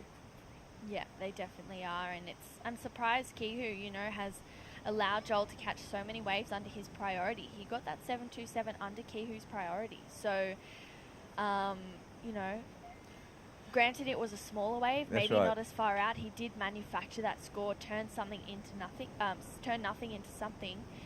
But Kehu probably just waiting for a pretty decent set to roll through to get at least a 7 to require another. But that is how gnarly Joel Vaughan is, because that was a nothing wave. It wasn't a wave you would pull the trigger on priority. Yeah. And, you know, that's how he's got so many tricks in his bag, such skill. And he's gone down on that one, but, you know, his skill level is amazing. And to be able to, he's dangerous in any condition. So, and he's very competitive, and as you said, he had a shocker down at Avoca, and this time he's come with his head on, and he's really come with a lot of intent, and he's come to book his spot on the Challenger Series. Yeah, definitely. He's really looking to get a win, get another win. You know, once you taste blood, I guess you want more of it. So here's a recap. Great start here by Kehu Butler. We were thinking that this heat wasn't going to reach the height of the previous semi-final, but Kehu came with a plan, a 4.83. He backs it up with a 5-point ride. Just 2 really slick rides, and great timing, True. Yeah, definitely great timing from Kehu Butler. Starting the heat off strong, but Joel Vaughan coming from behind locks in a 7-point ride on this wave, just connecting on every single section that was out there and finding a really nice finish on this wave.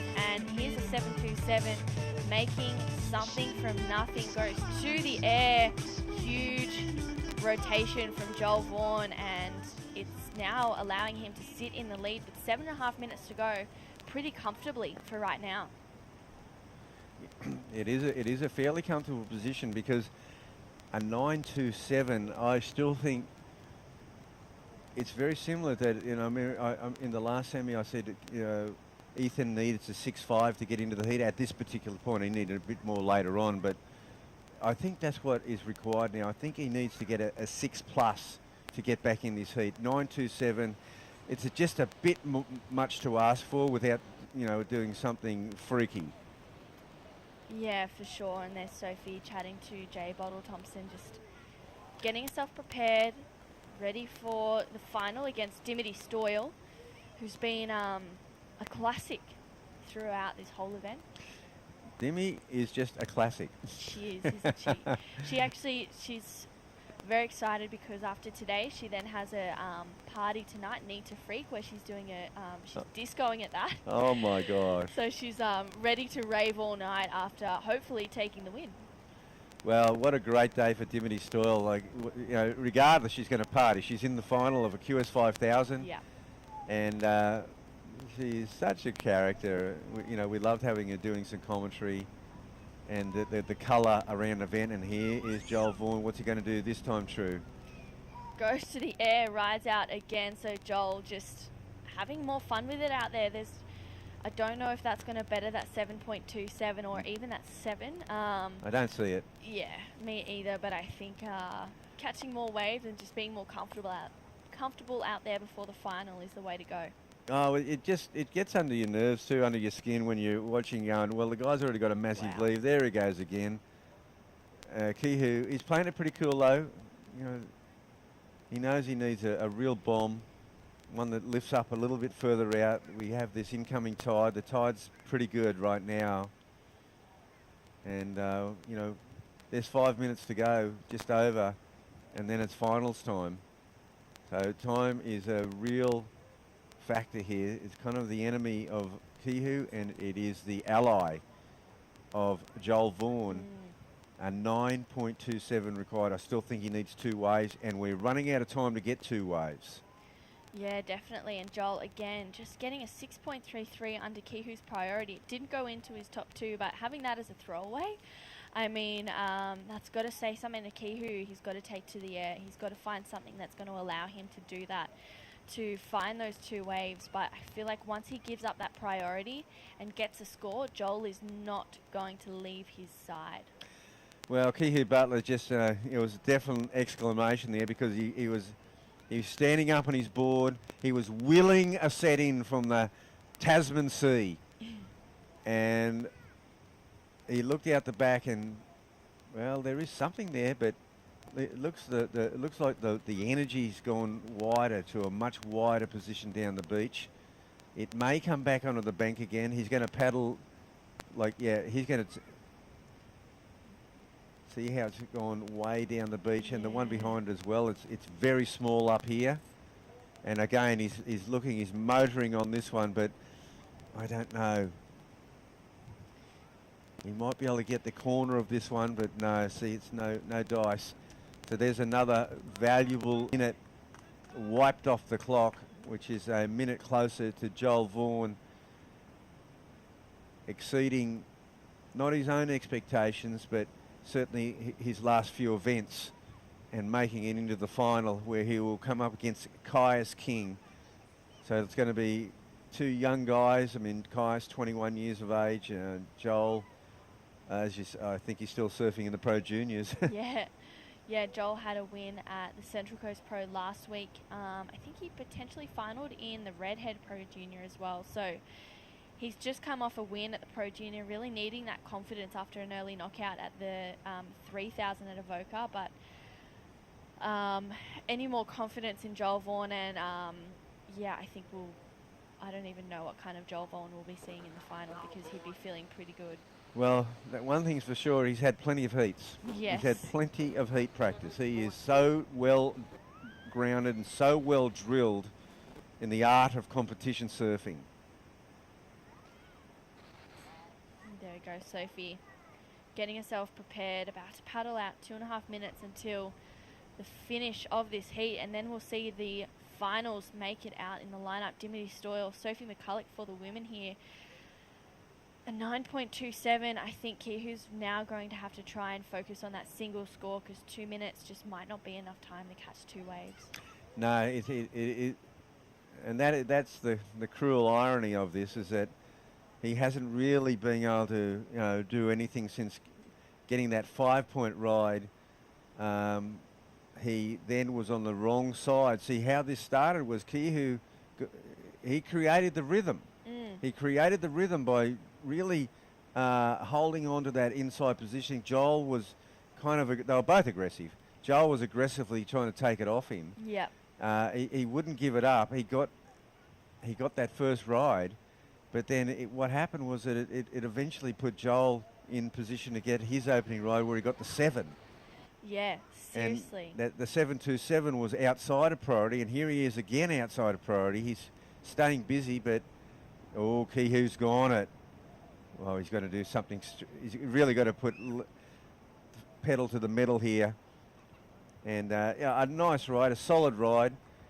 And he'll go sideways and wide at 100 miles an hour and just hope for a freaky wave. It looks like a beautiful little set of waves here. Yeah, it definitely does. Well, I think that's probably Kehu's best wave of the heat. I liked it better than his 5. Here's Joel Vaughan up and riding on an answer back. Tags that first section. And bringing it around for another one. His rail game is so good and puts it up there for a 3rd. Brings it around again, just finding these little runners out here this morning at Cabba Headland. So, oh my gosh. Joel. That was probably better than honestly. Kehu's. I mean, he's got the run of the play. He's in such a good rhythm out there. Kehu Butler. Yeah, great first turn for Kehu. Puts it up there for a huge second and makes the finish there. So Kehu just making a stand here in the semi-final, and Joel Vaughan just showing his experience, his confidence out there. Beautiful carve. Puts it up there for another one. So Joel just getting to work on this one. I don't think it's going to go into his top 2, but my gosh, what a way to end a heat for the 18-year-old from North Shelley. Gosh, it might though. That was a beautifully surfed wave. Look at these sets. And that is it. The heat is finished, and there are sets after sets. It is absolutely pumping, and there Kehu gives him a bit of a shout out from a distance, that too far away to shake hands, but he certainly acknowledged the win for his opponent.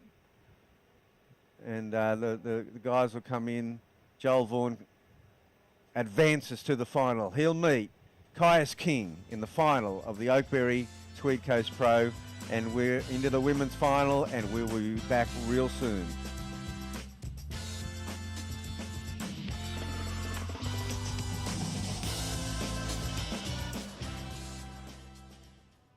I'm Sierra Kerr. Today we went around the Tweed and we got some good food, went surfing, went fishing, played some golf. Yeah, it was a super fun day.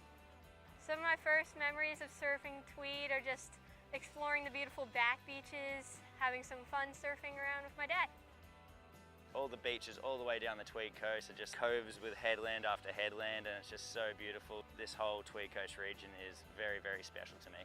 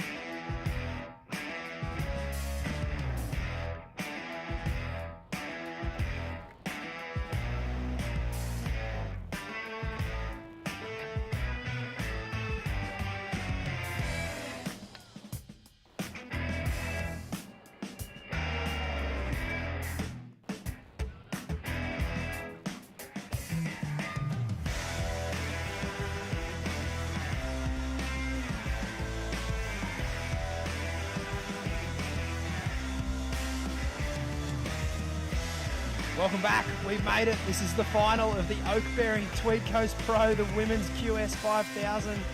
Back where we started, True, in the booth with True Starling. You must be pretty fired up to be wrapping up another great event here at Cabarita.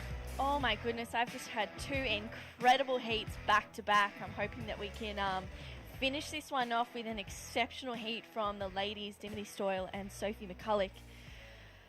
Half an hour finals. This is going to be a good one, Stace. Walk me through those last 2 semis briefly. Tell me what you learnt. Yep, Kyuss King absolutely put on a clinic, a 9.33 and an 8-point ride. Just did not care about who was in the water. Followed his own game.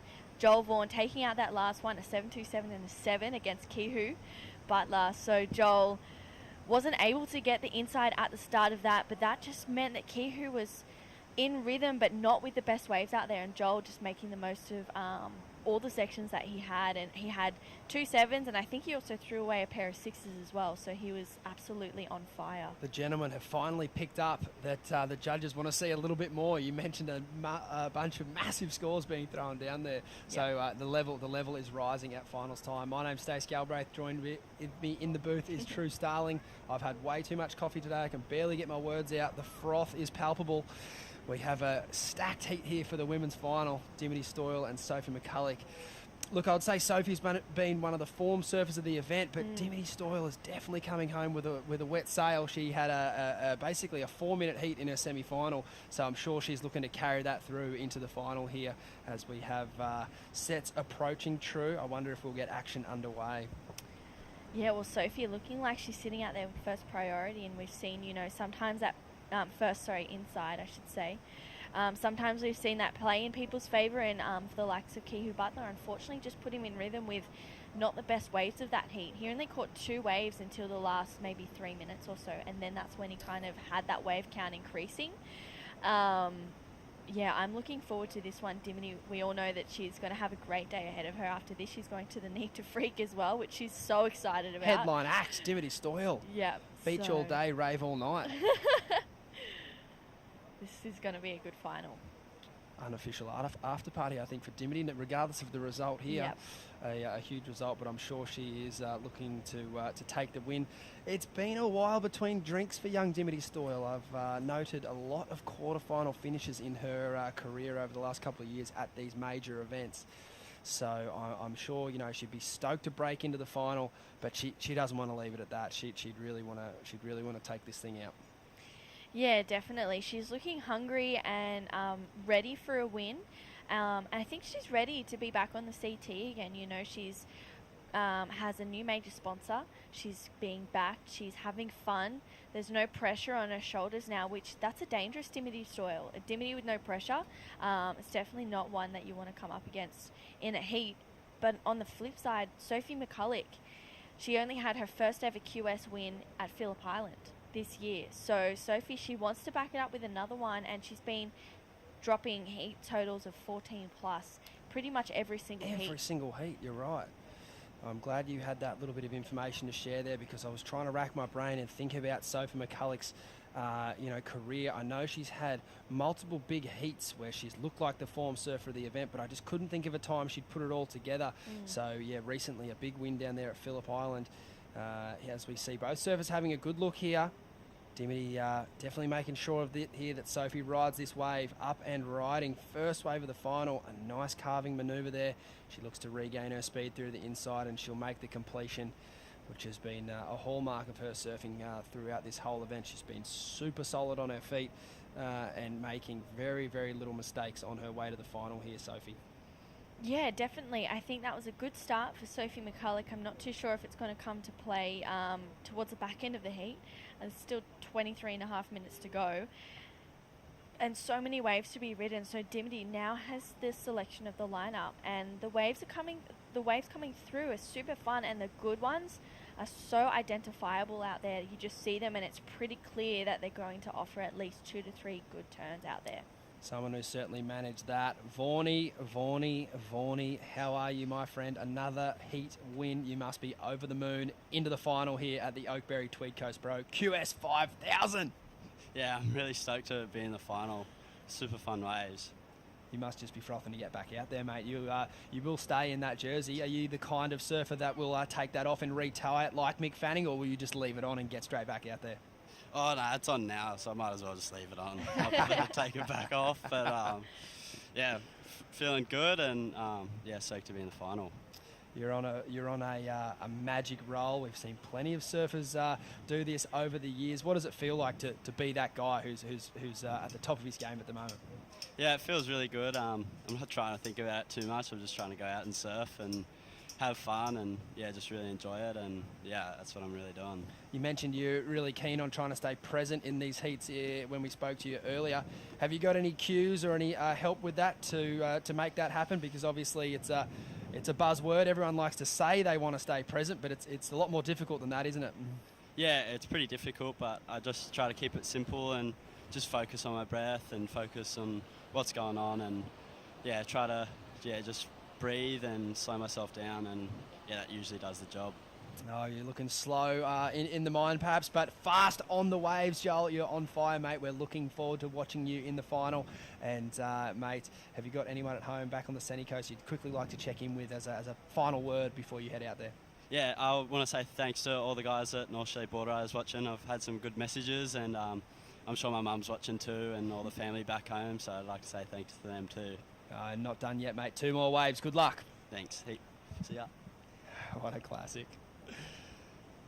As we have off the edge here, Sophie McCulloch just having a look down the line, but that's the art of it, isn't it? True, you kind of want to be nice and clear upstairs, but then when you're on the wave, you certainly want to be enthused and energised and relaxed, but not too relaxed. Yeah, it's a fine line between everything you just said, Stacey. Sometimes you can be too excited, other times you're too relaxed. There's Kyuss getting ready for the next one with Adam Dufner.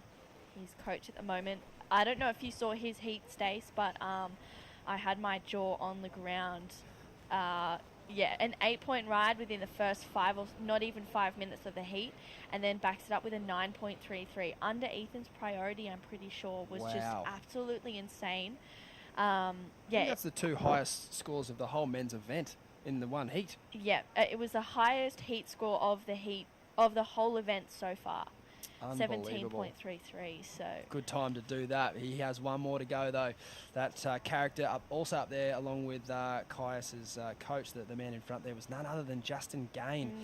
He's responsible for obviously some of our favourite surf films over the years, and he has a new film out, Repulse. It's a bit of a throwback to his first film, Pulse, and it features all the new young guard. Kyuss is one of the feature surfers in that film, and they'll be touring that throughout the country over the next couple of weeks. So if you want any further information there, head over to Gainey's Instagram. It's Pulse Surf, and if you want to see a bit more of Kyuss, you can check out that action online via I'm sure the link in Gainey's bio there. And it's cool to see, surf films are they're not going anywhere. They're still very important to watch, and someone who had a very, very important section of her own last year was Dimity Stoyle in the film Surfing. And I think it's cool to see that the women now starting to put a bit more energy and time into some film parts as we see competitive surfing, live action, up and riding. Sophie McCulloch, a beautiful speed float out of the lip there, down the line now. Nice setup carve to get her speed back through to the inside. She's done well to find this wave with second priority. That was a quality scoring ride. She'll make through the inside now, and a big finish. Again, looking solid on her feet as she completes that ride, as we have Shimmy Disco out the back. A nice high line, plenty of speed, gets around the corner. A good turn in the lip there. A nice carve. Should be looking for a big finish here. As we have it, a lovely wave there from Dimity, and the pin drop out. I think she might regain priority as well, which she could start the heat there with one of the strongest scoring rides. Yeah, definitely. Dimity, I love the way that she's opened up this heat. She's been patiently waiting half an hour finals. Here's a replay of Sophie McCulloch. Nice looking ride, tags that first section, a little bit caught behind there, but manages to get around it, bring it around for a carve, and she just absolutely milks this one all the way to the shore pretty much. So Sophie takes a low road here and finds a connecting section, finishing that one off. So score to lock in, and this is a better looking wave for Dimity Stoyle. I love that high line and up and at it in the first section. Beautiful carve for a second, and she eyes it for a really nice finish. So scores for Dimity to lock in. We have a heat underway, and I actually think Dimity may have had a few waves in Repulse as well, if that serves me right. Or was that Macy? You are spot on.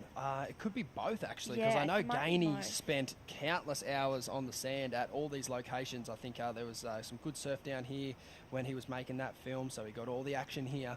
And I know that the girls were coming down and surfing this bank a lot when it was good, so you very well could be right there, True. We're waiting for that first exchange.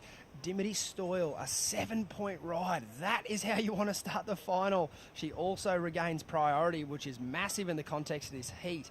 She will get the next look. at the next set that comes through. Excuse me, she will get the first look at the set that comes through. Look, if I'm critical of this ride here, if she was just able to find the green face on that first turn to let go a carve like that, I think we could have seen that score go up a bit higher. Nevertheless, she did find good rhythm after that and managed to get a couple of nice turns on the lip. And, that is being overly critical of Dimity, but I do know her very well, and I know one of her strongest turns is that frontside carve. And I know if she can find the green face with that much speed on her next opportunity, we're going to see spray go up to the heavens, Drew. Yeah, definitely, and I think it's such an important thing that Dimity has regained that priority as well. There's no pressure on her now. All she needs to do is sit out there and wait. No pressure, you reckon? Well, I mean, she only needs a 1.83. If she can do what she did before... If I'm melting if I'm Dimity, because I know the next wave, I can win the final. Oh, I reckon I'm in a beautiful position. Oh, I'd love to be in between your ears. That's amazing. I'd be melting out there if I was in this position, because I'm thinking, okay, I've got a 7, I've got a 2-point head start. I chuck an 8 on the board here, and Sophie's comboed. That's me getting far too ahead of myself, but that's where my mind goes. It's just, she's got one hand on the trophy here, and she can get it done. But I think your approach sounds a lot better to execute what she needs to do. Like you said, a small score needed for second. I wouldn't be looking at that number, though. I'd be looking for excellent surfing on her next ride and just put this to bed now. Sophie hasn't had this much pressure put on her the whole comp. So, DJ Dim in a fantastic position, but Sophie being very clever here. It's important to try and create some opportunities under priority, and Sophie knows that. She did that to get the 5-point ride earlier. So this next exchange going to be very, very crucial. I think we'll get to see how Dimity performs, whether she's adapted your mindset or mine. Hopefully neither. Hopefully you. No, I like your approach. Sounds very relaxed. I hope she's channeling your thoughts out there. My thoughts are already walking away with that $10,000 first prize. If I'm Dimity, like I said, I think she's got one hand on this trophy. Yeah, definitely, but we still cannot count out Sophie McCulloch. I mean, when she's been requiring a score, she definitely gets it. And even though she doesn't require anything at the moment, she definitely wants to lock in at least a 7-point ride to be in this heat, because if Dimity gets a 4, she's going to be chasing big numbers. And here's Dimity up and riding. Here we go. A nice looking wave, plenty of speed for Dimity. She finds green face on this occasion. There it is, the big carve we were talking about, and another one. That board looking phenomenal under her feet as she gets the variety in there with the carve to finish. I'm sure she would have loved a big hit to finish. However, that will be a very, very strong score. And I think she surfed that wave beautifully, True. Yeah, here's the replay. So Dimity locking in a second score. Great carve to start this one off and brings it around for a nice snap. So Dimity just looking so strong and really leaning into that power that we all know she has. And bringing that into this final is definitely where we want to see it coming from Dimity Stoyle as well as Sophie McCulloch. Scores to lock in. This is going to be exciting, Stace. This is going to be very exciting, and this is one of the smarter heats I've seen Dimity surf in the last few years. Like I said, I see Dimity surfing a lot on the Gold Coast and always paying close attention to her results. I'm a big fan of her surfing. I enjoy seeing her do well, but I have noted I could probably count 10 quarterfinal finishes for her over the last few seasons. So to see her in a final is fantastic. And then to see her performing like this is a World Tour quality heat, the way she structured this together. And now trying to create some doubt there for Sophie McCulloch, as now Dimity looks to play that game off the end and hopefully improve her situation with second priority. But we are waiting on a good number to come through for Dimity Stoyle. You can see that definite power difference there between these two surfers. Sophie definitely has plenty of action to give if she can find that right section. But as you see there for Dimity Stoyle, the second best ride of the heat, a 6.33. Sophie McCulloch now requiring an 8.33, which that might rattle a few people, but not Sophie. She's been dropping 8s, high 8s and 7s all event. So I feel like I mentioned earlier, if Dimity really wanted to put this one out of reach, that second score needed to be a bit higher. Nevertheless, still a great total for Dimity so far, 13.33. Sophie up and riding, looking for that 8.33. Beautiful carving turn to finish, hard off the bottom, a nice slashing manoeuvre, a better turn out of the lip there. She'll be looking to finish strong. There it is, lots of spray out the back. So a well-executed ride there from Sophie McCulloch. Her team full of sunny coasters and a few Kiwis, looking very, very fired up, True. Yeah, here's a replay for Sophie. Carves away for the first and second turn. That's a nice one there for Soph. Just wasn't really able to connect super well until this final section. So Sophie locks in a score, chasing that 8.33. I think she's maybe feeling a little bit frustrated because she hasn't had the waves that Dimity's had yet. She hasn't been able to really take her time, draw off the bottom, go straight up into that lip that we're so used to her to seeing from her. That's where those sevens are coming from. So Sophie has a score to lock in. Just under 12 minutes to go. Dimity has priority now. She can control the heat from here. Sophie had a little look at that one, but opts out. We are still waiting for that score there of Sophie. I would say that's her best number of this heat. It's certainly going to, put her right back in it. I feel. I don't know that she'll get the 8.33 requirement, but I have a feeling she will chip away at that significantly. She only needs to better a 5 if she wants to lower that requirement. Which is the number she would be looking to do that. She does. It's a 5.83, so that requirement now a 7.5, which just seems a little more attainable than that 8.33. Obviously, chipping away at the number is very important on a day like today, True. Yeah, definitely, and making that requirement smaller and smaller where you can is definitely a bonus. We all know how easily Sophie can drop a 7.5, so Dimity is in the lead, but I would not say comfortably just yet, unless she can really lock in another 7. And here's a live ranking, Stace. Wow, absolute carnage from number 3 to 10 as we see the top 2 surfers that are currently on the live ratings in the final. Sophie McCulloch, look, I could go out on a limb here and say she's done enough to qualify. She's going to finish this event on a minimum of 6,950 points. That's before we lock in this result of the final placing here. That will obviously shuffle around depending on what would happen. Yeah, wow. So Sophie and Dimity sitting number 1 and 2 at the top of the ratings. 10 minutes to go in this final. Sophie chases that 7.5. Wow. I'm so looking forward to what the rest of this final has in store for us, because I feel like it's going to be great. Sophie, Sunny Coaster, trains in this stuff. This is her bread and butter. She knows what she needs to do out there. We've seen her dropping 7s and above every single heat. So Sophie looking strong, just needing to really connect with some better sections out there. Definitely, no, I agree with that. Her surfing's looking sharp, so she will be feeling good about that. She just needs to find a good piece of ocean to get her work done.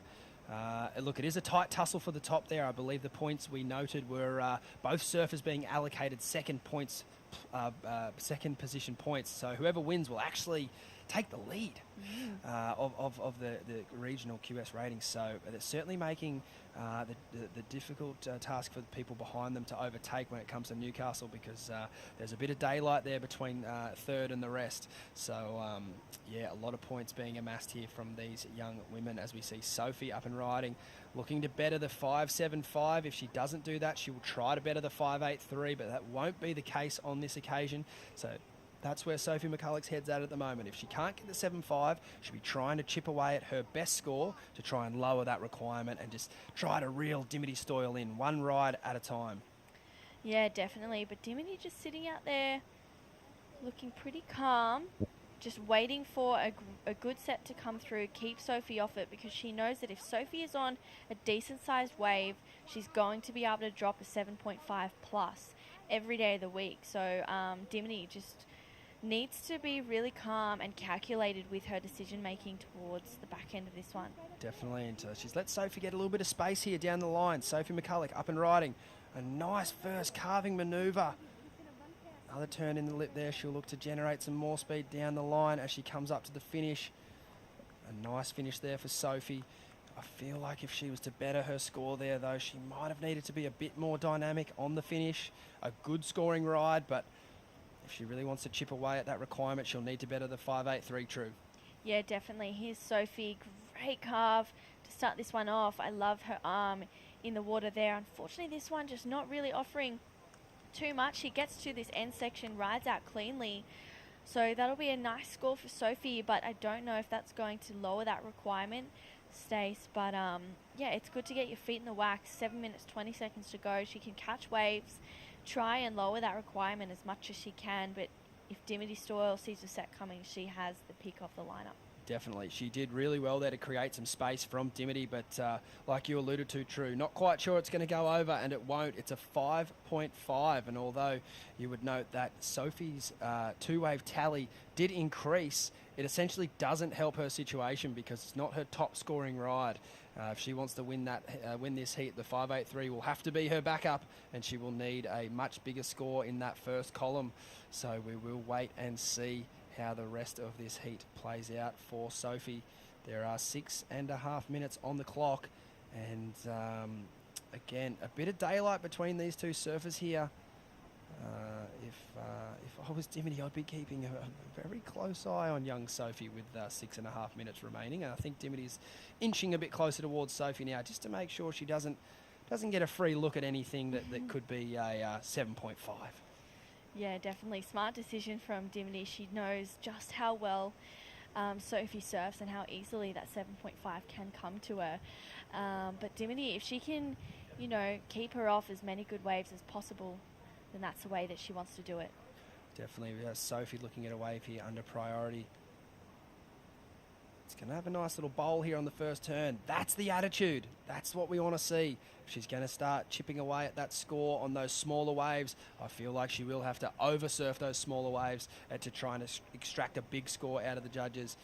And like I said, if she doesn't get the 7.5, she can chip away at it by bettering the 5.83.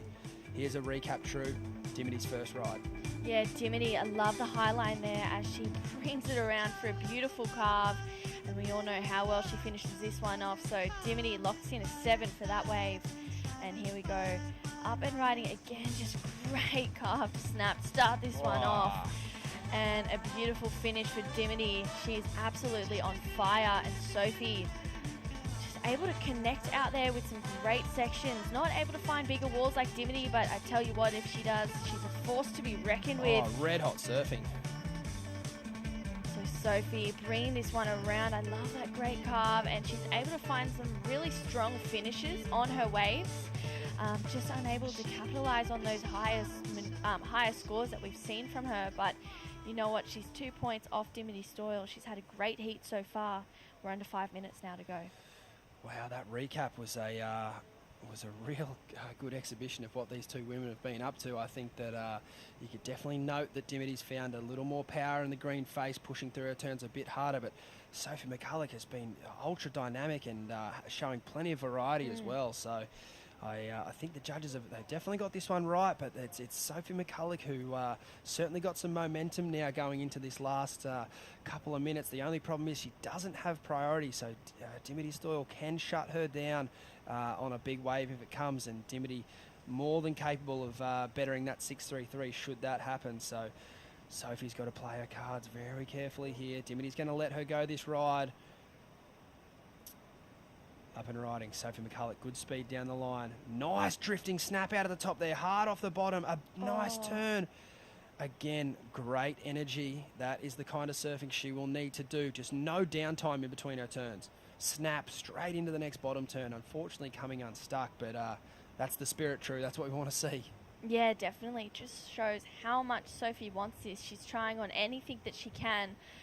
So Dimity almost had a look at that set before and just was like, I'm just going to hold on to priority for another 3 minutes and 20 seconds and hope I can take the win out here against Sophie McCulloch, who we all know she got to the semi-finals last year, was knocked out by Molly Picklum. And this year she wanted to do one better, and she's done that. And, she's such a competitor. She wants to take the win out of any event. So she's definitely not going to give up. No, for sure. And I think the thing with doing one better is you always want to do one better.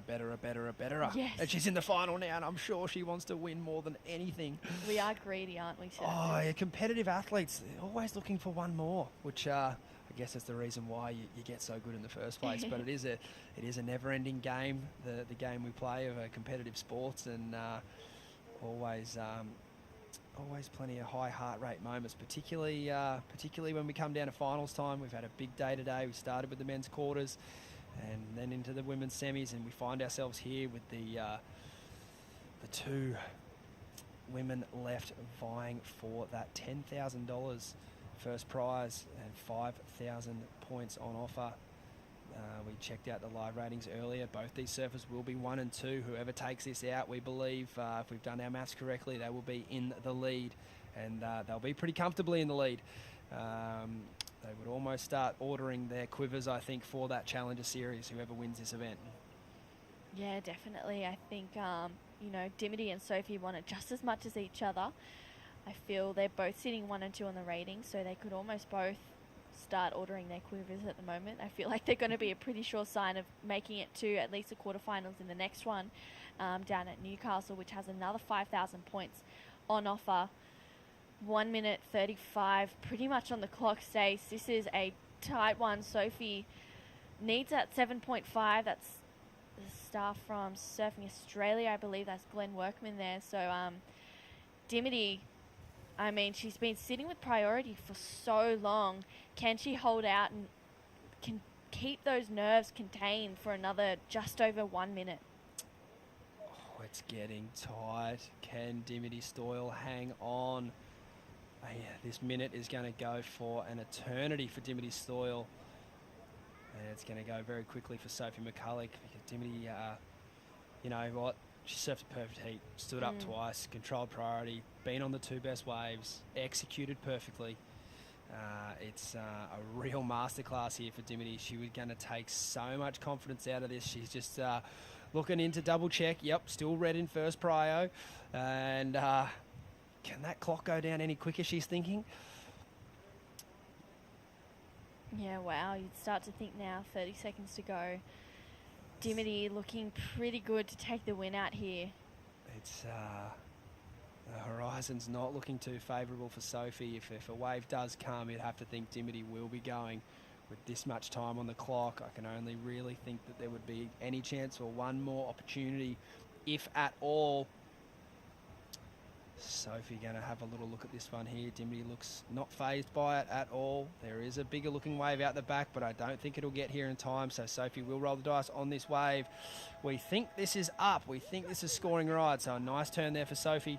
Body language suggests she knows there's not any scoring opportunity on the line there. Some great sportsmanship from the ladies. Wow, congratulations, Dimity. And how Sophie just, you know, so proud of Dimity Stoyle, a friend, even though a competitor, still someone she admires and looks up to, was her mentor at the Sunshine Coast and now rival in such an amazing heat. Oh, fantastic. Congratulations, Dimity Stoyle, the winner of the Oakberry Tweed Coast Pro. She will be fired up. She'll be getting in, getting her press hat ready, straight onto the podium, and then she's straight to set up her decks tonight. She's got a big night. Well done, Dim. You can see the elation there. This has been a long time coming for DJ Shimmy Disco. She's had multiple series of finals days up her sleeves, but it's taken her a few years to go the whole way here again. At an event this big, a QS 5000 win, she'll be so stoked.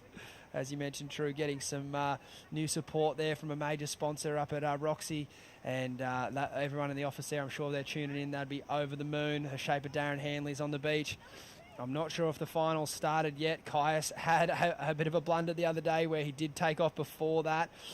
This one has started though, and that wave will count. It certainly looked like a very strong scoring ride there from what we saw. DJ Dim nearly getting run over from Kyuss. He had to reset his watch because he probably paddled into that wave with exactly 30 minutes on the clock. We're going to take a very short break here at the Oakberry Tweed Coast Pro. Do not go anywhere. Men's final up next.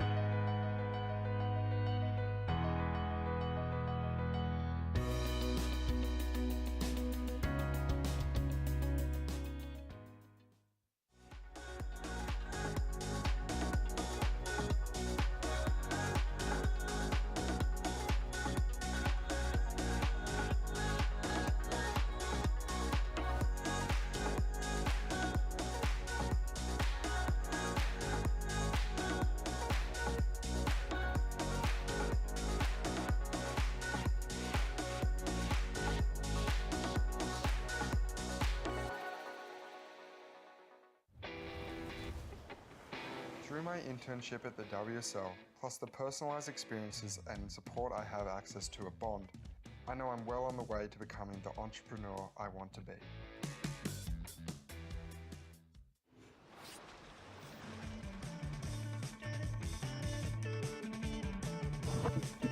Welcome back to the Oakberry Tweed Coast Pro. We have the men's final in the water. Congratulations to Dimity Stoyle taking out the women's division over Sophie McCulloch.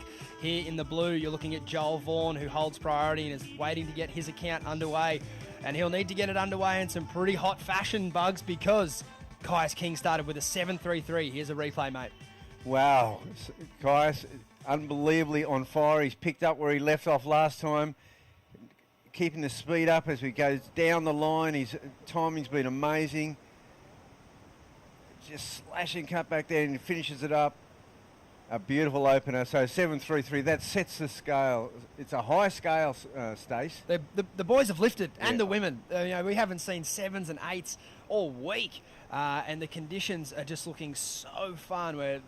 I just can't even believe how lucky we've got given the forecast coming into this week. I think it aged a few of our staff members down here thinking about where we're going to run, how we're going to run, how we're going to get across that high tide. But this sandbar here has just been providing non-stop action. I think I can only think of one heat where a surfer didn't really get their chance. And to say that over a whole tournament, that's pretty unbelievable, isn't it, mate? Yeah, it really is. And it's been an amazing start to this final. Wow, and there's waves. I mean, it's lifted. About 5 days ago they said today's on shore and it's going to be like a foot. Yes. Yep. And yesterday was the same. They said no, it's going to be onshore and went southerly. Yep. Just so fortunate here as we see Kyuss King, the only one in frame as this set is approaching. I think Joel Vaughan might be looking at this wave a little deeper. God, look how far back he is though. Let's see how he can answer. Nice turn out of the top there. He's got good speed under that epoxy there.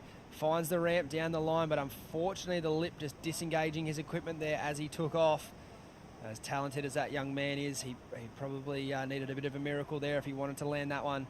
So, it's you know what? I don't think Joel would mind having second priority with this much time left in the final. I think he's probably going to get pretty creative with his wave selection, Bugs. Yeah, well, we saw the start of the the men's semi-final with Joel and Kehu Butler, and it was an absolute America's Cup start battle, back and forward, hustling that inside position. They saw that Kyuss King started the previous heat with the one against Ethan Ewing with an 8-point ride by having that inside position, and somehow Kyuss snaffled a 7.33 to start with this one. It surprises me that Joel, didn't take that inside. I didn't see the start of, from the booth here. Yeah, it'd be interesting to see what happened there because Kyuss obviously that wave came so close to the mark of the heat starting that Kyuss didn't even get the chance to set his watch. He actually had to adjust his watch. As we see the chair here from the happy campers, Sheldon and Macy, they've been down here all week. Well done, Dimity. That's so cool. We'll listen in as she gets chaired up at the beach. All the way up the stairs, eh?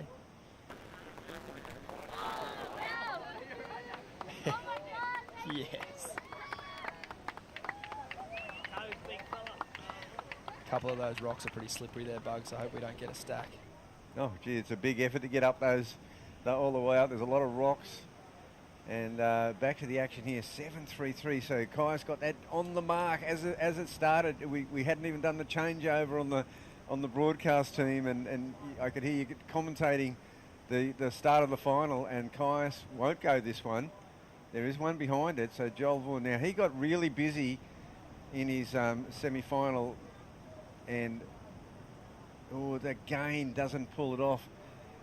And he got some 7.33, 7.4s in under priority. He got a 7.27. He had a 7 and a 7.27, and he got the 7 with priority, the 7.27 outside priority because it was one unbelievably big move. Yeah, earlier in the week I would say that those kind of numbers were kind of scary for anyone to be thinking about that early in a heat. But the surfing today has definitely lifted. The judges are appreciating what we've been seeing. It's the first time all week that we've seen such high scores flowing, but I think for good reason. The level has lifted. This is the finals. This is the best of the bunch that have made their way through to this point in the event. So well deserved of these numbers, as we see a rare left here for Joel Vaughan, in and out.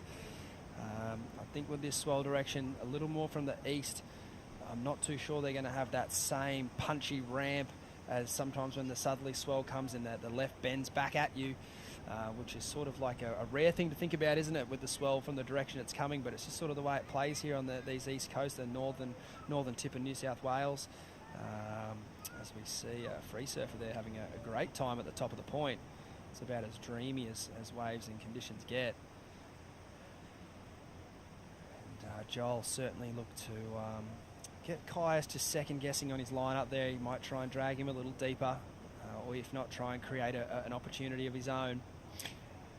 Well, one thing for sure is that Kyuss King is in an incredible rhythm today. He's amazing how he has gone through his quarterfinal, the semi-final, the highest combined total, an 8 and a 9.33 is an incredible score. Oh, he owns the top 2 scores of the whole comp. Yes. That's an amazing achievement in itself when you consider the calibre of surfers we've had this week in this event and the surfing that we've seen. So he is certainly looking like the man to beat in this final. But I would say it's fairly evenly matched. The young fella from the Central Coast, he's been just so clever and kind of cheeky under prio. He's making these big dogs, he's making them second guess themselves, and then I'm sure every time he stands up on a wave, they're looking in on him, and most of the time they're just going to see fins and board above the lip. He's been going hell for leather. Well, that's exactly what happened with Kehu Butler in his heat. Kehu started with a 4.8, 4.87, then he got a 5, and then Joel, then he utilised priority and he got a 7. And what happened was that the difference there, though, was that Kehu Butler, really his high point was a 5. In this situation, it's Kyuss King with a 7.33. So Joel is going to have to do something pretty extraordinary to get himself into this mix.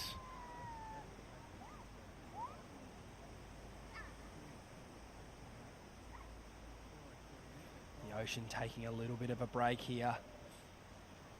And I think we have the winner on the line, Bugs. DJ Dim, Shimmy Disco, congratulations. You are our champion for the Oakberry Tweed Coast Pro, the biggest event I can recall you winning in recent memory. And I'm that stoked for you, Dimity. Well done. Seriously, I can't even believe it.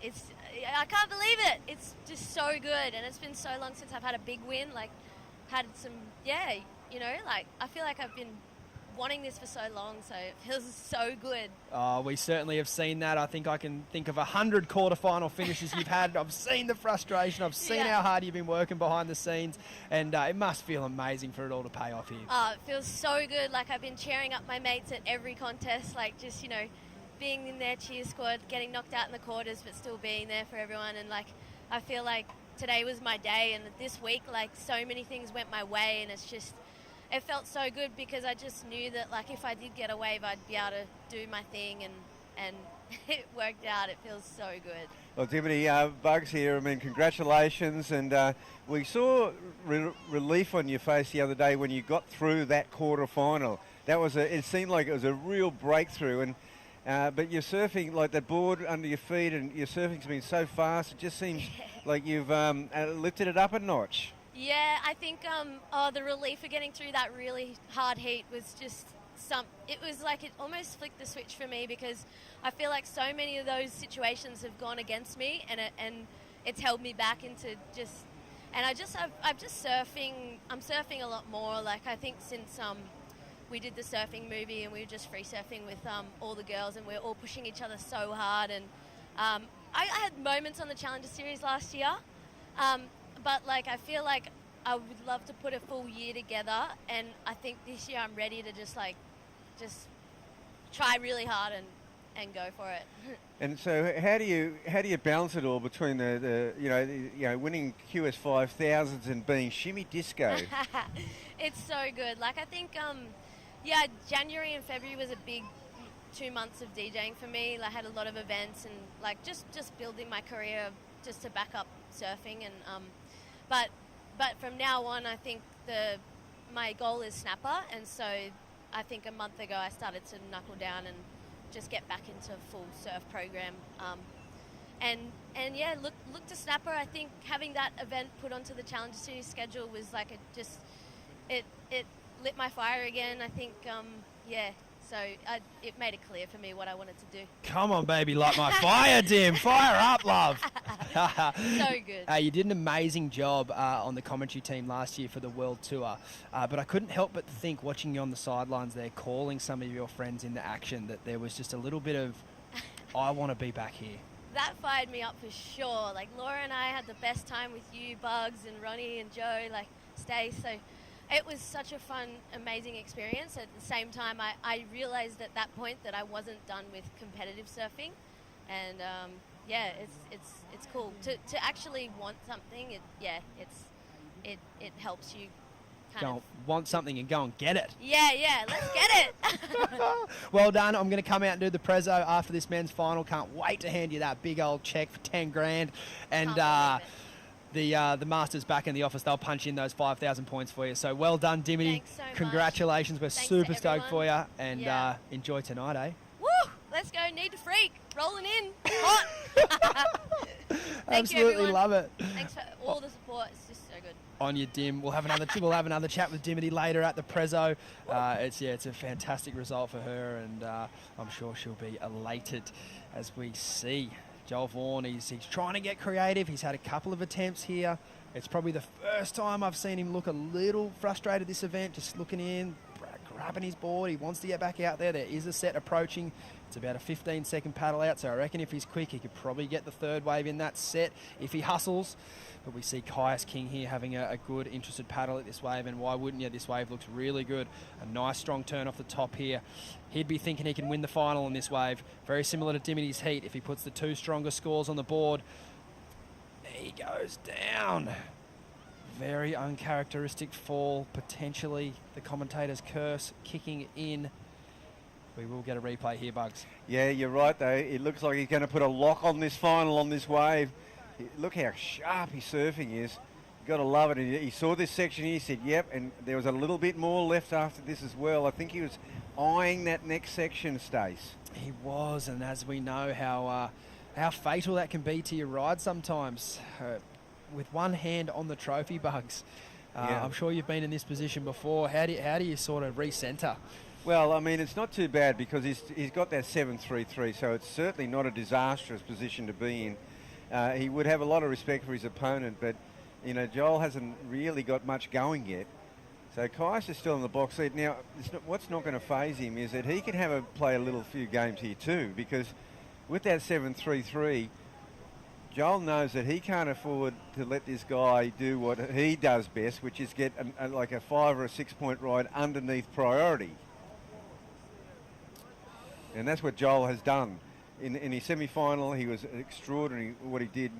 He surfed everything and just kept racking up scores. Kehu Butler was sitting out there with priority, not much coming, and Joel wasn't getting the sets. I'm just wondering, though, with that incoming tide, whether those smaller waves now are not hitting the bank with that crispness that they were even an hour ago. Yeah, I think you're spot on. It's the set waves are still, obviously, as we've seen Kyuss there, a couple of amazing scoring opportunities, but I agree with you, Bugs, those underneath ones, just not having that same punch. You even saw on Joel Vaughan's very first ride, the lip kind of wreaking havoc with his attempt to launch. He's a young fellow with lots of spring in his step, so he can make that happen, but I think if he's going to get a massive score, he's going to need to do that on a set wave. And this was a big decision for him because Kyuss will go this, yes. Kyuss King will go this way, so this is where Joel's going, no, I can't do it, but, Kyuss might have been trying to get him onto it. Yeah, it's just, like you said, it's those little moments of indecision. Is he going to go? Should I be trying? Oh, he's paddling really hard. Surely that creates a little bit of doubt within your decisions that you're making, Bugs. Well, the ocean's really going to be the difference here because Kyuss, look, he got that 4.5. It's still a pretty decent backup score. He was definitely on his way to a 6+. If he puts a 6+ on the board, Joel Vaughan has one attempt that he would need to execute perfectly on. because priority would then flip back over, and it's not going to be an easy task to get the next best wave off Kyuss. But that's thinking a bit further ahead down the line, but you've got to think now, Joel Vaughan needing a 9.33. It's still a very similar scenario. I think he will need to do it in 2 if he wants to take out this final. Well, here's something interesting coming. I'm just wondering if this is a wave. Sometimes you see these mirages coming through, but the buoy did lift out there for a bit, but this wave that came through, it looks like it's sort of flattening out. Joel needs one of those ones to come right down the alley, and you know, with a taper, but with linking sections, because Kyuss is in a pretty good spot here. That 4-5 backup means that he can pretty much just keep surfing or wait till, you know, it gets back into a favourable priority situation and then just stick it out. See, Joel needs 2 waves. We're down to 12.5 minutes. That's halfway through a normal heat. But in this, it's like we're nearly, you know, at 18 minutes gone. Totally. Yeah, it's certainly looking like Joel would want to start putting his campaign together here. We saw Dimity Stoyle have about a 4-minute heat in the semi-final, but you generally don't see too many of those heats in a day, particularly with that tide filling in. The scoring opportunities, as much as they're still there, like we mentioned, they're not really anything but the set waves. And I think Joel Vaughan is locked into one option, and it's set waves only, because he is 2 waves behind, and one of those waves is a very, very decent score. So, I mean, a 6 and a 6.5 will get him there. As we have Kyuss King's support network up there, it just grows and grows. It's also got, I think, Joel Vaughan's fans right side by side. Yeah. So we could have a bit of anarchy here as this final counts down, Bugs. Team Vaughan, Team King. It's going to be a fantastic result, whichever way it goes. A breakthrough for either one of these 2 men. Dimity Stoyle had tasted victory at the top before, winning events like the Newcastle Surf Fest over the years when that's been a highly rated event, and having some big success on tour. But for these 2 young men here, no doubt it would be the biggest win of their careers to date. So I'm sure their minds are drifting towards that, but there is still 11 minutes on the clock, and we know they need to be focused on what's in front of them and making a good decision the next time some sets come in.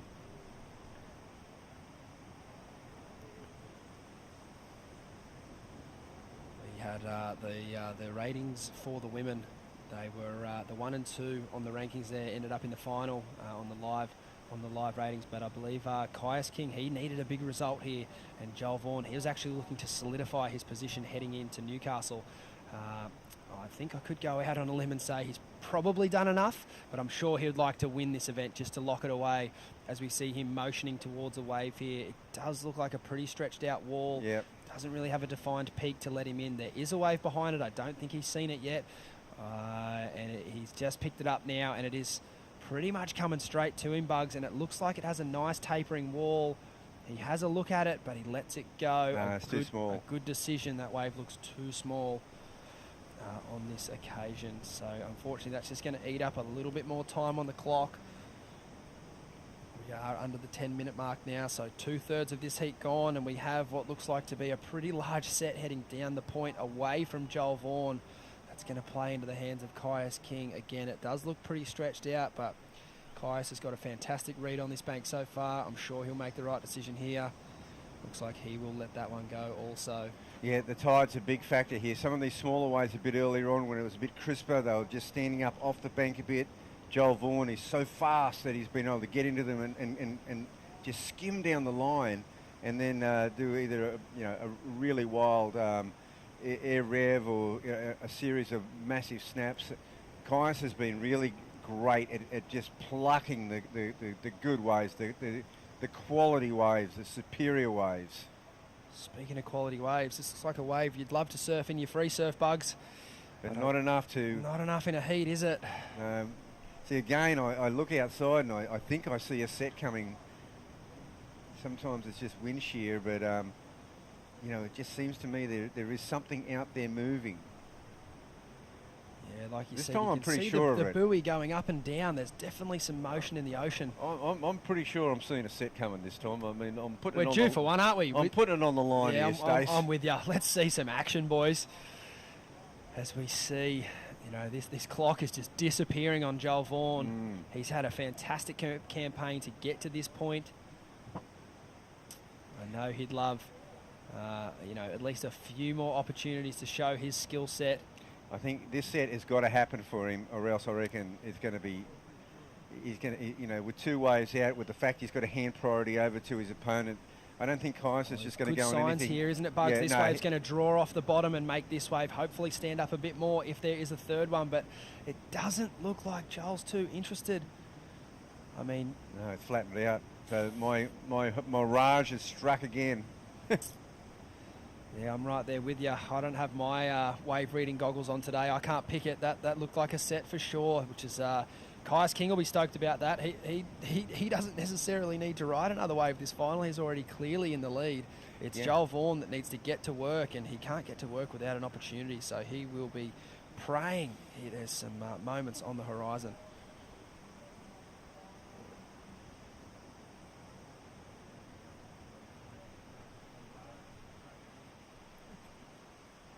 Like I mentioned, the women's final was won and runner-up with crew that were Dimity and Sophie that were well into the mix of that top 7. Kyuss King and Joel Vaughan. Kind of a tale of 2 different years. Kyuss hadn't found too much rhythm yet, as we see the young fellas there documenting the action, or at least pretending to. That'll be Joel's younger brother there, young Huey. He's usually doing some fantastic work on the other side of the lens. Could be very well one of the next brother duos that we see on the world tour. Both of those young men, plenty of talent, and they come from a great surfing family. Absolutely all of them shred. And as we have, this is Kyuss's camp here, looking stoic. Yeah, it's looking, as every minute passes now, it's looking victory for Kyuss, because Joel Vaughan, nothing's happening. And that first wave of Kyuss, like in his semi-final, has just proved to be the winner. It really has, and we saw, you know, Ethan Ewing do that to Chris Zaffis earlier today. That first exchange, very important. And same again today. Kyuss has had a fantastic read on this bank here on finals day. And he's had to go through, obviously, the world number 14, Ethan Ewing, and that he did, putting up 17.33 points, Bugs. As we have a recap here, this wave was right on the start of the heat. Yeah, it's a great ride from deep, and it might be a crumbly whitewater, but he's still throwing a few buckets. Great slashing move there and a nice finisher. That little finisher 1-2 combo, and here's Joel Vaughan. He hasn't really got it going yet. Here's the 4-point. Now this could have been a 6. Absolutely, if this was a 6, it's a put away right here. But he just comes unstuck here. One of the few little mishaps he's had. And flying down the line there. Yeah, we're back to live action. We don't know what happened earlier, unless he got a big air section. But he might have got himself into the game here. Here we go, Bugs. Bang. Oh. Nice.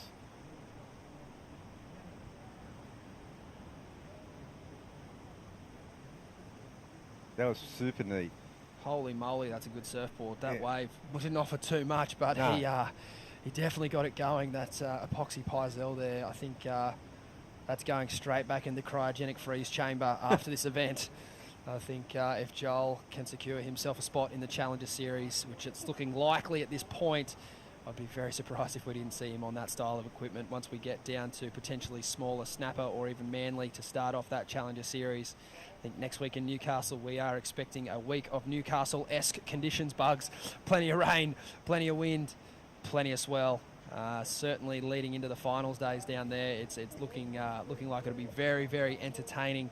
And I think you know, the surfers heading down to that event will definitely have to have their full quivers in order.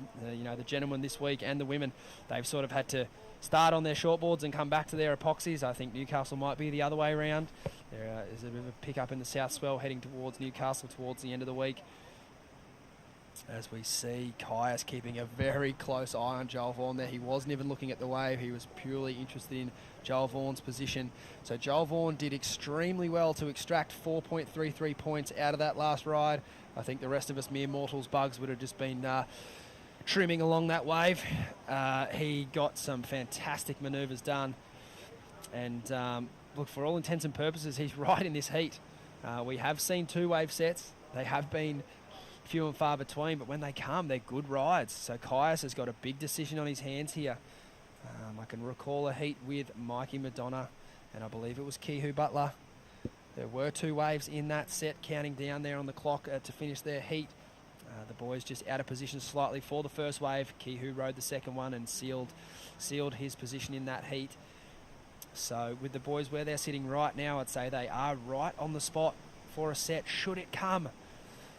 It's just the ocean will need to play in the favour of Joel Vaughan. And the opposite case for Kyuss King there. He's hoping that it's probably a no wave set is probably easiest for him, or a 1 wave set will do the trick also.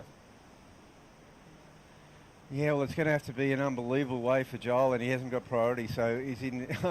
This is just looking like a shut the gate right now. I mean, Kyuss, that first wave has just been a killer ride, and he's just sort of going down the beach with Joel Vaughan. Joel needs a massive score, like he needs a 7.5.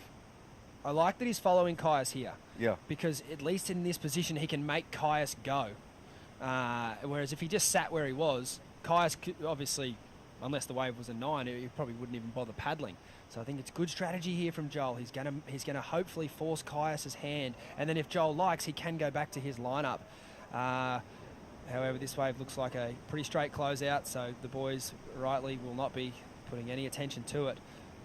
I just saw today a few of the surfers with second priority, just letting first priority kind of do their own thing, and sometimes that added pressure, it can help the decision go your way. Everyone has little chinks in their armour. So I think Joel Vaughan did a good job now. We see him darting back up the point. This looks like a pretty small wave. Kyuss going to let him go. Joel doing his best to sell him. He will get going. A nice floater there. Comes around the corner. A beautiful blow tail. But I'm not sure it's going to be the 7.5 required. I don't even know if he'll better the 4.33 unless he got another outstanding manoeuvre there. And with only 1 minute, just over 1 minute on the clock, he's probably going to spend 20 seconds of that getting back out the back, which suits Kyuss to a T. All right, there it is, the final minute, Bugs, of what's been a fantastic week. This looks like a replay, Bugs. Yeah, it's a replay of that last wave. We didn't see the end of it, but he got a little bit more. It's a great ride. Again, he's extracted maximum points out of what was a pretty small wave. He might better his situation there, but he'll still need a very solid number, I feel. Yeah. Kyuss's first wave, obviously, just having that size, multiple scoring sections. That 7.33 has come to bear in a huge way. Joel Vaughan did improve his position. He only needs a 6.84 now. It's the second best wave of the heat, which in the context of things is fantastic for Joel, but and the clock is counting down. This could be his last chance, and I don't know how much opportunity is on this ride. A 6.84. Nice turn out of the top there, and a nice reverse to finish. He's a great surfer, but he does know the scale well. He knows that won't be enough. And we're counting down, and I think unofficially we can crown Kyuss King our champion of the Oakberry Tweed Coast Pro. A QS 5,000, 10 grand in the bank for Kyuss King, and a whopping 5,000 points. That'll go a long way on his journey to securing himself a spot in the Challenger Series, starting at Snapper. The boys having a high five there. Great sportsmanship and elation there from Kyuss King, and rightly so. A fantastic result for him. He'll be over the moon. He had to go through Ethan Ewing in the semi-finals to make even just a chance at winning this thing. And now in the final against Joel Vaughan, he's done enough. He will be stoked.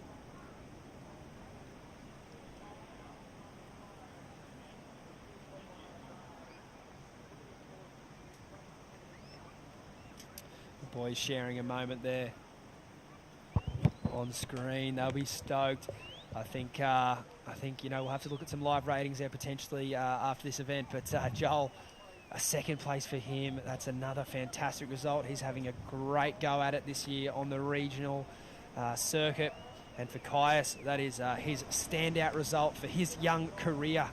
True, a massive win. Oh, a huge win for Kyuss King. He's never won a QS ever.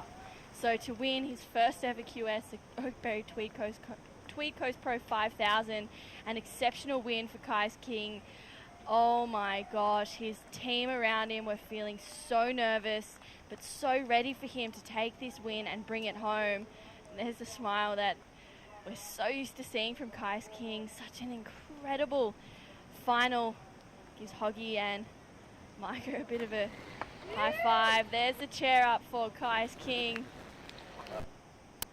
Gives his coach Vert Dufner a big high five there. So Kyuss King super stoked. Wow.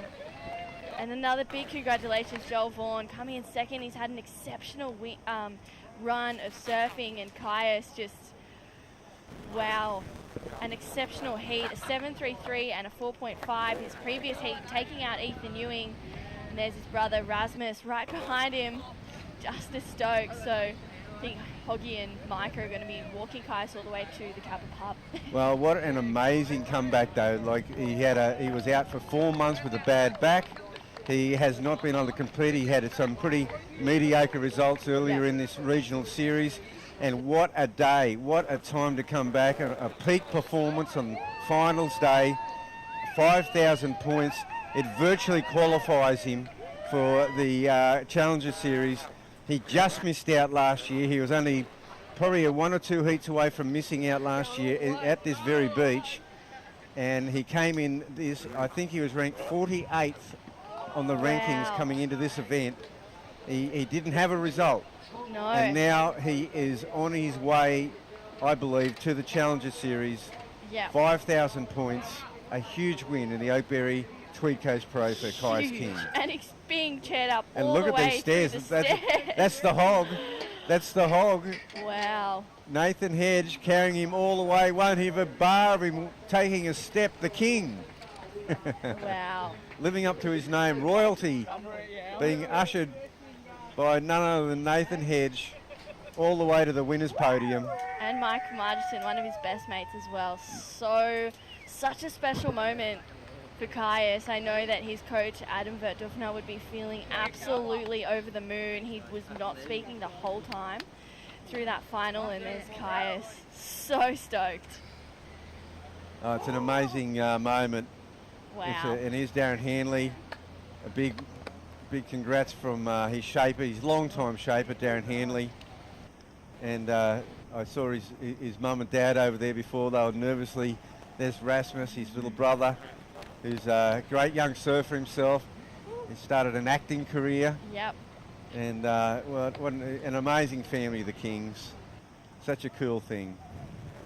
Wow. And, we've been down to his house recently. My son, Jagger, has been travelling with Kyuss to the Australian League. And they've been great sparring partners with Adam Dufner. So it's just a great moment for the young guy. Oh, the best moment for the young guy, for Kyuss. I mean, 21 years old and taking out his first ever QS ever. So a QS 5000 to be your first win is pretty freaking amazing. Over the moon for Kyuss King. I know that he's even more stoked as well. Well, we're going to see here they are, the rankings. Joel Vaughan being in the final. There's the two finalists, first and second in the rankings. Kyuss King comes up 19 spots. Mikey McDonagh hangs in there. There's the top 10. Chris Zaffis at number 10. Oscar Berry's moved up to number 7. Stewie Kennedy's hung in there. Kehu Butler. Kalani Ball was leading coming into this event. He's hung in there at number 4. So it's a very solid top 10 right there.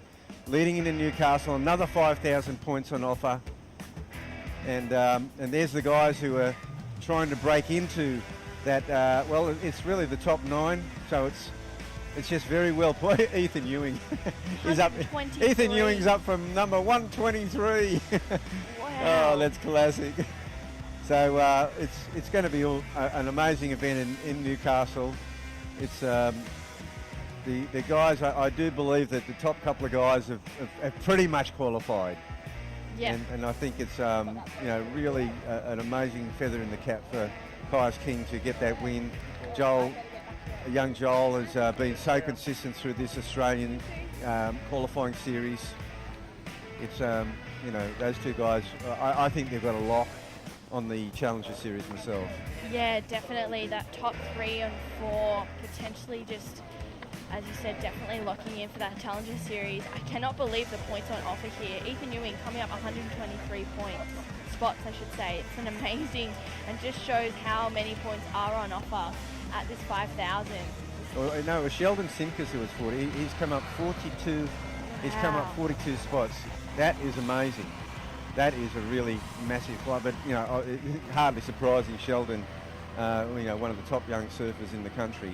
He just hadn't gone in that many events. He didn't get a result. Here we've got a recap of this final, and it's really this wave here that sets it all apart. True. Yeah. So Kyuss, just a great wave here. He just is attacking every section that comes through to him. This was his very first wave. 7.33. Great finish. Joel Vaughan not too far behind him. He had a 5 and a 4.33. Unfortunately, unable to find any, and Kyuss just straight up and at it. Great carve here. He's such an exceptional surfer with so much aggression. Unfortunately, goes down, but that wasn't much of an issue for Kyuss King. Joel locking in, I believe, a 5 on this wave. Unfortunately, a little bit too deep, but gets a good connection there. Kyuss getting chaired up the beach by Nathan Hedge and Michael Margison. So an amazing win for Kyuss King. And I think we're going to have a look at, here was beautiful Cabarita. We might have a look at how Kyuss got here. And he got here with that amazing win, a famous victory over world number 14, Ethan Ewing. And we certainly like to. Here we go, a recap here. This is Kyuss King in the semi-final, his opening ride against Ethan Ewing. That the buckets, was amazing, True. Yeah, it was so incredible. Kyuss had a blitzer of a heat against Ethan Ewing. Beautiful finish. That was an 8-point ride, so Kyuss finds his groove in this heat, and this is the one to watch. Here he goes up for that slob and comes down. My goodness, Kyuss King just looking super sharp, a 9.33. And we'll be able to have the luxury of seeing it from another angle. This air is definitely one of the best in the competition. Gets so high.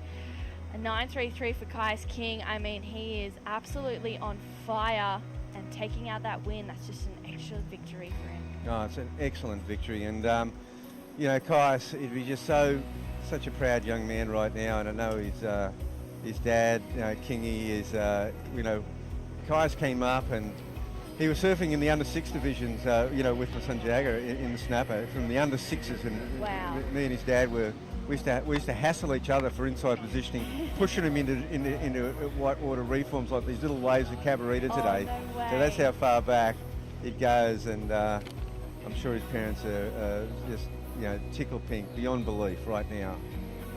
Yeah, far out. I know that his coach Duffy would be feeling exactly the same. He's been there for every event so far, and I'm sure that this is probably just a cherry on top for Duff, but there's still one more event to come. A whole another 5,000 points on the line. Kyuss, just an exceptional win, first ever win for a QS here at the Oakberry Tweed Coast Pro. And Joel Vaughan coming in second. He's been a force to be reckoned with as well for this whole event. And here's the women's recap. What an amazing win here for Dimity Stoyle, True. Yeah, Dimity, this is a 7-point ride. Great carve here, and manages to finish that one off nicely. Sophie locking in 14-point plus for every single heat that she's had so far. She's surfing super strong, just unable to find those waves that were offering those bigger sections. And Dimity backs her wave up with a 6.33, if my memory serves me correctly. Great first snap again for a second. So Dimity just finding her groove out there. I spoke to her before. She said, I'm just freaking out. I can't believe it. I cannot believe it. So she's super, super elated. And Sophie coming in second. An amazing event she's had here.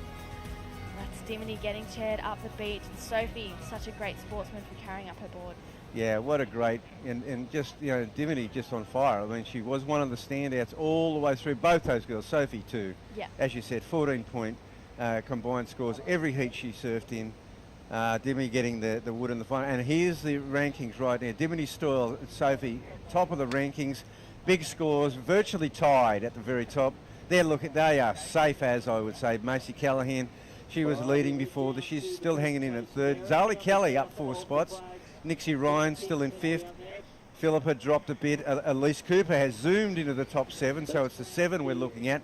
And just outside Kobe Enright, but she's come up a bunch of spots. Ellie Harrison, and there's Kelly Andrew for the top 10. Very close there between number 7, 8, 9 and 10. Very close indeed. Yeah, very close. Keely locks up 30 spots just from this one result. So amazing result for Keely Andrew. I know she'd be feeling pretty stoked. But Dimity taking the win, and she's feeling very elated today. Well, what a great win. What a great day for, you know, Dimity and Kyuss. And look, we've got the Prezzo. We'll take a break now. We'll be back for the presentation of the Oakberry Tweed Coast Pro.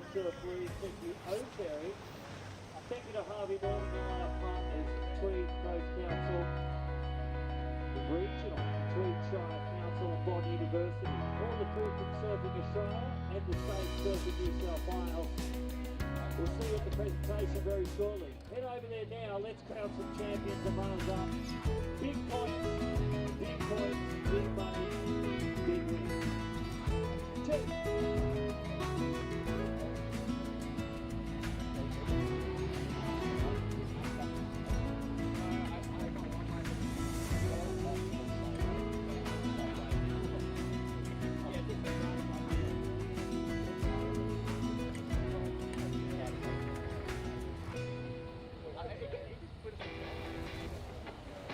Through my internship at the WSL, plus the personalised experiences and support I have access to a bond, I know I'm well on the way to becoming the entrepreneur I want to be.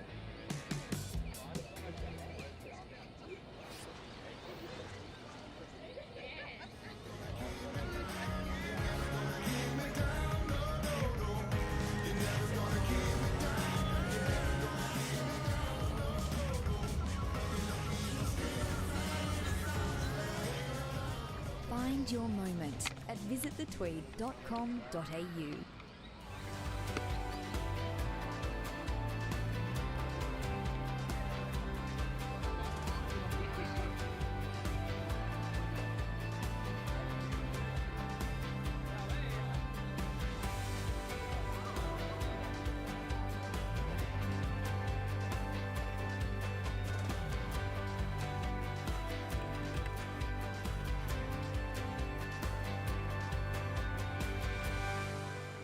Starting the day with freshness, giving us the energy to paddle out and live life to the fullest. All natural and organic, a superfood bursting with flavor and taking you to your own piece of paradise. Sharing moments with friends, sharing them with Oakberry.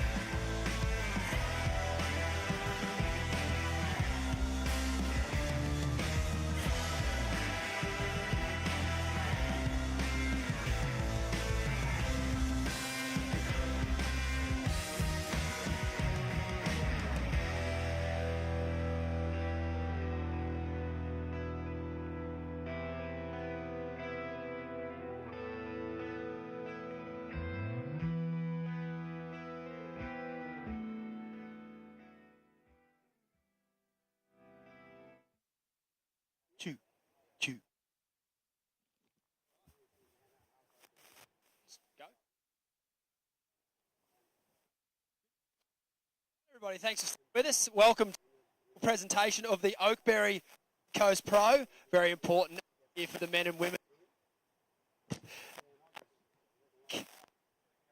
Glad to see the best performances out of everyone, and it's certainly an amazing finish to this event.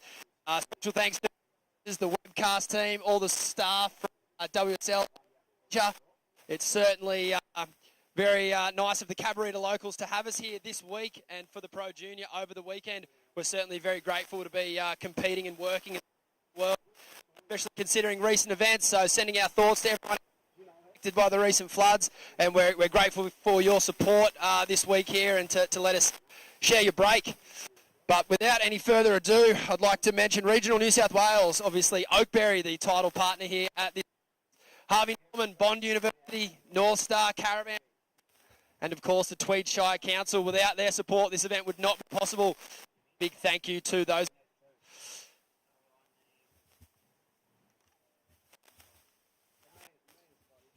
To present these beautiful trophies from Jurakai Surf and Culture. Some lovely artwork there from Uncle Slab and Auntie Christine Slab. So first and second place getters will be stoked to take these home. I have WSL APAC General Manager Tony and Alex Saiwa present these trophies. I won't keep you guys hanging around too much. Number 2 on the regional series ratings heading into the final event of Newcastle, and the runner-up of this event is the women.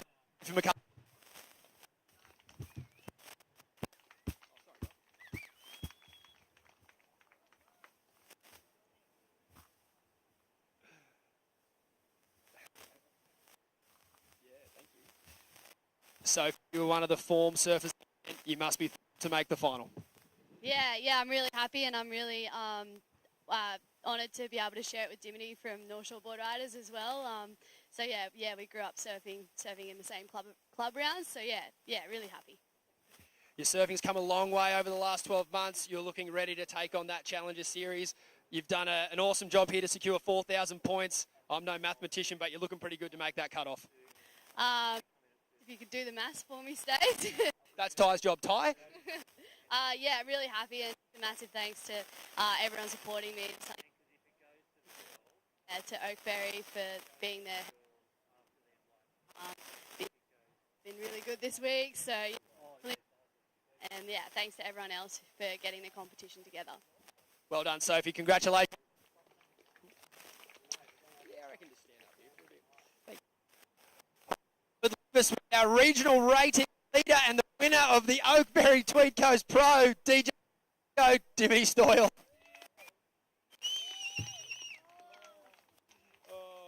The lads here will sort you out with some, a beautiful trophy.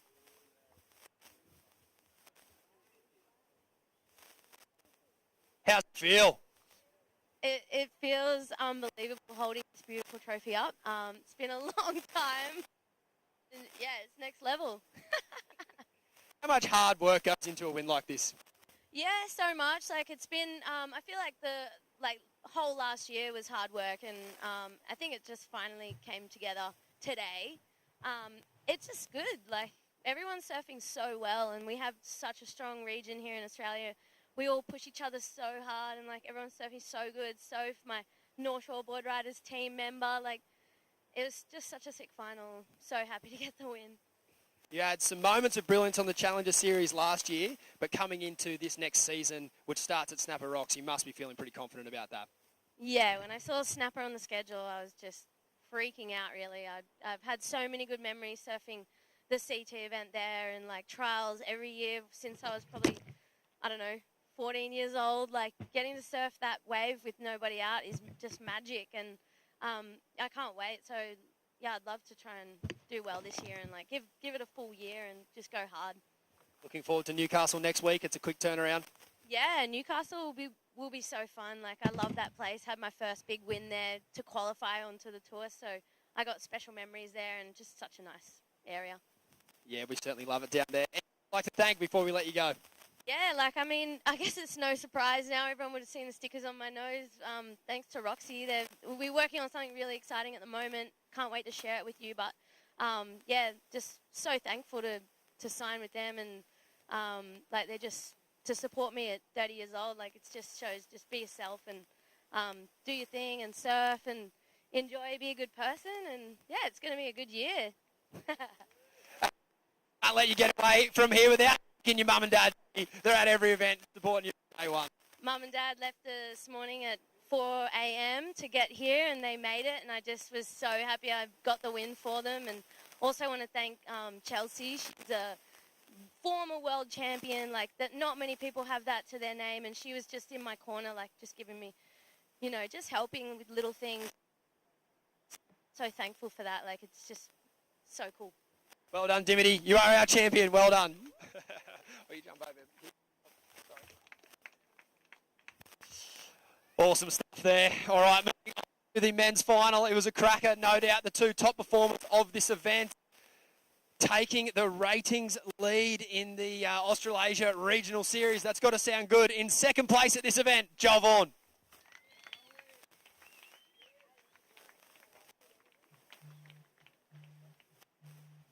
Joel, I know you're being a focused head. All got to hear, sound nice to hear your name next to that first position on the overall ratings.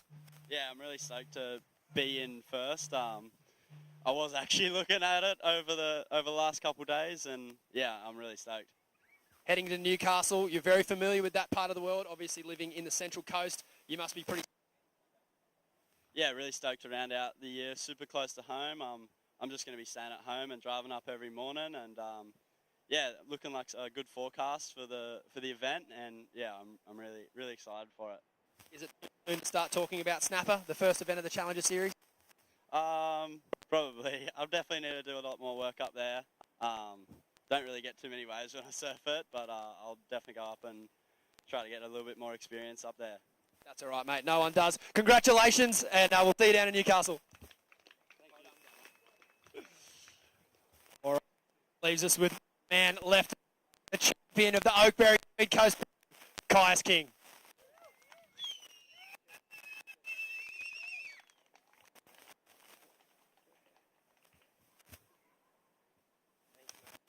Guys, I believe this is your first big award. Yeah, it's my first. Pretty pumped right now. Obviously, interesting last couple of weeks around here at home in the Northern Rivers regions. Did you want to give a special shout out to that? Sure. I've kind of just, I was in Avoca and stuff going on with some back injuries, and yeah, this is pretty crazy right now. And pretty.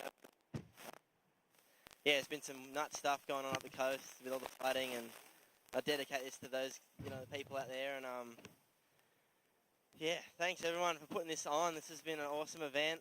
We've been blessed with sick waves, and yeah, congrats guys. The girls are on fire, and me and Jolie have been battling for years, so start to get one up on you, mate.